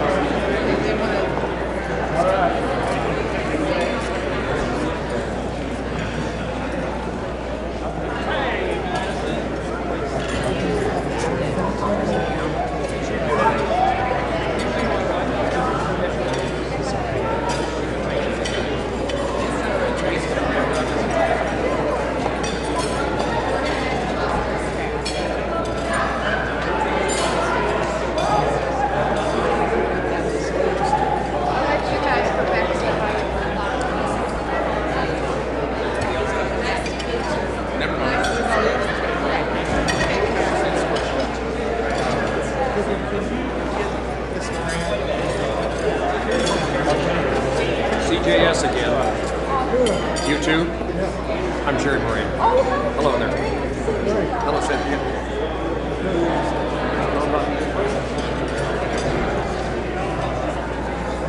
Same spot.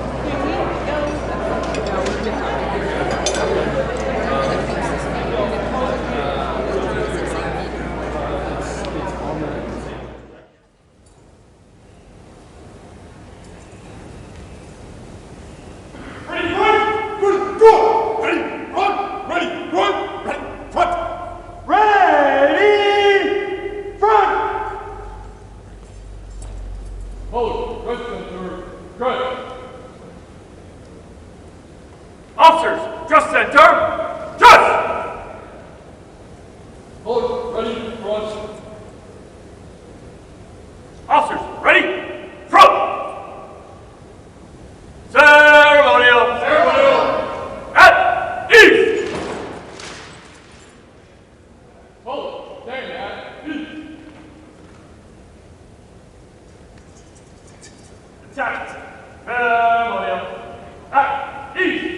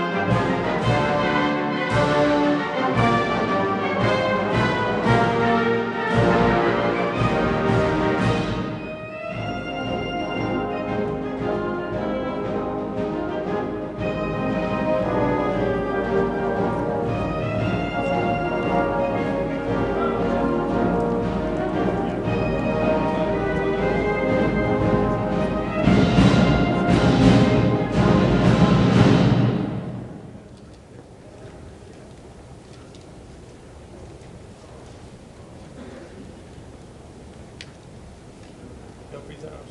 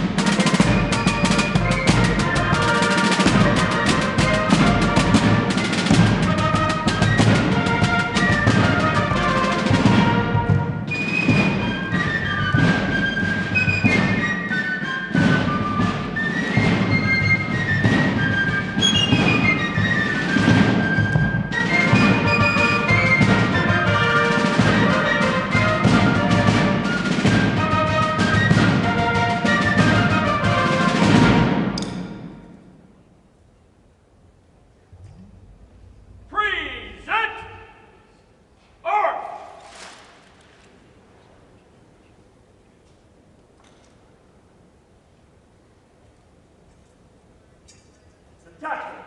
Present. Arms.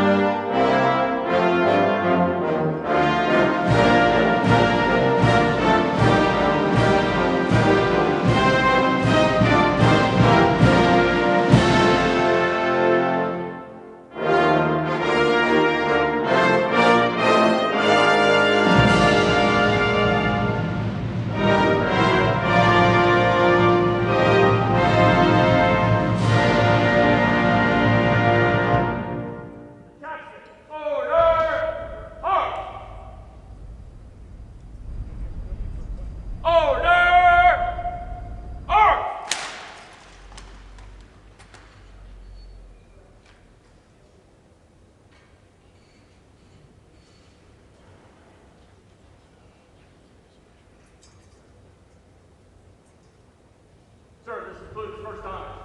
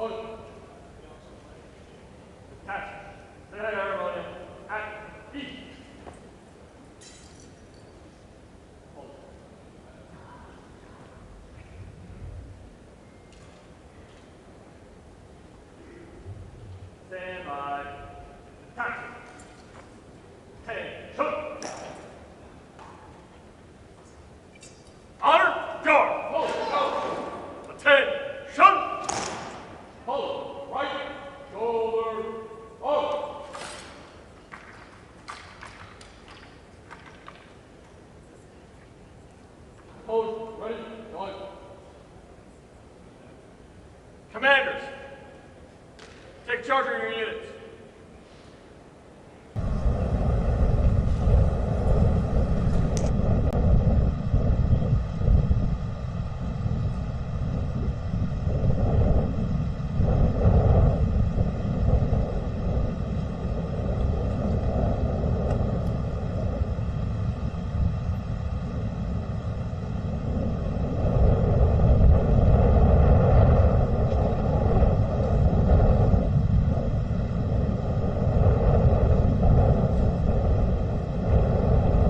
Taking a look here at the Capitol, now that the passing review ceremonial inspection of the military has concluded, we see President Donald Trump and First Lady Melania Trump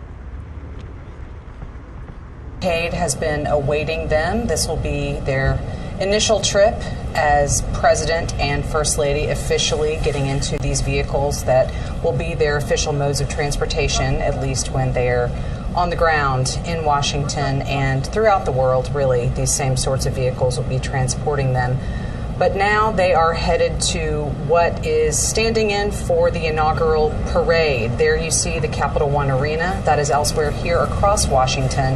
And that is where supporters of the president have been waiting for hours at this point to see him in person. They watched live from that Jumbotron screen you see there in the middle of the arena. They watched live as he took the oath in the Rotunda of the U.S. Capitol about 4.5 hours ago. And they have been watching other images coming in from the events on this Inauguration Day. That luncheon that just concluded elsewhere in the Capitol, the passing review, inspection of the troops. And now they are watching President Trump and the First Lady get into their waiting vehicles that will take them to that arena. So, Sagar, as we're looking at these images, this is a different kind of inauguration, obviously, because everything is kind of inside and on a different schedule. But what do you think we're going to be seeing once Donald Trump gets to Capital One Arena from this crowd? They've been waiting for a while, but if they've been to some of his political rallies in the past, they're probably kind of used to some of that time frame. And I think it's going to look a lot like, to those of us who've been to Trump rallies, like a Trump campaign rally, not necessarily a, hi, I'm the new president now.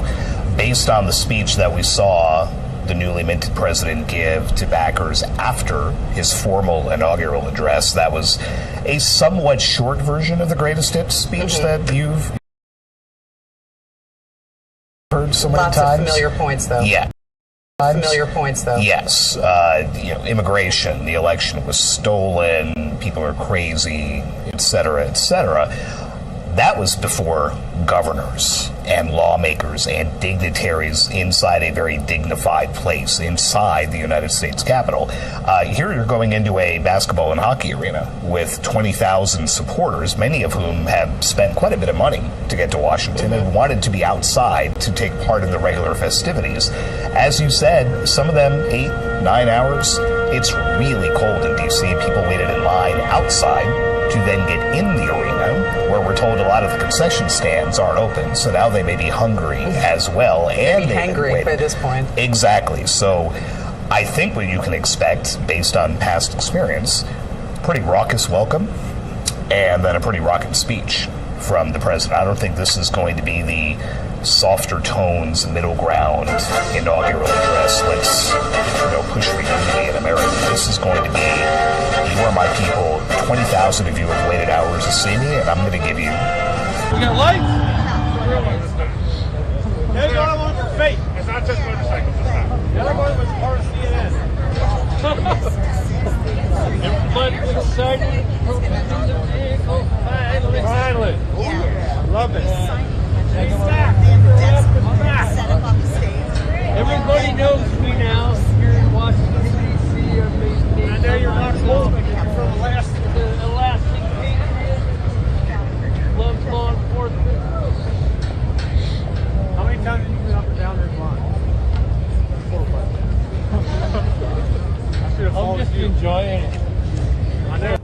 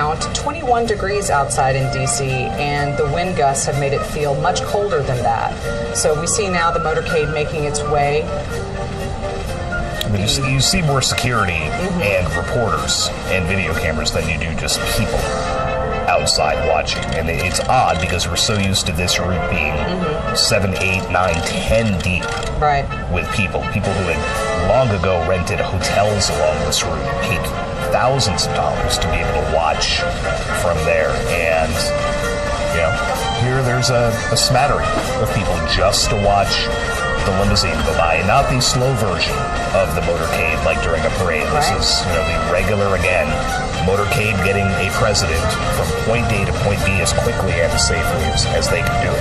And that typical part of the parade that we see for that last stretch in inaugurations past, where the president will get out and make it on foot. I think you said earlier that Jimmy Carter was the first president to go the entire way. That entire 3-mile route from the Capitol to the White House. Jimmy and Rosalind Carter said, you know what? We want people to see us. We want them to think that this office belongs to them, because it does, and we want them to watch us the entire way from the seat of power to the executive mansion. Seeing the motorcade slowing down to a stop right there.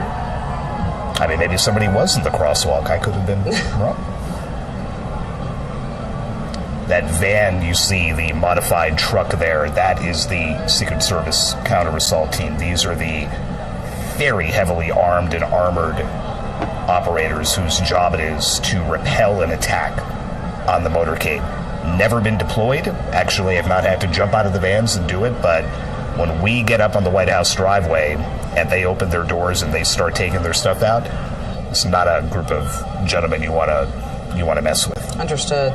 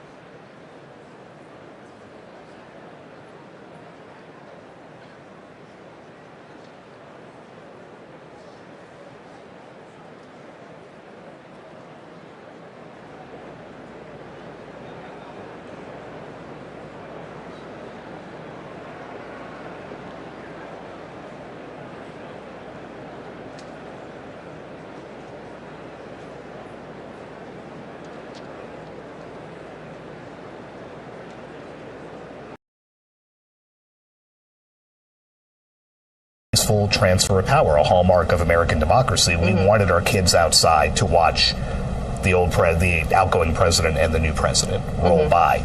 They didn't get that today. Did some of those folks get into the arena? Maybe. Capacity 20,000. That's less than a tenth of the number of people that were expected to be on the West Front and on the Capitol grounds. Forget all the general admission areas on the National Mall, along the parade route, wherever else. You're looking at, maybe in the neighborhood of 300,000 people, and now you're down to 20,000. I'm not great with the math, but that math doesn't seem great. A lot of people who wanted to see something are not going to get to see it.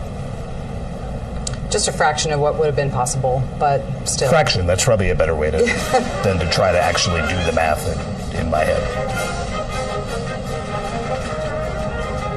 But this arena that's been hosting NBA and NHL games and concerts, and I've taken my nephews and niece to the circus and to see the Harlem Globetrotters in this building. It's hosted everything.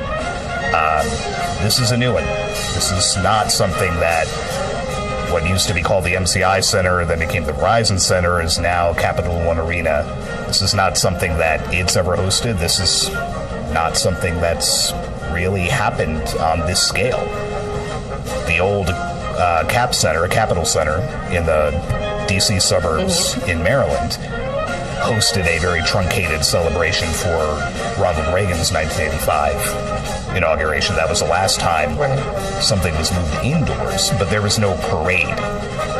How, again, they're going to pull off an actual parade in this building? Again, I've seen a lot of different kinds of events in there over the years, but this will be something different. I've been to many college basketball games in that arena back when it was the MCI Center, kind of dating myself a bit. But I still refer to it as simply Verizon with my wife, and that it hasn't been called that for a couple of years now. I'm not violating any naming deals or anything, but to me, it was MCI, like for you, for a long time, and then Verizon. And people in D.C. who remember the old Capitol Center, long since demolished, have been conflating the two names. So you have Capital One Arena, the new one. The Capitol Center no longer exists. The Capitol. So there have been all kinds of, well, wait, which building is what? What time's the Cap Center thing? Like, well, it's not, because they blew up the building 20 some odd years ago. A lot of concerts and games there as well.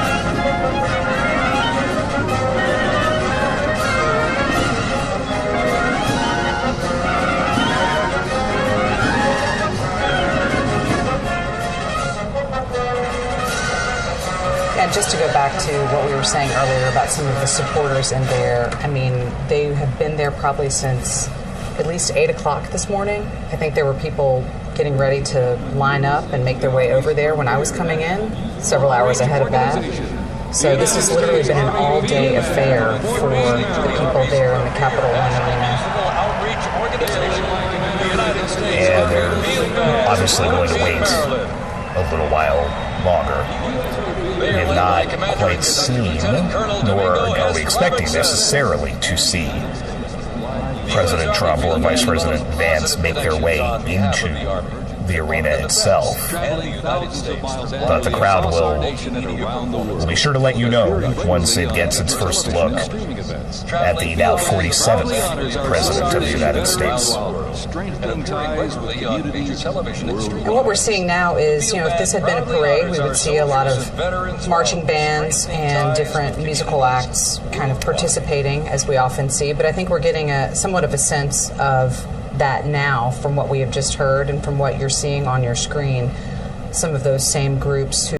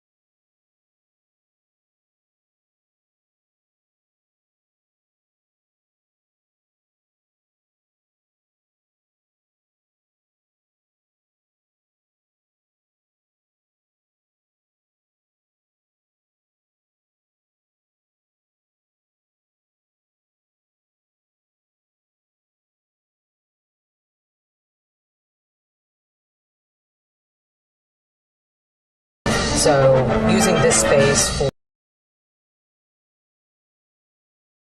different things, trying to figure out how to accommodate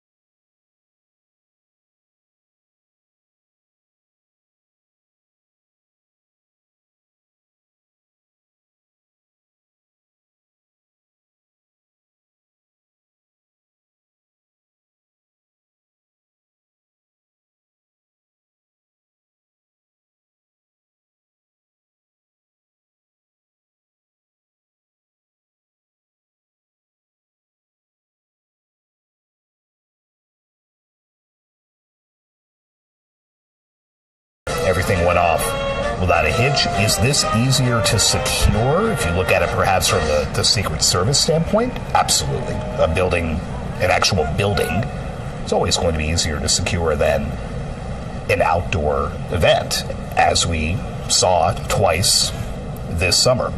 Speaking of which, that first assassination attempt against Donald Trump in Butler County, Pennsylvania, there will be first responders from Butler County among the folks who are taking part in this parade. So that will be a nice touch. Yeah, the place looks pretty full, and they've got, a whole lot of red, white, and blue going on. It helps that that's, been part of the Washington Capitals and Washington Wizards color scheme as well. So maybe they already had that on. They may have already had some of those filters in place with the lights. Who knows? I wonder what they did with the banners, the retired numbers and things there. The camera's not tilted up that high, but you've got Capitals players' numbers retired up there, the old Washington Bullets World Championship banner flying, but those are pretty high up. And I've had such nosebleed seats that we've been looking down on the banners. That's how high we've sat for some games and concerts there. It's important to note those security measures that you point out from all of those outdoor rallies that we covered before Butler and then after Butler, when the campaign did hold some outdoor events, and there was a question of whether Secret Service would allow the Trump campaign to really do that. And once they had decided that they wanted to return to those outdoor events, and there we see Sagar. There you I know, that's all I had to do was mention it, and now we see the Eastern Conference Champions banner, the President's Trophy, the Washington Mystics. Still represented there in the Capital One Arena. Home to many different kinds of events, including the 60th Presidential Inaugural Parade. Not gotten a sense from the pool traveling with and now President Trump when exactly we will see him. And again, we are expecting him. If you look very closely at that stage, you have the lectern where he will make his remarks, but off to the left of that, it almost looks like a toy from a distance. Something my daughters have right now in their playroom. There's a little desk with a presidential seal on it. President Trump is expected to sign some executive orders there. He's been previewing it for days. He told the crowd at this very building yesterday that they would be very happy with some of the actions that he's going to take, and sure enough, he will be signing them from that stage.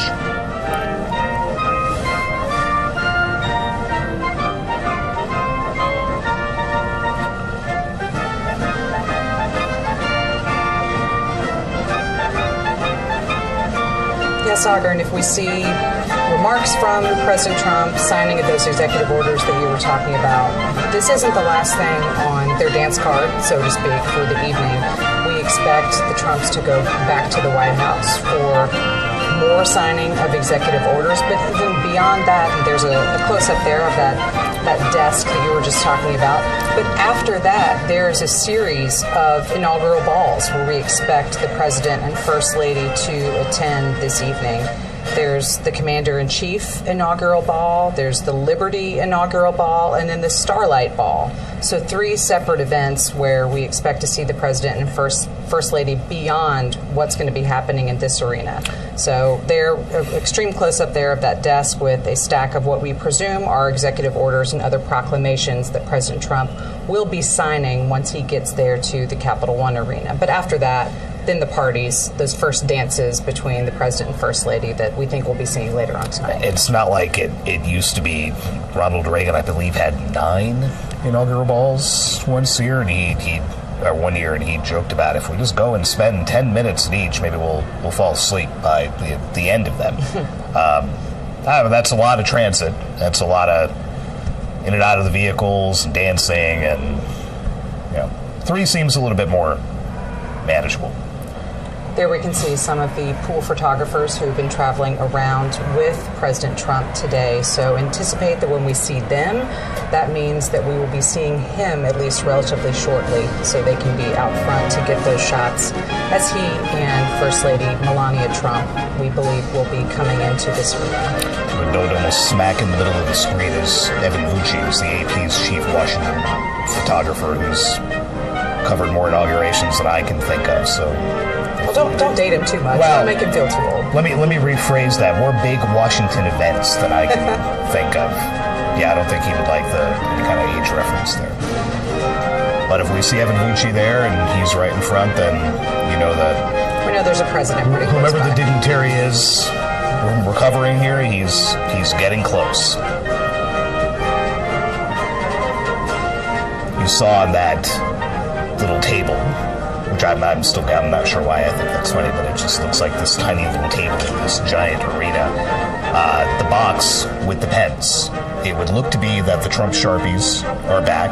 If you recall, we don't just use a ballpoint pen or a little fine tip marker. These are full-on Sharpies that make noise when signing. You can certainly hear them. Yes, and President Trump used to revel in handing out boxes of those. I was in the Oval Office one time when he had a group of kids, and he summoned an aide to bring 3 more boxes of them, and was just handing each kid 3 and 4, just kind of flinging them out of his kitchen, grabbing Sharpies and jamming them into their pockets. Hey, it's a souvenir. I would take a presidential Sharpie.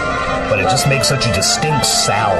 I was about to say, we saw earlier as the president was signing some other proclamations dealing with a lot of staff and some other things aside from the executive orders that we believe will be coming later. But we could hear on the audio from that those Sharpies were in action. So and he always reveled in signing things in the Oval Office or whatever event he was speaking at, and turning around that folio and holding it up in the air, and that thick signature with that Sharpie was almost as big as some of the actual news in that document. So I trust with these EOs to cheers, he will be showing that off today as well. And then my guess would be that some of those Sharpies get flung into a crowd, and some of these folks are going to walk away with a souvenir.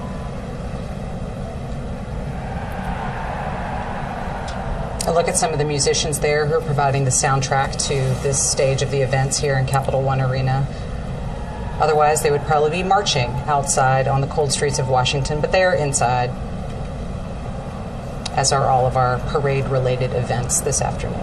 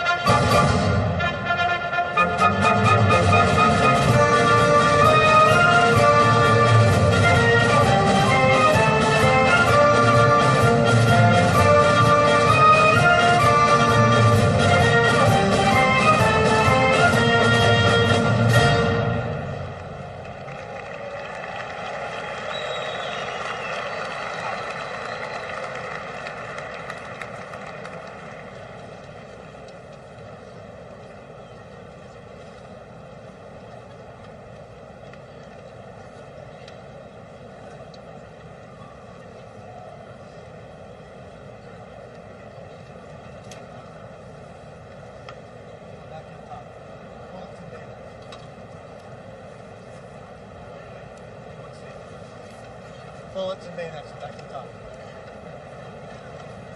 Bullets.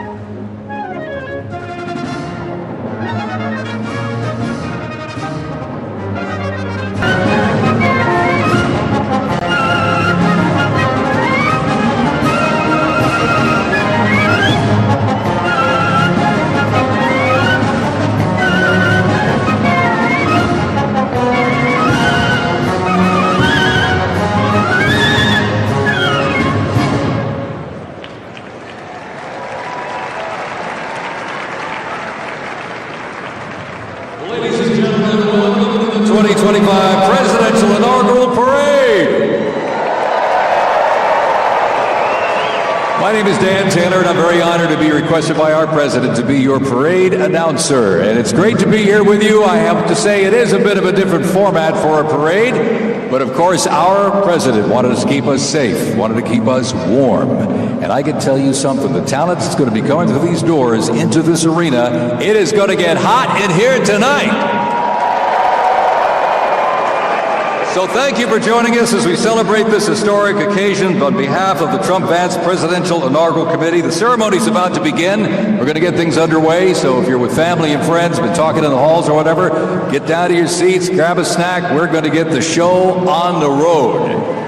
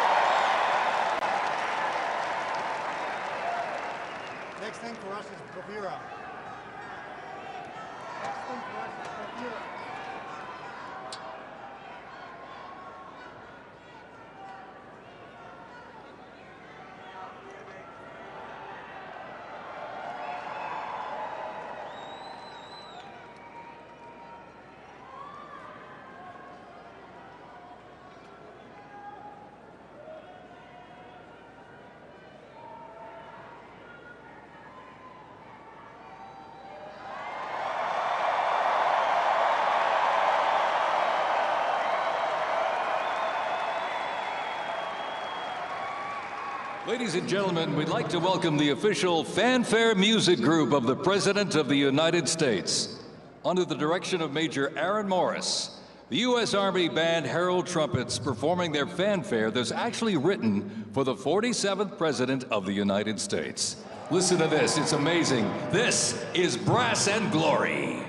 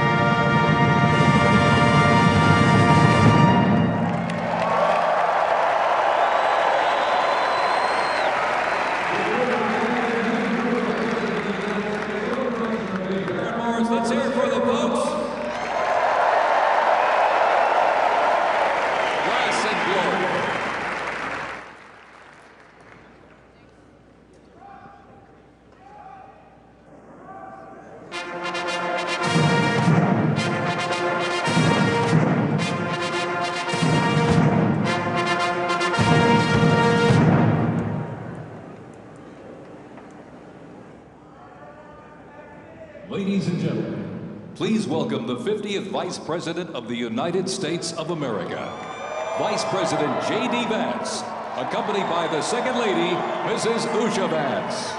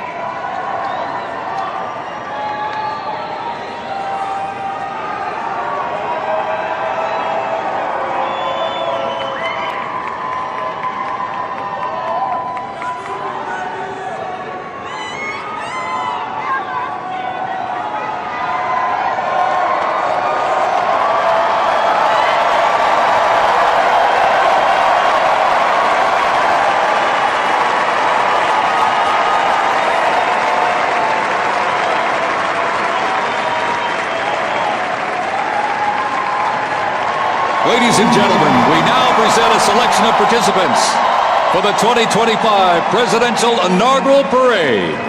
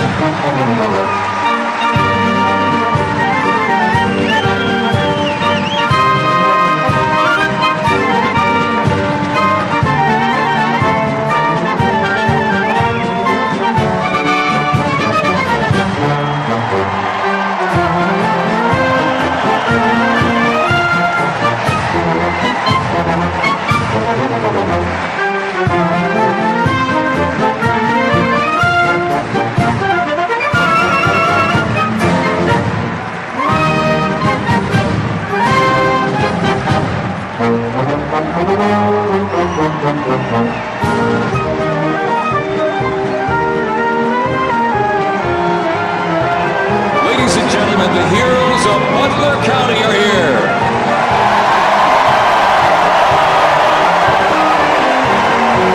And they are here to pay homage to life, selfless community service, and sacrifice of Corey Comparatori. Mr. Comparatori, a 10-year U.S. Army Reserve veteran and past fire chief to the Buffalo Township Volunteer Fire Company, who died during the assassination attempt on the life of President Trump in Butler, Pennsylvania, July 13th, 2024. Their formation consists of Pennsylvania State Police, local police, county sheriffs, emergency services unit, EMS, 911 radio dispatch, and hospital personnel, who all heroically stepped into action during the horrific attack. They are also paying tribute to the courageous service of first responders nationwide.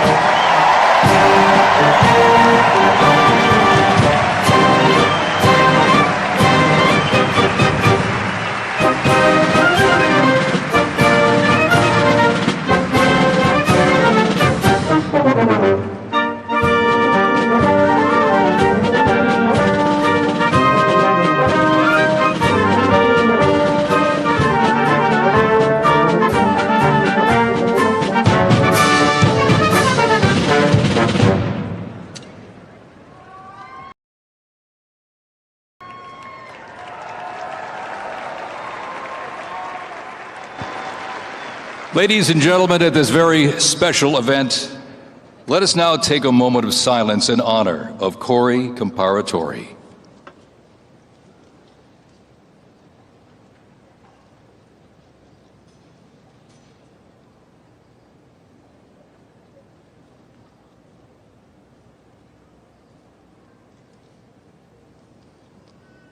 Thank you very much, ladies and gentlemen.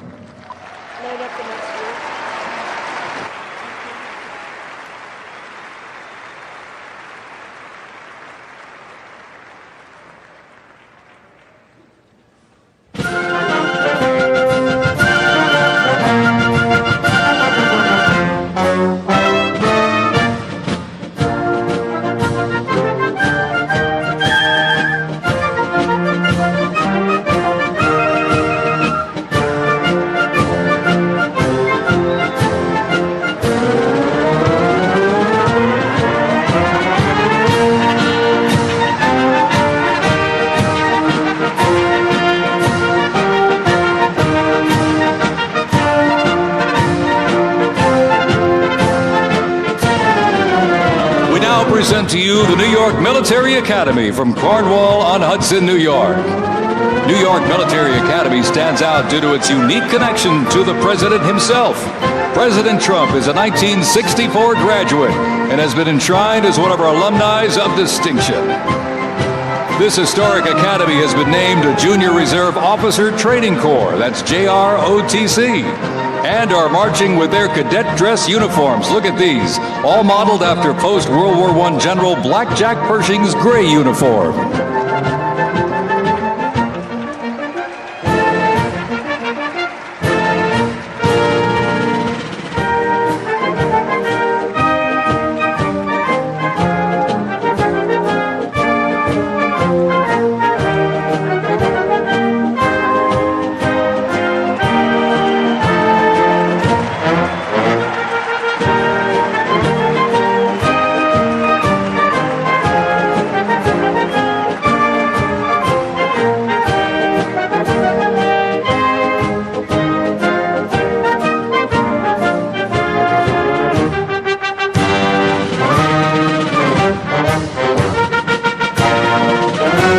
Introducing the Palm Beach Police and Fire Honor Guard unit, representing the town of Palm Beach, Florida.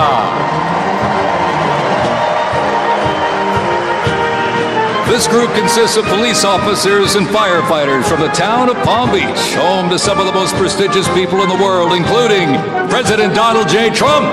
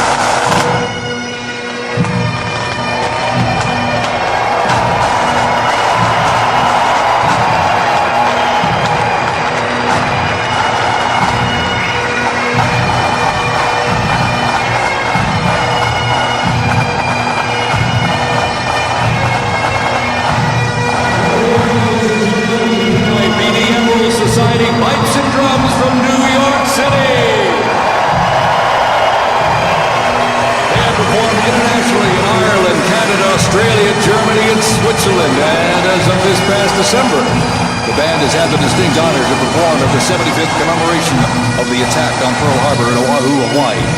The band has also played for hospitalized children, military veterans, as well as the 1980 and 2005 presidential inaugural parades, and His Holiness Pope John Paul II. The NYPD Emerald Society Pipes and Drums formed way back in 1960. And you know, they are the oldest, largest police pipe band in the United States, comprised of all active and retired police officers of various ranks and assignments. Listen to those bagpipes. Let's hear it for them, folks.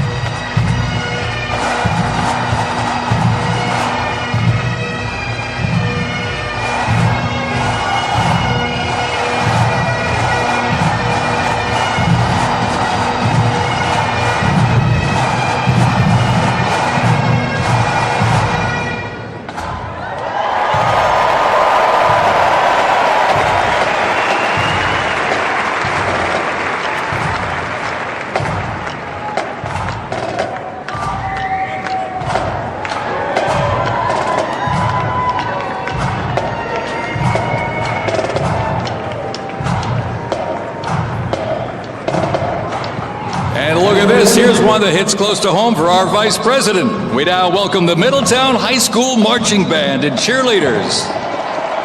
They're traveling all the way from Middletown, Ohio to proudly represent their school, our nation, and outstanding alumni, including our new Vice President of the United States, J.D. Vance.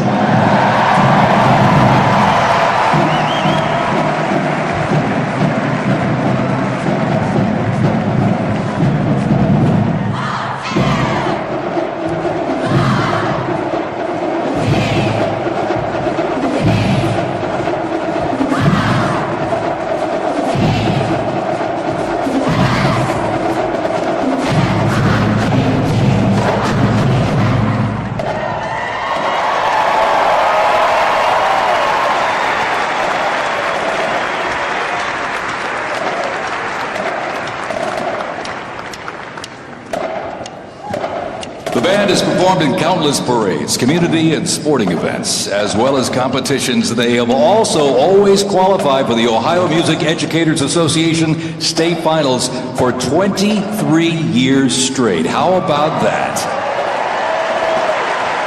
And have earned the highest rating in 18 of those appearances. Woo! And today they performed America's Sweet Land of Liberty.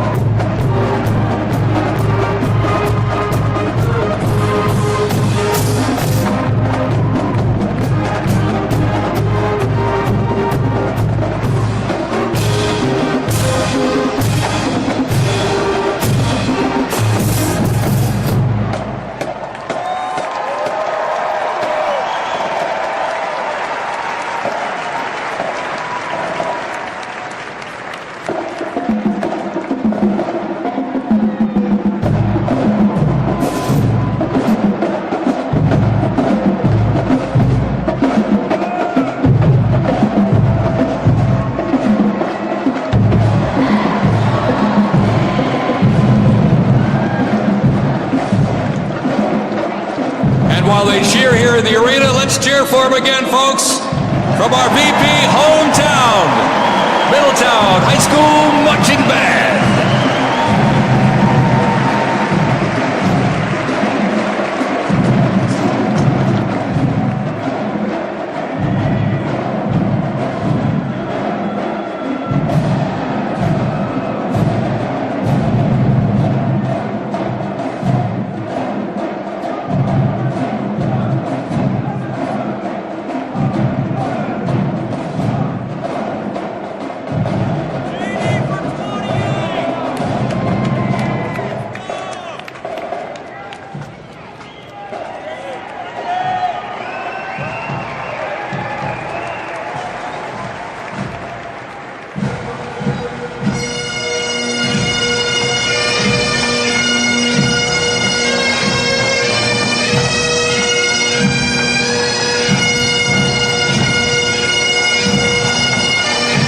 ladies and gentlemen, entering the arena right now, traveling from Boca Raton, Florida, the Florida Firefighters, pipes and drums.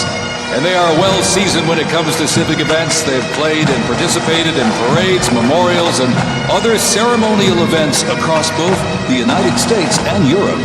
Today, they are wearing their most notable uniforms. What a great photo opportunity. Consisting of the Glengarry headgear and kilts. And they are proud to honor their fallen brothers and sisters each and every day.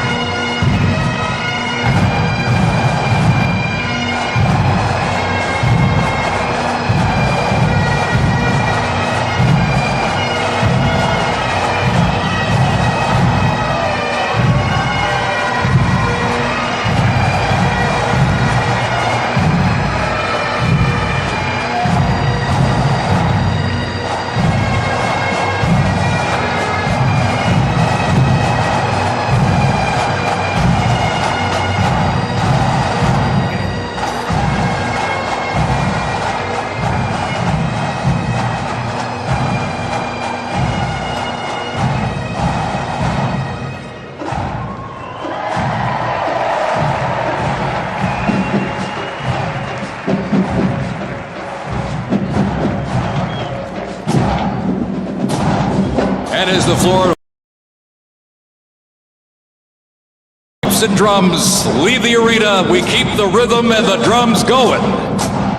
Please welcome the Stewarts Creek High School Marching Band. Traveling all the way from Smyrna, Tennessee, they are proud to represent the volunteer state in the 2025 Presidential Inaugural Parade.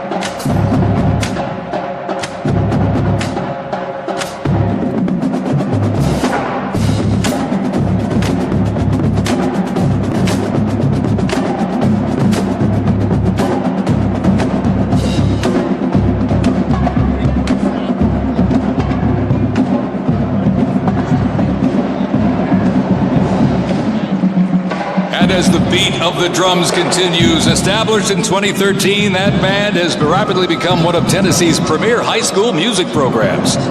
This band has participated in numerous civic events that honor significant moments in our nation's history, like the 75th anniversary of the attack on Pearl Harbor, Captain Jeff Cuss, United States Marine Corps Memorial Dedication, Chicago Thanksgiving Day Parade, and a Lincoln Memorial performance as well. The Stewarts Creek High School Marching Band, everybody! Make them feel welcome here in D.C.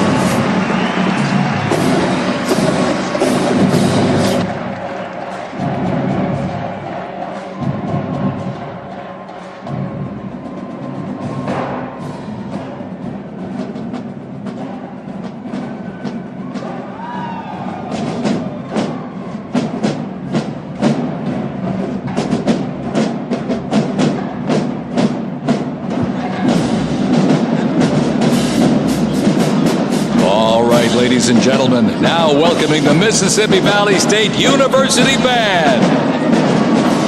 They're traveling all the way from Edabita, Mississippi. Look at this, gang. This is the Mean Green Marching Machine. They are proud to represent historically black colleges and universities at the 60th Presidential Inauguration.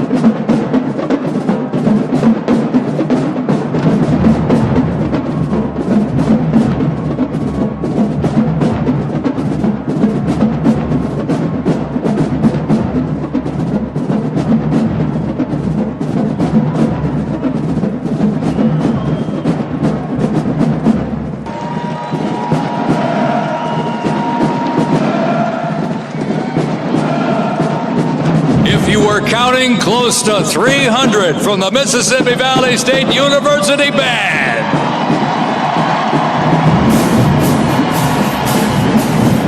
You know, since its founding, the band has consistently played a significant role at their university and across the United States. They have performed for athletic events, Mardi Gras parades, Rose Bowl parades, and many, many more. The Mississippi Valley State University Band takes great pride in presenting culturally diverse presentations for students, faculty, and the surrounding Mississippi communities. Take a look at that brass out there. Woo! That's just part of the big green marching machine. The Mean Green Marching Machine from Inaugural, Mississippi, ladies and gentlemen.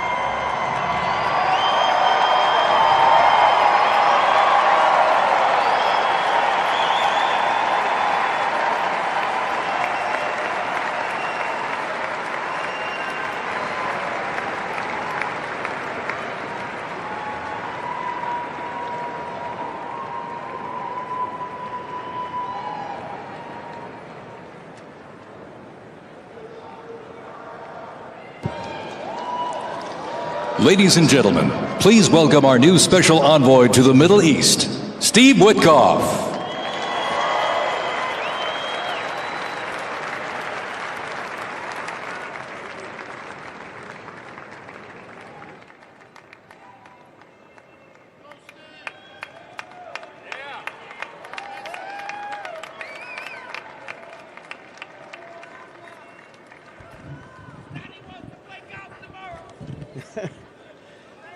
Good evening, everybody. I was appointed by President Trump to be the special envoy for peace in the Middle East.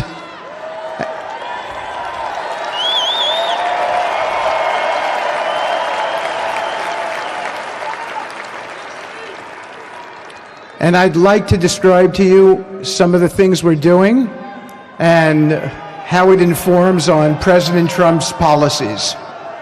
First of all, it is an honor to stand before you today as I reflect on the enormity of the role that President Trump has tasked me with.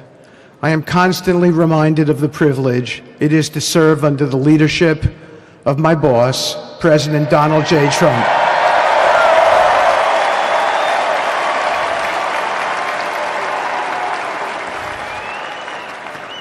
His presidency has provided a clear, bold vision for the Middle East, and it is this vision that guides every step I take in the mission. President Trump's leadership has redefined what is possible in the pursuit of progress and stability in the Middle East. His decisive, pragmatic approach ensures that even the most entrenched conflicts are met with fresh perspectives and innovative strategies. His policies have already delivered remarkable successes, such as yesterday's release of hostages in Gaza.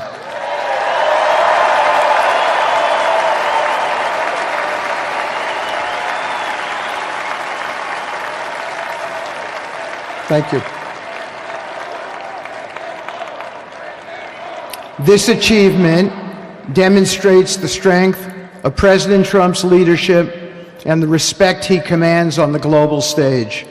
It is yet another example of his ability to deliver results in the most complex and challenging situations. The Abraham Accords, a testament to his vision and determination, have also brought historic progress to the region, transforming old rivalries into new alliances. These agreements are not merely symbolic. They represent a practical roadmap for peace, economic cooperation, and mutual respect across nations. My role, as President Trump has tasked me, is straightforward yet profoundly challenging: to turn his vision into actionable outcomes. He sets the agenda, he lays the framework, and he inspires people like me into bold action. My responsibility is to implement his vision, engaging with leaders across the region to find pathways towards sustainable peace and stability. And let me tell you, having Donald Trump as a boss makes this task not only possible, but far more effective.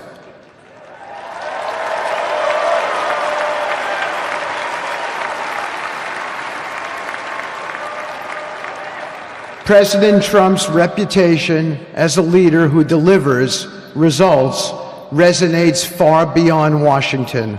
Leaders in the Middle East know he means what he says. His ability to cut through bureaucratic gridlock and focus on tangible results is the game changer. It allows me to approach delicate negotiations with the confidence that the full weight of the United States is behind me. The principles President Trump has laid out for our approach to the Middle East and foreign policy in general are fourfold, and they are clear. 1, respect for sovereignty. Every nation deserves the right to determine its own destiny, free from the interference of external powers. 2, economic prosperity as a bridge to stability. Through economic partnerships and investment, we can build a foundation for cooperation that transcends historical grievances. 3, courageous diplomacy. Real progress requires difficult conversations and bold decisions, and it is through these that trust is built and maintained. And finally, 4, reciprocity and accountability. The United States requires reciprocal actions from our partners. We are done carrying the financial burden for nations that are unwilling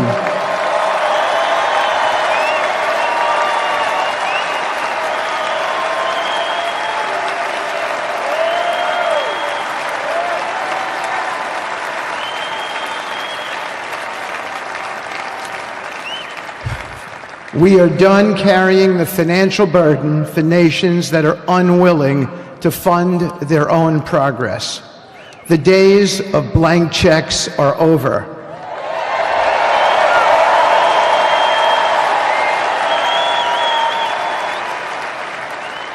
Partnerships under President Trump's leadership must be equitable, and contributions must reflect shared commitments to our goals. In my work, I've seen firsthand how these principles resonate. They provide a foundation that transcends politics and speaks to the shared humanity of all people in a region. Leaders across the Middle East recognized that this Trump administration is serious about results, not symbolic gestures, but real, meaningful progress that improves lives. Thank you.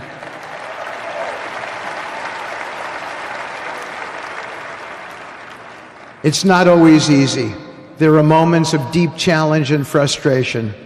Decades of mistrust cannot be undone overnight. Yet I take comfort in knowing that I am not in this alone.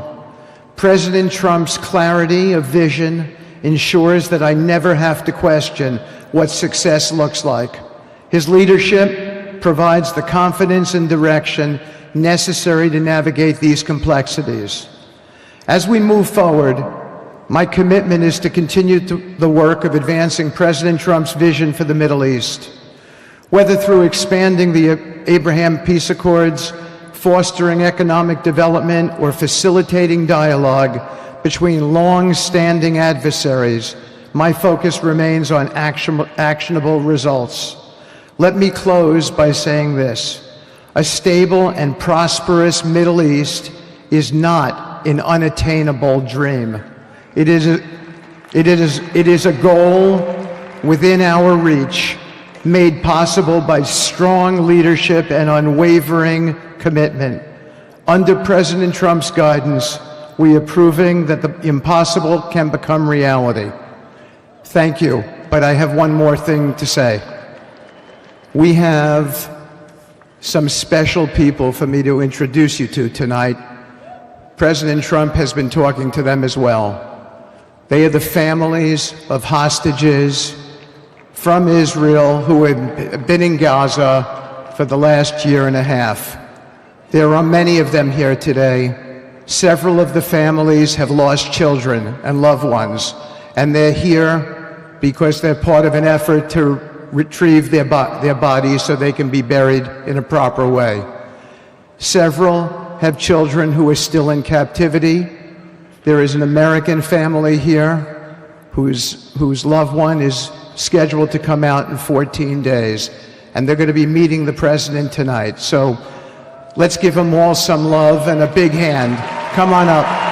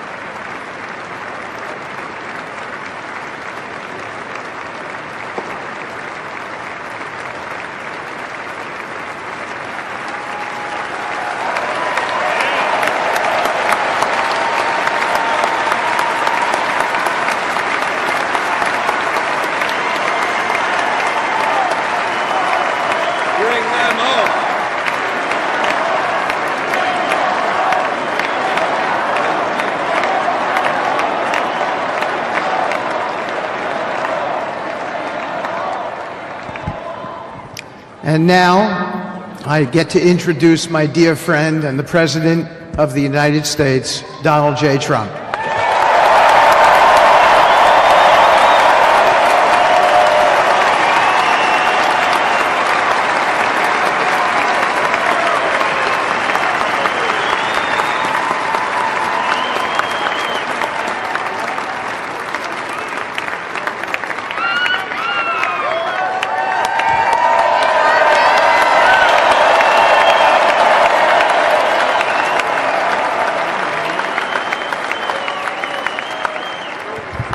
Thank you very much, everybody. Appreciate it. Thank you.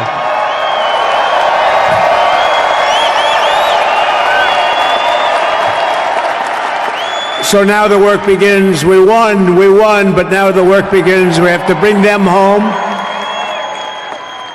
And you know, tonight I'm going to be signing on the J6 hostages, pardons, to get them out. And as soon as I leave, I'm going to the Oval Office and we'll be signing pardons for a lot of people, a lot of people. And thank you to Steve Witkoff. He's a great guy. He's a friend of mine. He's been a very successful man. He's a great negotiator. He's a wonderful guy. People love him. And he's got a tremendous power of persuasion. And that's what we need. We don't need stiffs. We don't need stiffs. We got a lot of stiffs. You just had a whole load of them. And to the former hostages with us today, welcome, and welcome home. Some of the folks are former hostages, not a good situation. The three young ladies that came home yesterday, you saw that, and more coming home every day now, they're coming home. But they were hurt, they were hurt. One had her head blown off, fingers on her hand, and her hand indeed was blown off. She was trying to defend herself from a bullet being fired. Do you believe this? A bullet knocked off her hand. I don't know. You look at it, it's a disgrace. We never stopped praying for you, and we're so glad that you're reunited with your friends and families, and God bless you all. And some of them are just saying, no, my son is gone, but please just bring home his body. Right, Steve? Many of you have told me that your son is gone, but bring home his body. It should have never happened. 3 years, it's ridiculous. Should have never happened. Wouldn't have happened. I also want to express my tremendous gratitude to the hundreds of thousands of proud American patriots who came from all across the country to join us in this celebration. It's a celebration of a big win.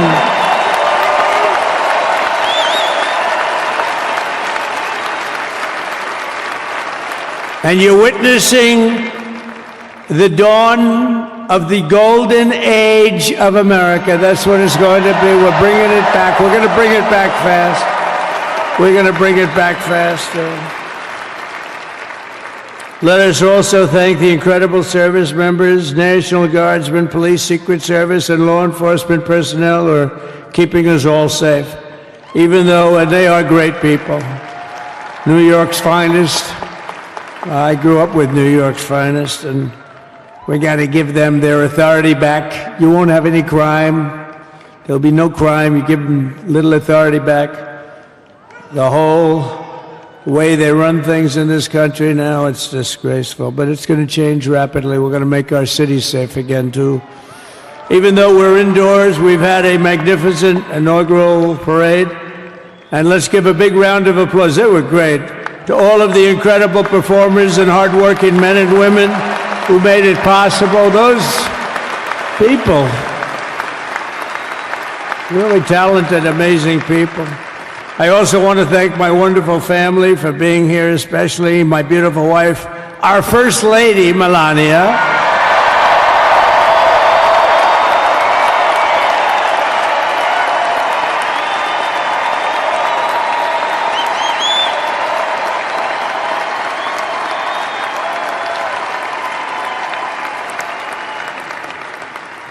They love our First Lady. And also, JD. How good has JD been?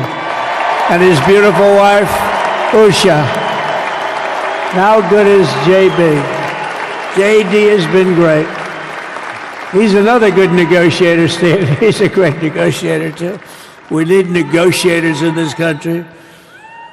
But so many of the people on the stage behind, not only family members, as an example, Lara Trump, the wife of Eric. She was the head of the Republican Party, along with my friend Michael. Stand up, the two of you. What a job. What a job they did. They worked so hard. They knew they'd be rigging, but they said, we're going to make it too big to rig, and we did. We made it too big to rig. We won every swing state by a lot. We won the popular vote by millions and millions of votes. We won the whole ball of wax.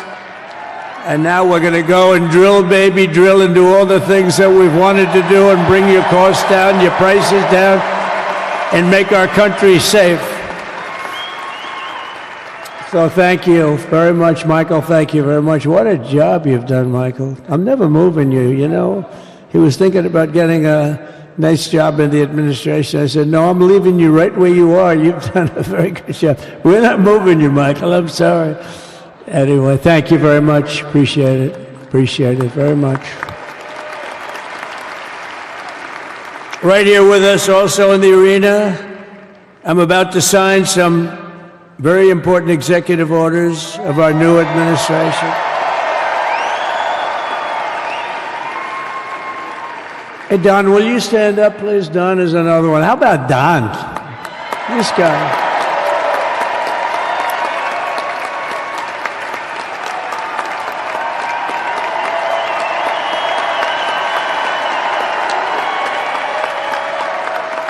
He's a popular one. He goes out and speaks. He gets a big crowd.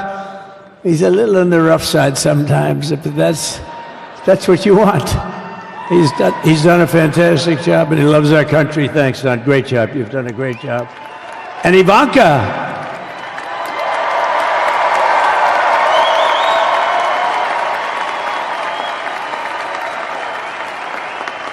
And you know, Jared negotiated the Abraham Accords, which are the biggest deal made in the Middle East in many, many years, and it's really something. Jared, stand up, Jared.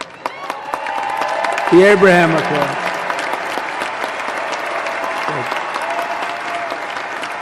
And Tiffany's going to have a little baby. And Michael.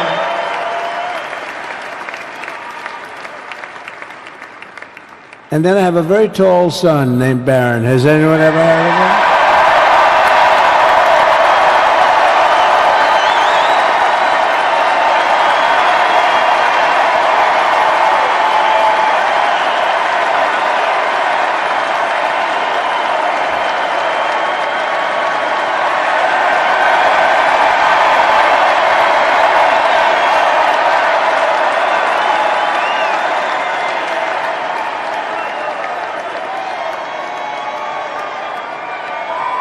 Thank you.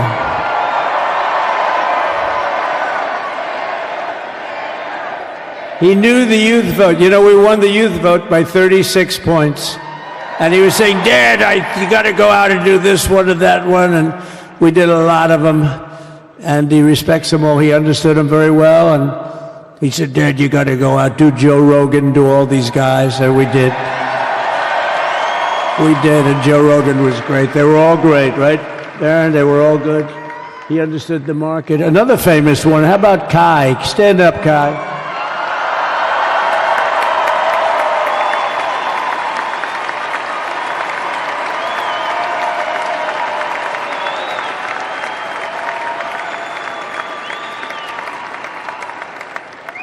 Is that Byron Donalds back there? Stand up, Byron. Stand up. What a future this one has. What a future. That's great, Byron. Thank you very much. And how about Lutnick, Secretary of Commerce? He's going to take in more money than any country has ever even thought about. He's going to take in some money. And we have many others. Look, I'm not going to go through it, but we're going to sign some orders right now, and that's really what I want to do. So we're going to sign executive orders. First, I'll revoke nearly 80 destructive and radical executive actions of the previous administration, one of the worst administrations in history. Maybe not one of them, the worst. Anybody that would allow millions of people to pour through our borders from jails, prisons, mental institutions, insane asylums, gang members to be taken off the streets of Venezuela and deposited in our country, and many, not just Venezuela. You know, crime in Venezuela is down 74% because they took their criminals and gave them to us through an open border policy of the previous administration. All over the world, they're emptying their prisons into our country. They're emptying their mental institutions into our country. It stops as of 1 o'clock this afternoon. Okay, it stops.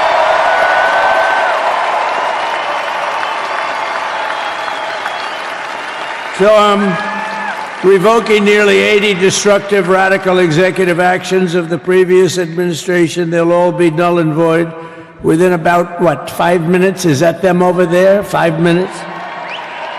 And next, to gain immediate control of the vast federal, out-of-control bureaucracy, I will implement an immediate regulation freeze, which will stop Biden bureaucrats from continuing to regulate. Most of those bureaucrats are being fired. They're gone.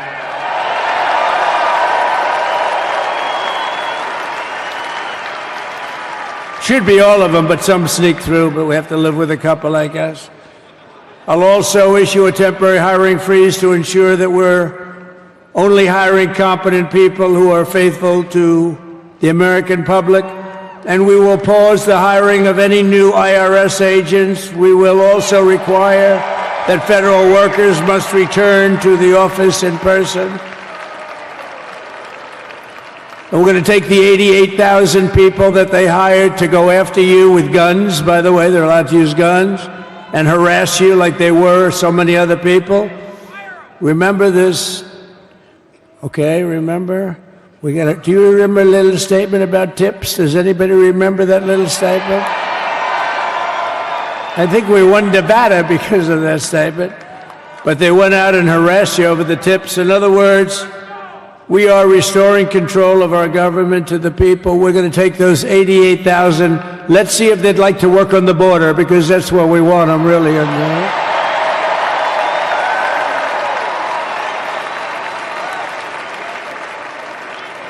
So we're going to have no tax on tips, right? No tax on tips.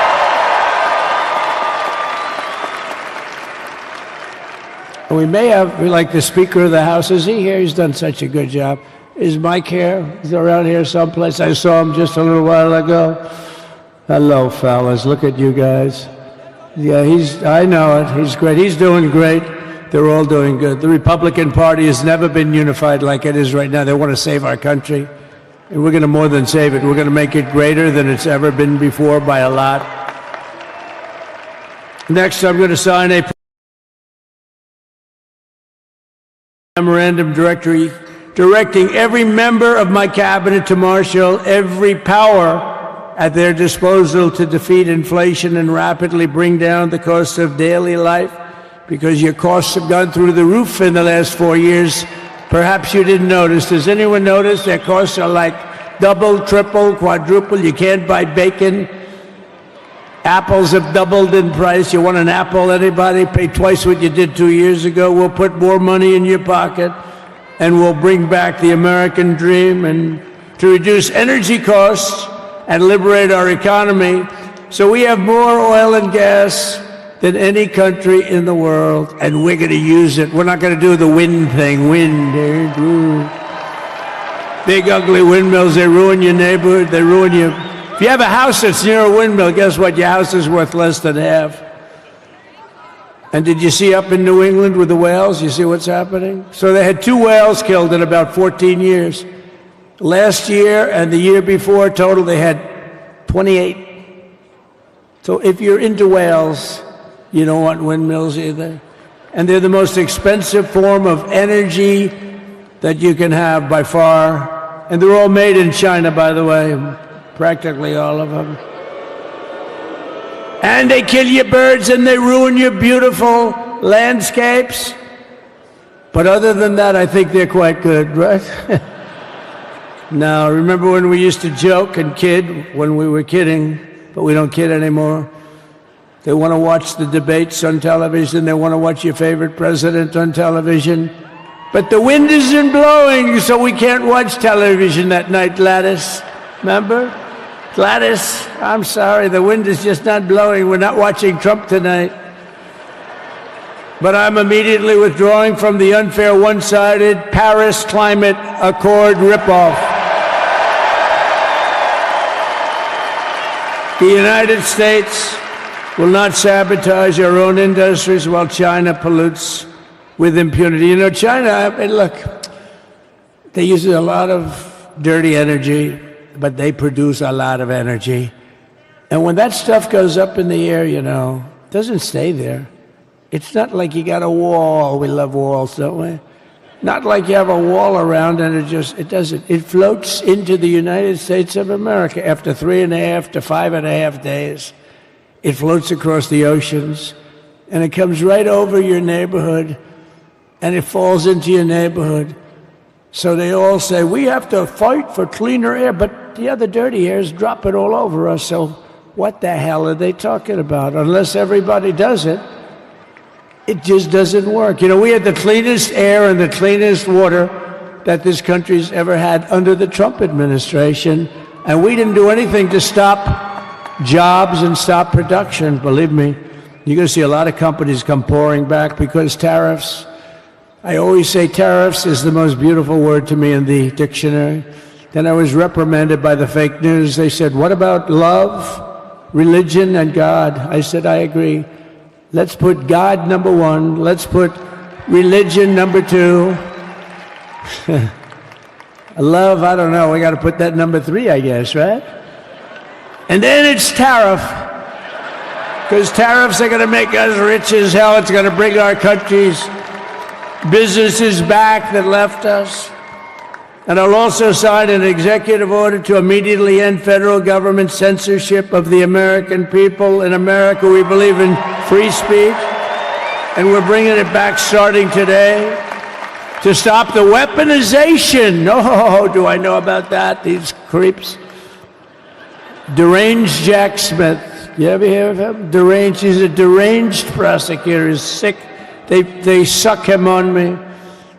He's now been reduced to getting on an airplane, going back to The Hague or wherever the hell he came from. We got to get rid of that guy. Hey, was he one of the many people that got a pardon today? Did they pardon Jack Smith?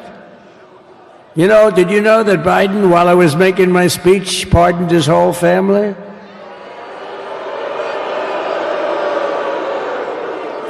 The brother, the whole deal was pardoned. Can you imagine that? While I was making my speech. Did everybody hear my speech? Did you like my speech?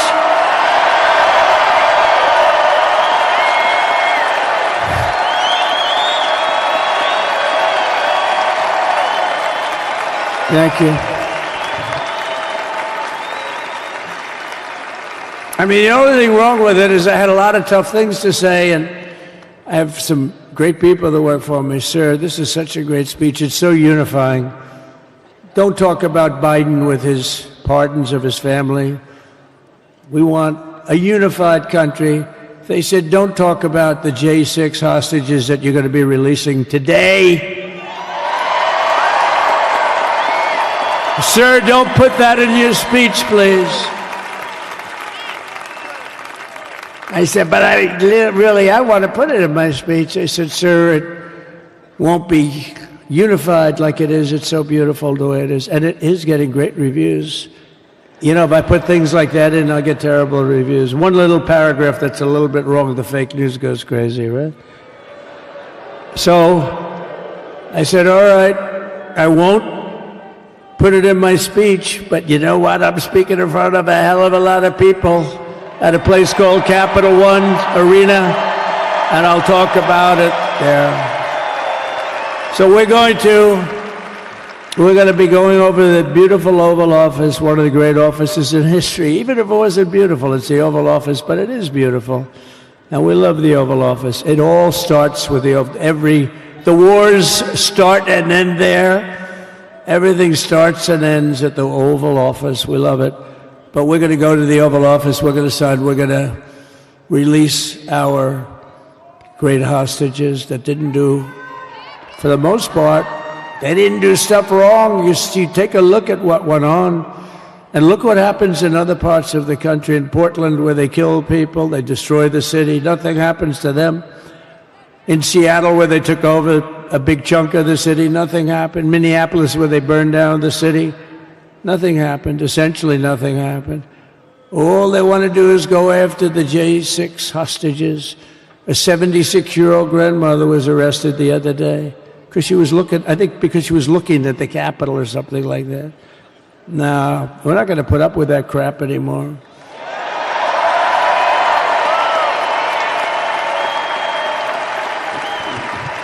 And to stop the weaponization of law enforcement, I've been investigated more than any human being in the world. I believe I have the all-time record. Every day a subpoena. Every single day would get subpoenas. I was more than any person. Alphonse Capone, remember I used to talk about it? Now, Alphonse Capone, Scarface, he was a pretty rough guy. He was investigated about 1/100th what Trump was investigated. My father's looking down at me, my mother, how the hell did this happen? You know what it is? They investigated their political opponent, the opponent of Biden, and then ultimately Kamala. Has anyone ever heard of Kamala?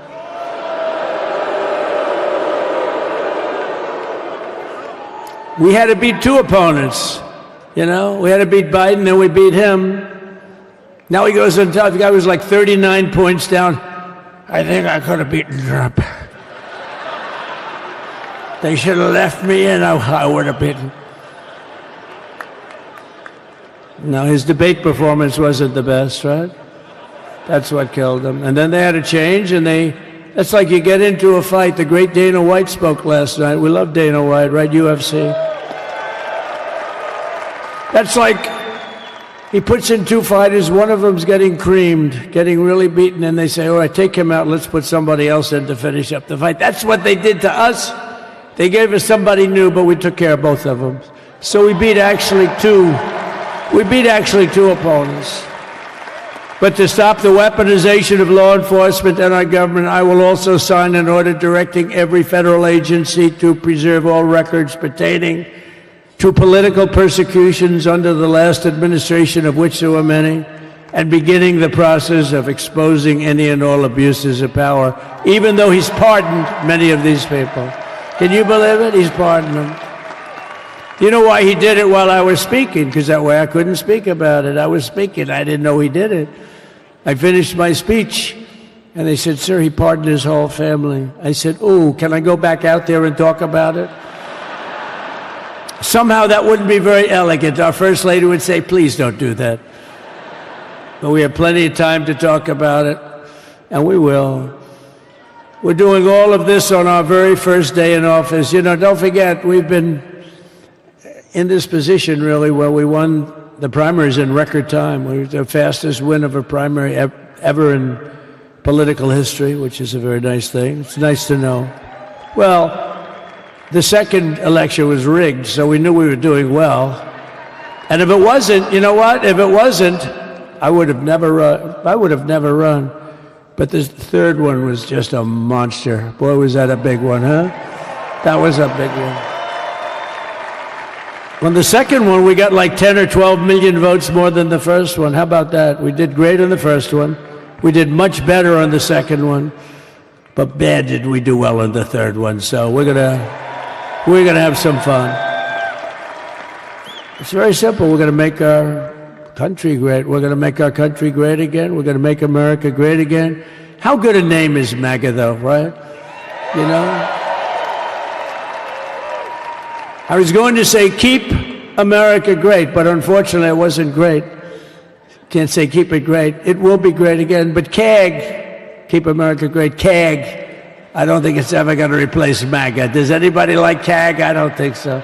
It's never replacing MAGA. Nothing will ever replace MAGA. MAGA was the most successful political operation, political movement in the history of our country, maybe in the history of the world. Let's see what happens, because we're not finished yet.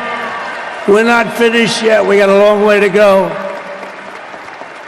But we're doing this on the very first day in office, and in just a few moments, I'm not only signing the release of the J6 hostages, I'm signing other things that you're going to love. Oh, you're going to be happy reading newspapers tomorrow, and the next day, and the next day, and the next day. So I just want to thank, I mean, look at this place. It's full to the rafters. You don't have any, look at those people up there. You don't have any empty seats. And by the way, the Capital One owners, they are so good. We got to root for their teams because they have been so great to MAGA, to us. And I just want to thank Ted and everybody. You guys have been fantastic. And the ice hockey team's doing great. Ovechkin's pretty good, right? They're doing great. So I want to thank them, Capital One arena owners. They have been absolutely fantastic. And thank you once again to everyone. And I can only tell you, you're going to be very happy. You're going to watch a lot of good things happen. We got to stop some wars that are happening and going on. Some stupid things are happening. The war with Ukraine would have never happened, and it has. As you know, Israel would have never been hit on October 7th, and none of you would be up here. None of you would even know anything about this tragedy that you're going through right now. But Iran was broke. Anybody that bought oil from Iran, they couldn't do any business with us. You're not going to do business with America. China passed, everybody passed, they were broke. They didn't have money for Hamas, they didn't have money for Hezbollah. And your sons would be alive, and they certainly wouldn't be incarcerated like they are. It's a shame, but we're getting a lot of people out in a short period of time. So I'm going to go right over to here, and I'm going to sign in front of you. Is that okay? Good.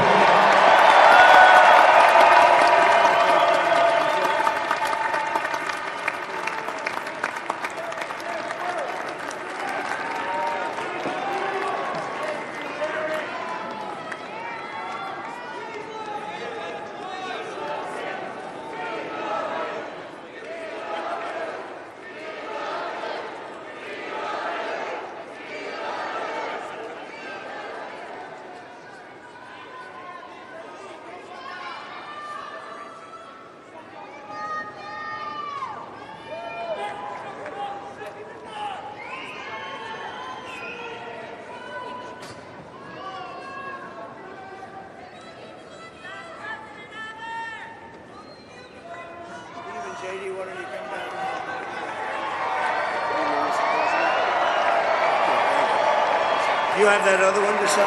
Sorry, what's it? You have the other one to sign? We don't have it over here yet, sir. We'll have it for you back at the oval. The first is the rescissions of 78 Biden-era EOs and presidential memoranda. You want to call it out? Do you want to say it? Do you want to say it? Oh, if you want me to, sir. Why don't you say what I'm signing? The first item that President Trump is signing is the rescission of 78 Biden-era executive actions, executive orders, presidential memoranda, and others.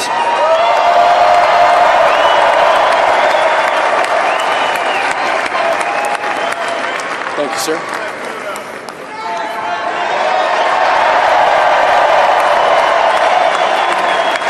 Thank you. The second item, President Trump, is a regulatory freeze, as you announced in your speech, preventing bureaucrats from issuing any more regulations until we have full control of this, the government and this administration.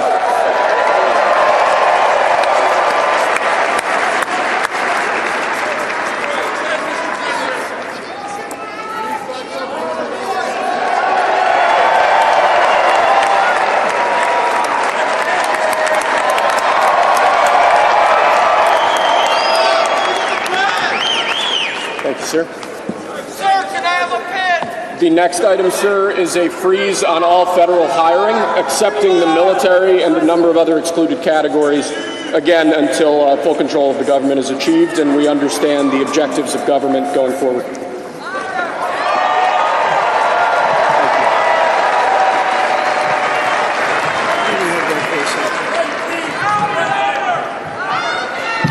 Could you imagine Biden doing this? I don't think so. I don't think so. Sir, the next item, as you announced in your speech, is a requirement that federal workers return to full-time in-person work immediately.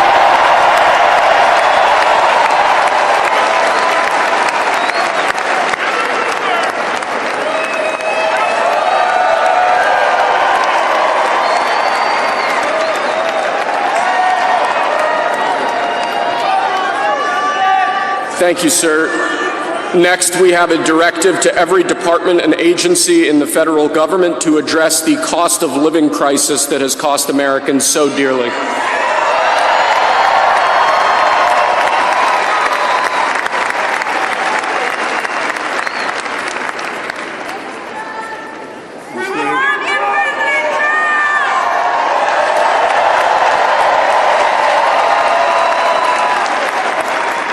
Thank you, sir. The next item here is the withdrawal from the Paris Climate Treaty.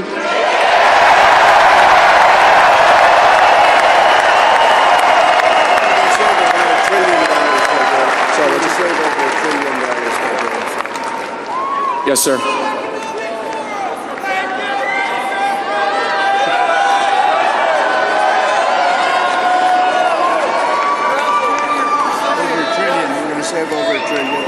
We're going to save over $1 trillion by withdrawing from that treaty.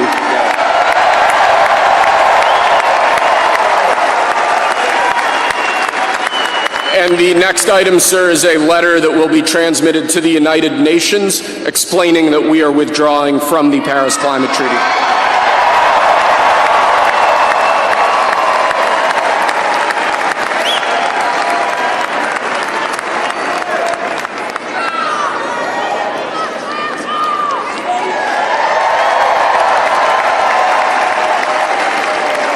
Thank you, sir. This next item is a directive to the federal government ordering the restoration of freedom of speech and preventing government censorship of free speech going forward.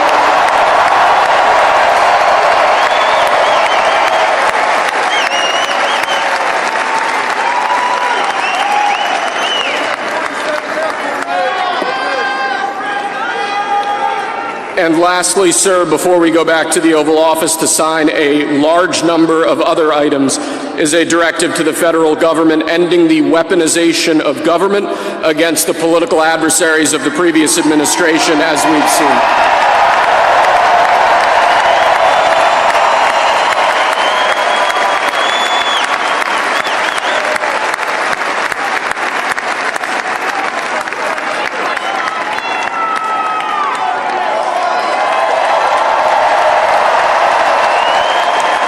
Thank you very much, sir. Appreciate it.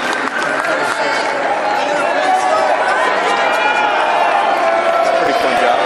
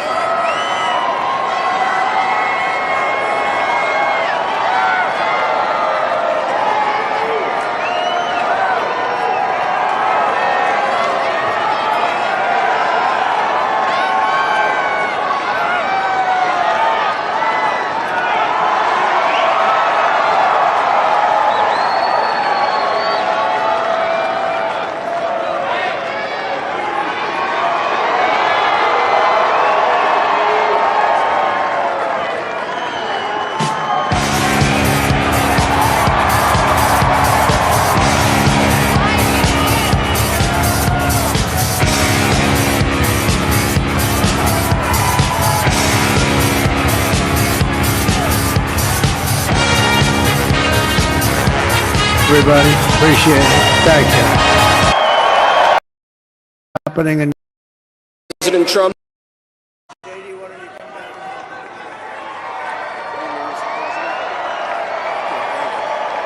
You have that other one to sign? Sorry, what's it? You have the other one to sign? We don't have it over here yet, sir. We'll have it for you back at the Oval. The first is the rescissions of 78 Biden-era EOs and presidential memoranda. You want to call it out? Do you want to say it?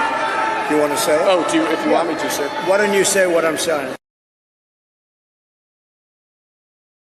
The first item that President Trump is signing is the rescission of 78 Biden-era executive actions, executive orders, presidential memoranda, and others.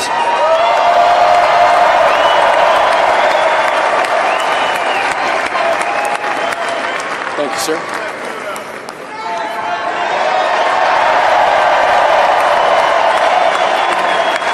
Thank you. The second item, President Trump, is a regulatory freeze, as you announced in your speech, preventing bureaucrats from issuing any more regulations until we have full control of this, the government and this administration.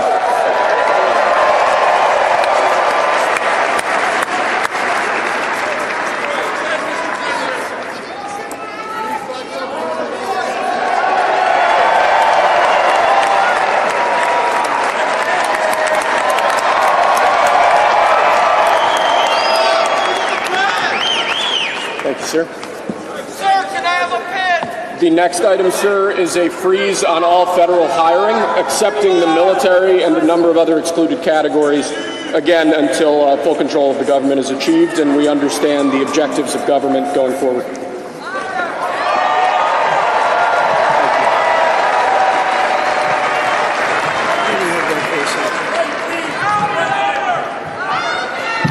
Could you imagine Biden doing this? I don't think so. I don't think so. Sir, the next item, as you announced in your speech, is a requirement that federal workers return to full-time in-person work immediately.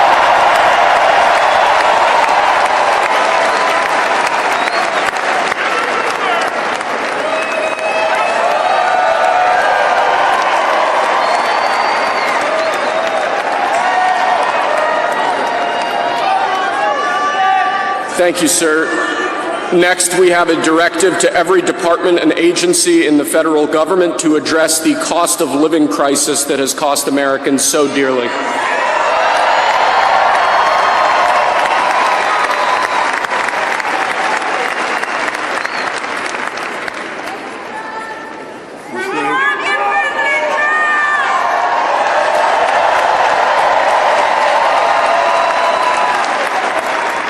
Thank you, sir. The next item here is the withdrawal from the Paris Climate Treaty.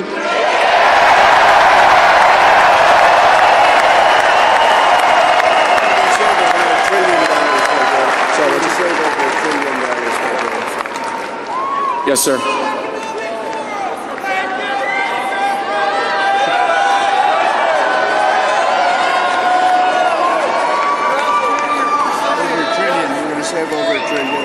We're going to save over $1 trillion by withdrawing from that treaty.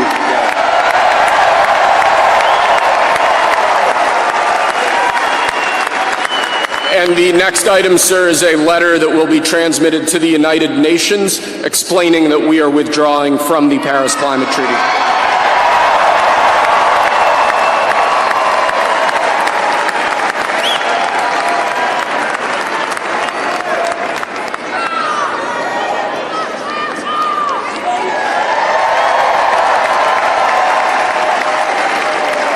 Thank you, sir.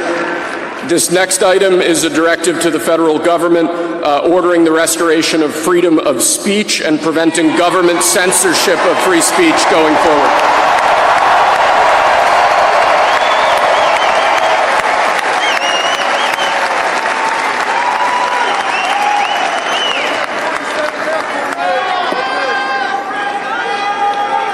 And lastly, sir, before we go back to the Oval Office to sign a large number of other items, is a directive to the federal government ending the weaponization of government against the political adversaries of the previous administration, as we've seen.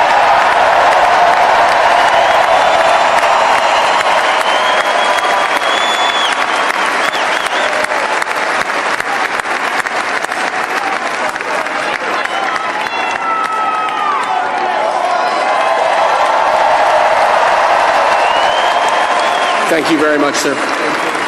Appreciate it.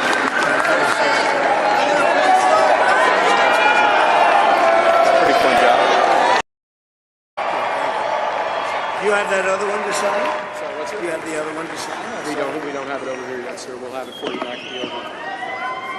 The first is the rescissions of 78 Biden-era EOs and presidential memoranda. You want to call it up? You want to say it? You want to say it? Oh, if you want me to, sir. Why don't you say what I'm signing? The first item that President Trump is signing is the rescission of 78 Biden-era executive actions, executive orders, presidential memoranda, and others.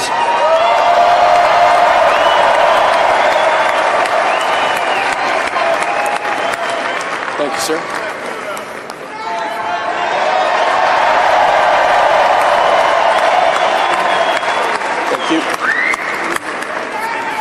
The second item, President Trump, is a regulatory freeze, as you announced in your speech, preventing bureaucrats from issuing any more regulations until we have full control of this, the government and this administration.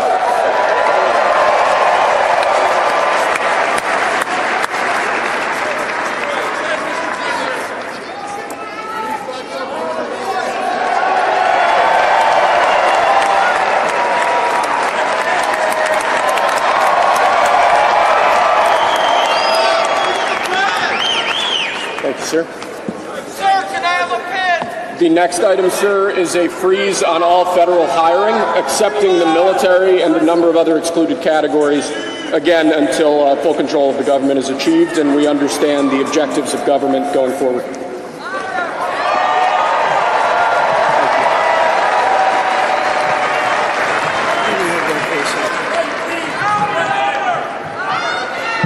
Could you imagine Biden doing this? I don't think so.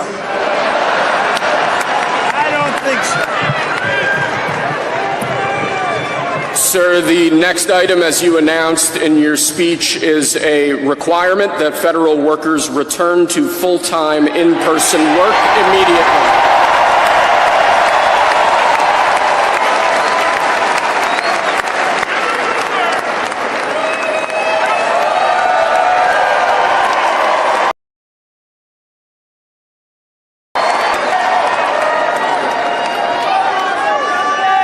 Thank you, sir. Next, we have a directive to every department and agency in the federal government to address the cost of living crisis that has cost Americans so dearly.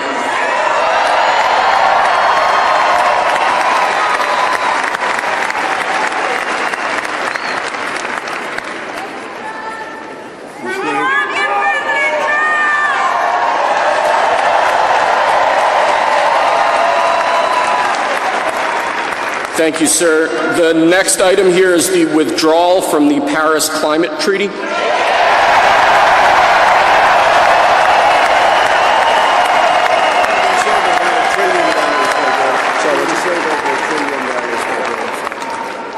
Yes, sir.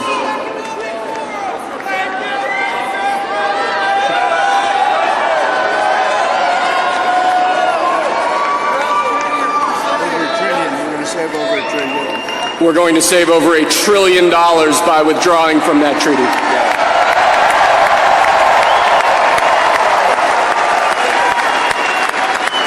And the next item, sir, is a letter that will be transmitted to the United Nations explaining that we are withdrawing from the Paris Climate Treaty.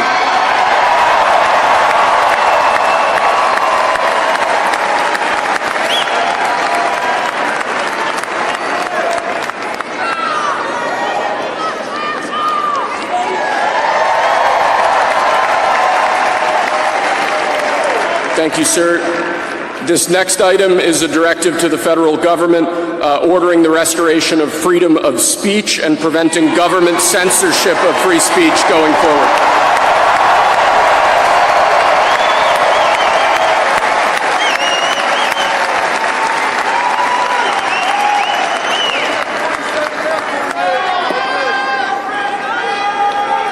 And lastly, sir, before we go back to the Oval Office to sign a large number of other items, is a directive to the federal government ending the weaponization of government against the political adversaries of the previous administration, as we've seen.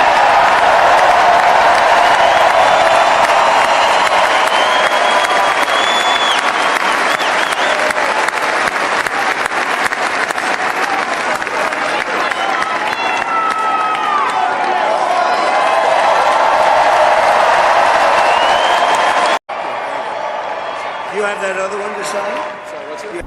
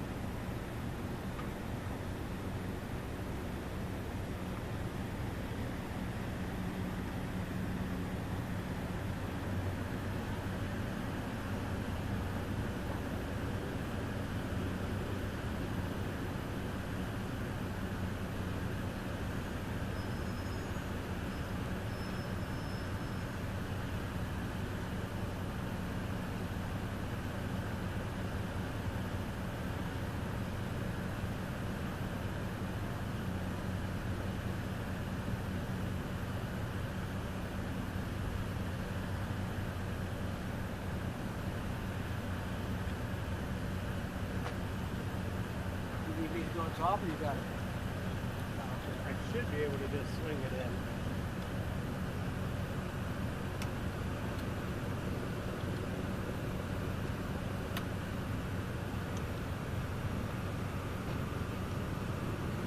Good system.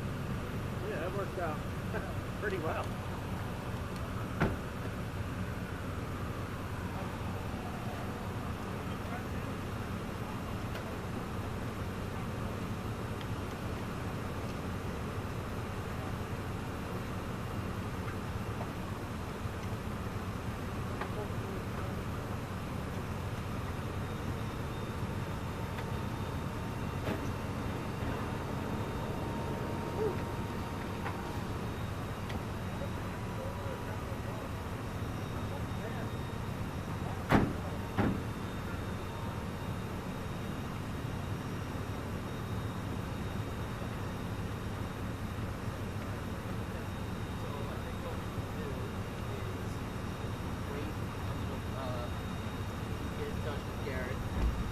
Sure we're good to have everyone.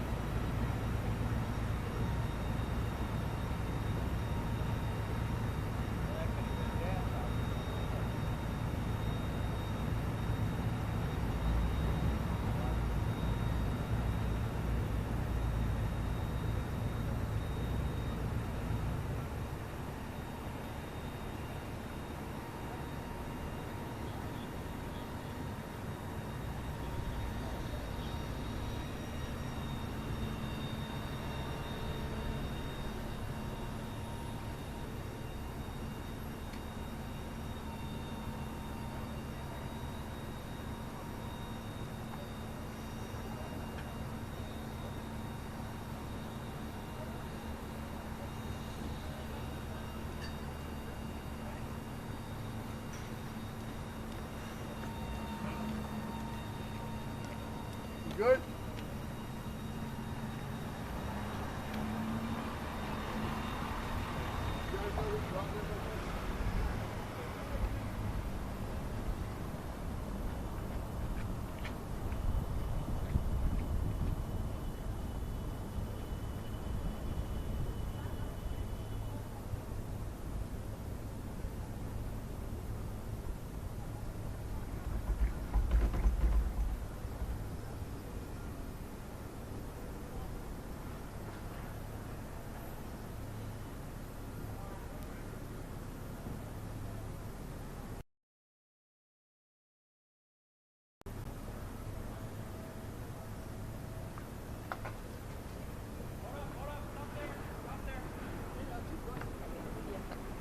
He was talking about the pedestrians. Oh. Hey, Sarge, you want me to put? I'm assuming you want me to put this back, right? Yeah. It's a little further out. That's the remnants of it, but it's from that Ballard. I think it's windshield wiper fluid.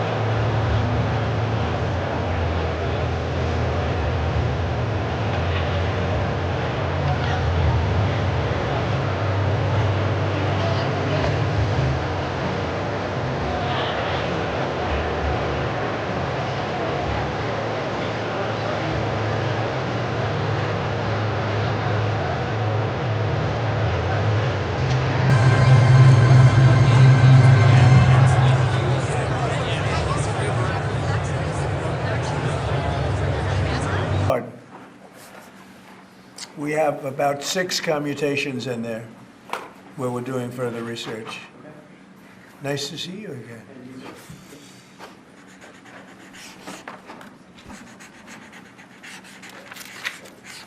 So this is a big one.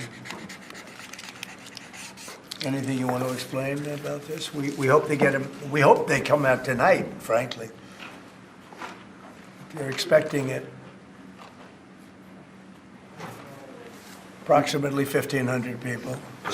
Six commutations. Were there any cases you did not commute or part of people? We're looking at different things, but the commutations would be the ones that we'll take a look, and maybe it'll stay that way, or it'll go to, full pardon.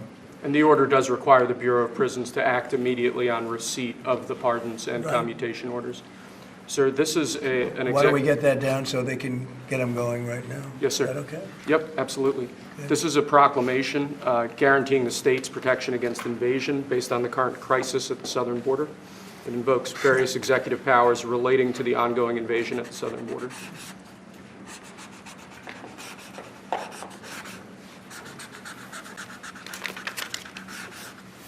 Mr. President, what makes you confident that those are not going to be blocked by the courts?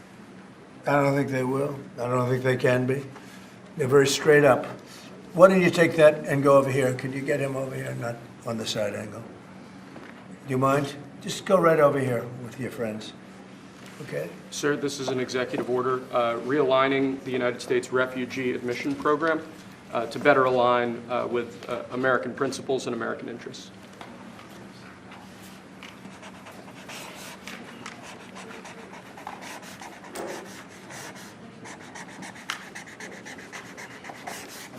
Okay.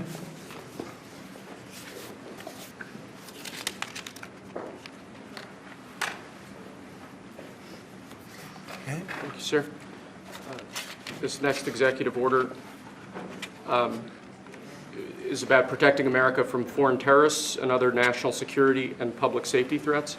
Again, crisis at the border, but it goes beyond that and it implicates other executive powers as well. Okay.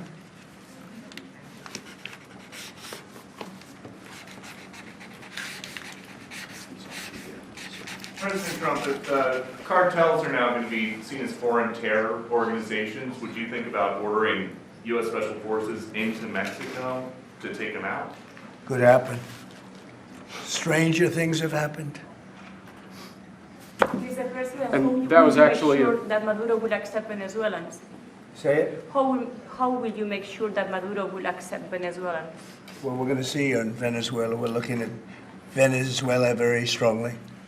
It's a country I know very well for a lot of reasons, and it's, boy, it was a great country 20 years ago, and now it's a mess, right?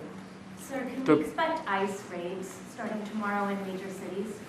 What does that mean? Can we expect ICE raids in major cities? I don't want to say when, but it's going to happen. Has to happen, or we're not going to have a country left. This is actually an executive order designating the cartels and other organizations to be foreign terrorist organizations. That's a big one. Yes, sir. People have wanted to do this for years. So they are now designated as terrorist organizations, foreign. And Mexico probably doesn't want that. But we have to do what's right. They're killing our people. They're killing 250, 300,000 American people a year. Not 100, like has been reported for 15 years. It's probably 300,000. This is an executive. You just said Mexico doesn't want that. How are you going to deal with this? I don't know. You'll have to ask them. Sir, this is an executive order entitled Protecting the American People Against Invasion, which again deals with the southern border and the unprecedented admission of illegal aliens across the southern border.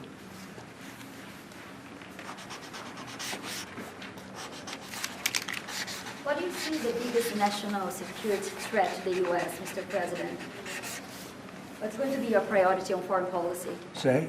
What's going to be your priority on foreign policy? What do you see as the biggest Well, national foreign security policy is a threat? big statement. I mean, my priority on foreign policy, it's going to be to keep America safe. Very simple. It's a big question, though. That's a very big question. Who is going to be the first foreign leader that you plan to meet, or who you're going to call tomorrow on your first day? I've already been meeting people. I've been meeting them. I've been talking to them. I met with Prime Minister Trudeau, who I call Governor Trudeau. I met with numerous foreign leaders. Go ahead. Sir, this next order relates to the definition of birthright citizenship under the 14th Amendment of the United States. Yeah, that's a good one. Birthright. That's a big one. What about that one in the course? That one is likely to be challenged. Could be. We think we have good grounds, but you could be right. I mean, you'll find out. It's ridiculous. We're the only country in the world that does this with birthright, as you know. And it's just absolutely ridiculous. But, you know, we'll see. We think we have very good grounds. Sir, people have wanted to do this for decades. Sir, this is a proclamation declaring a national emergency at the southern border of the United States. That's a big one. A lot of big ones, huh? You know what that means, right?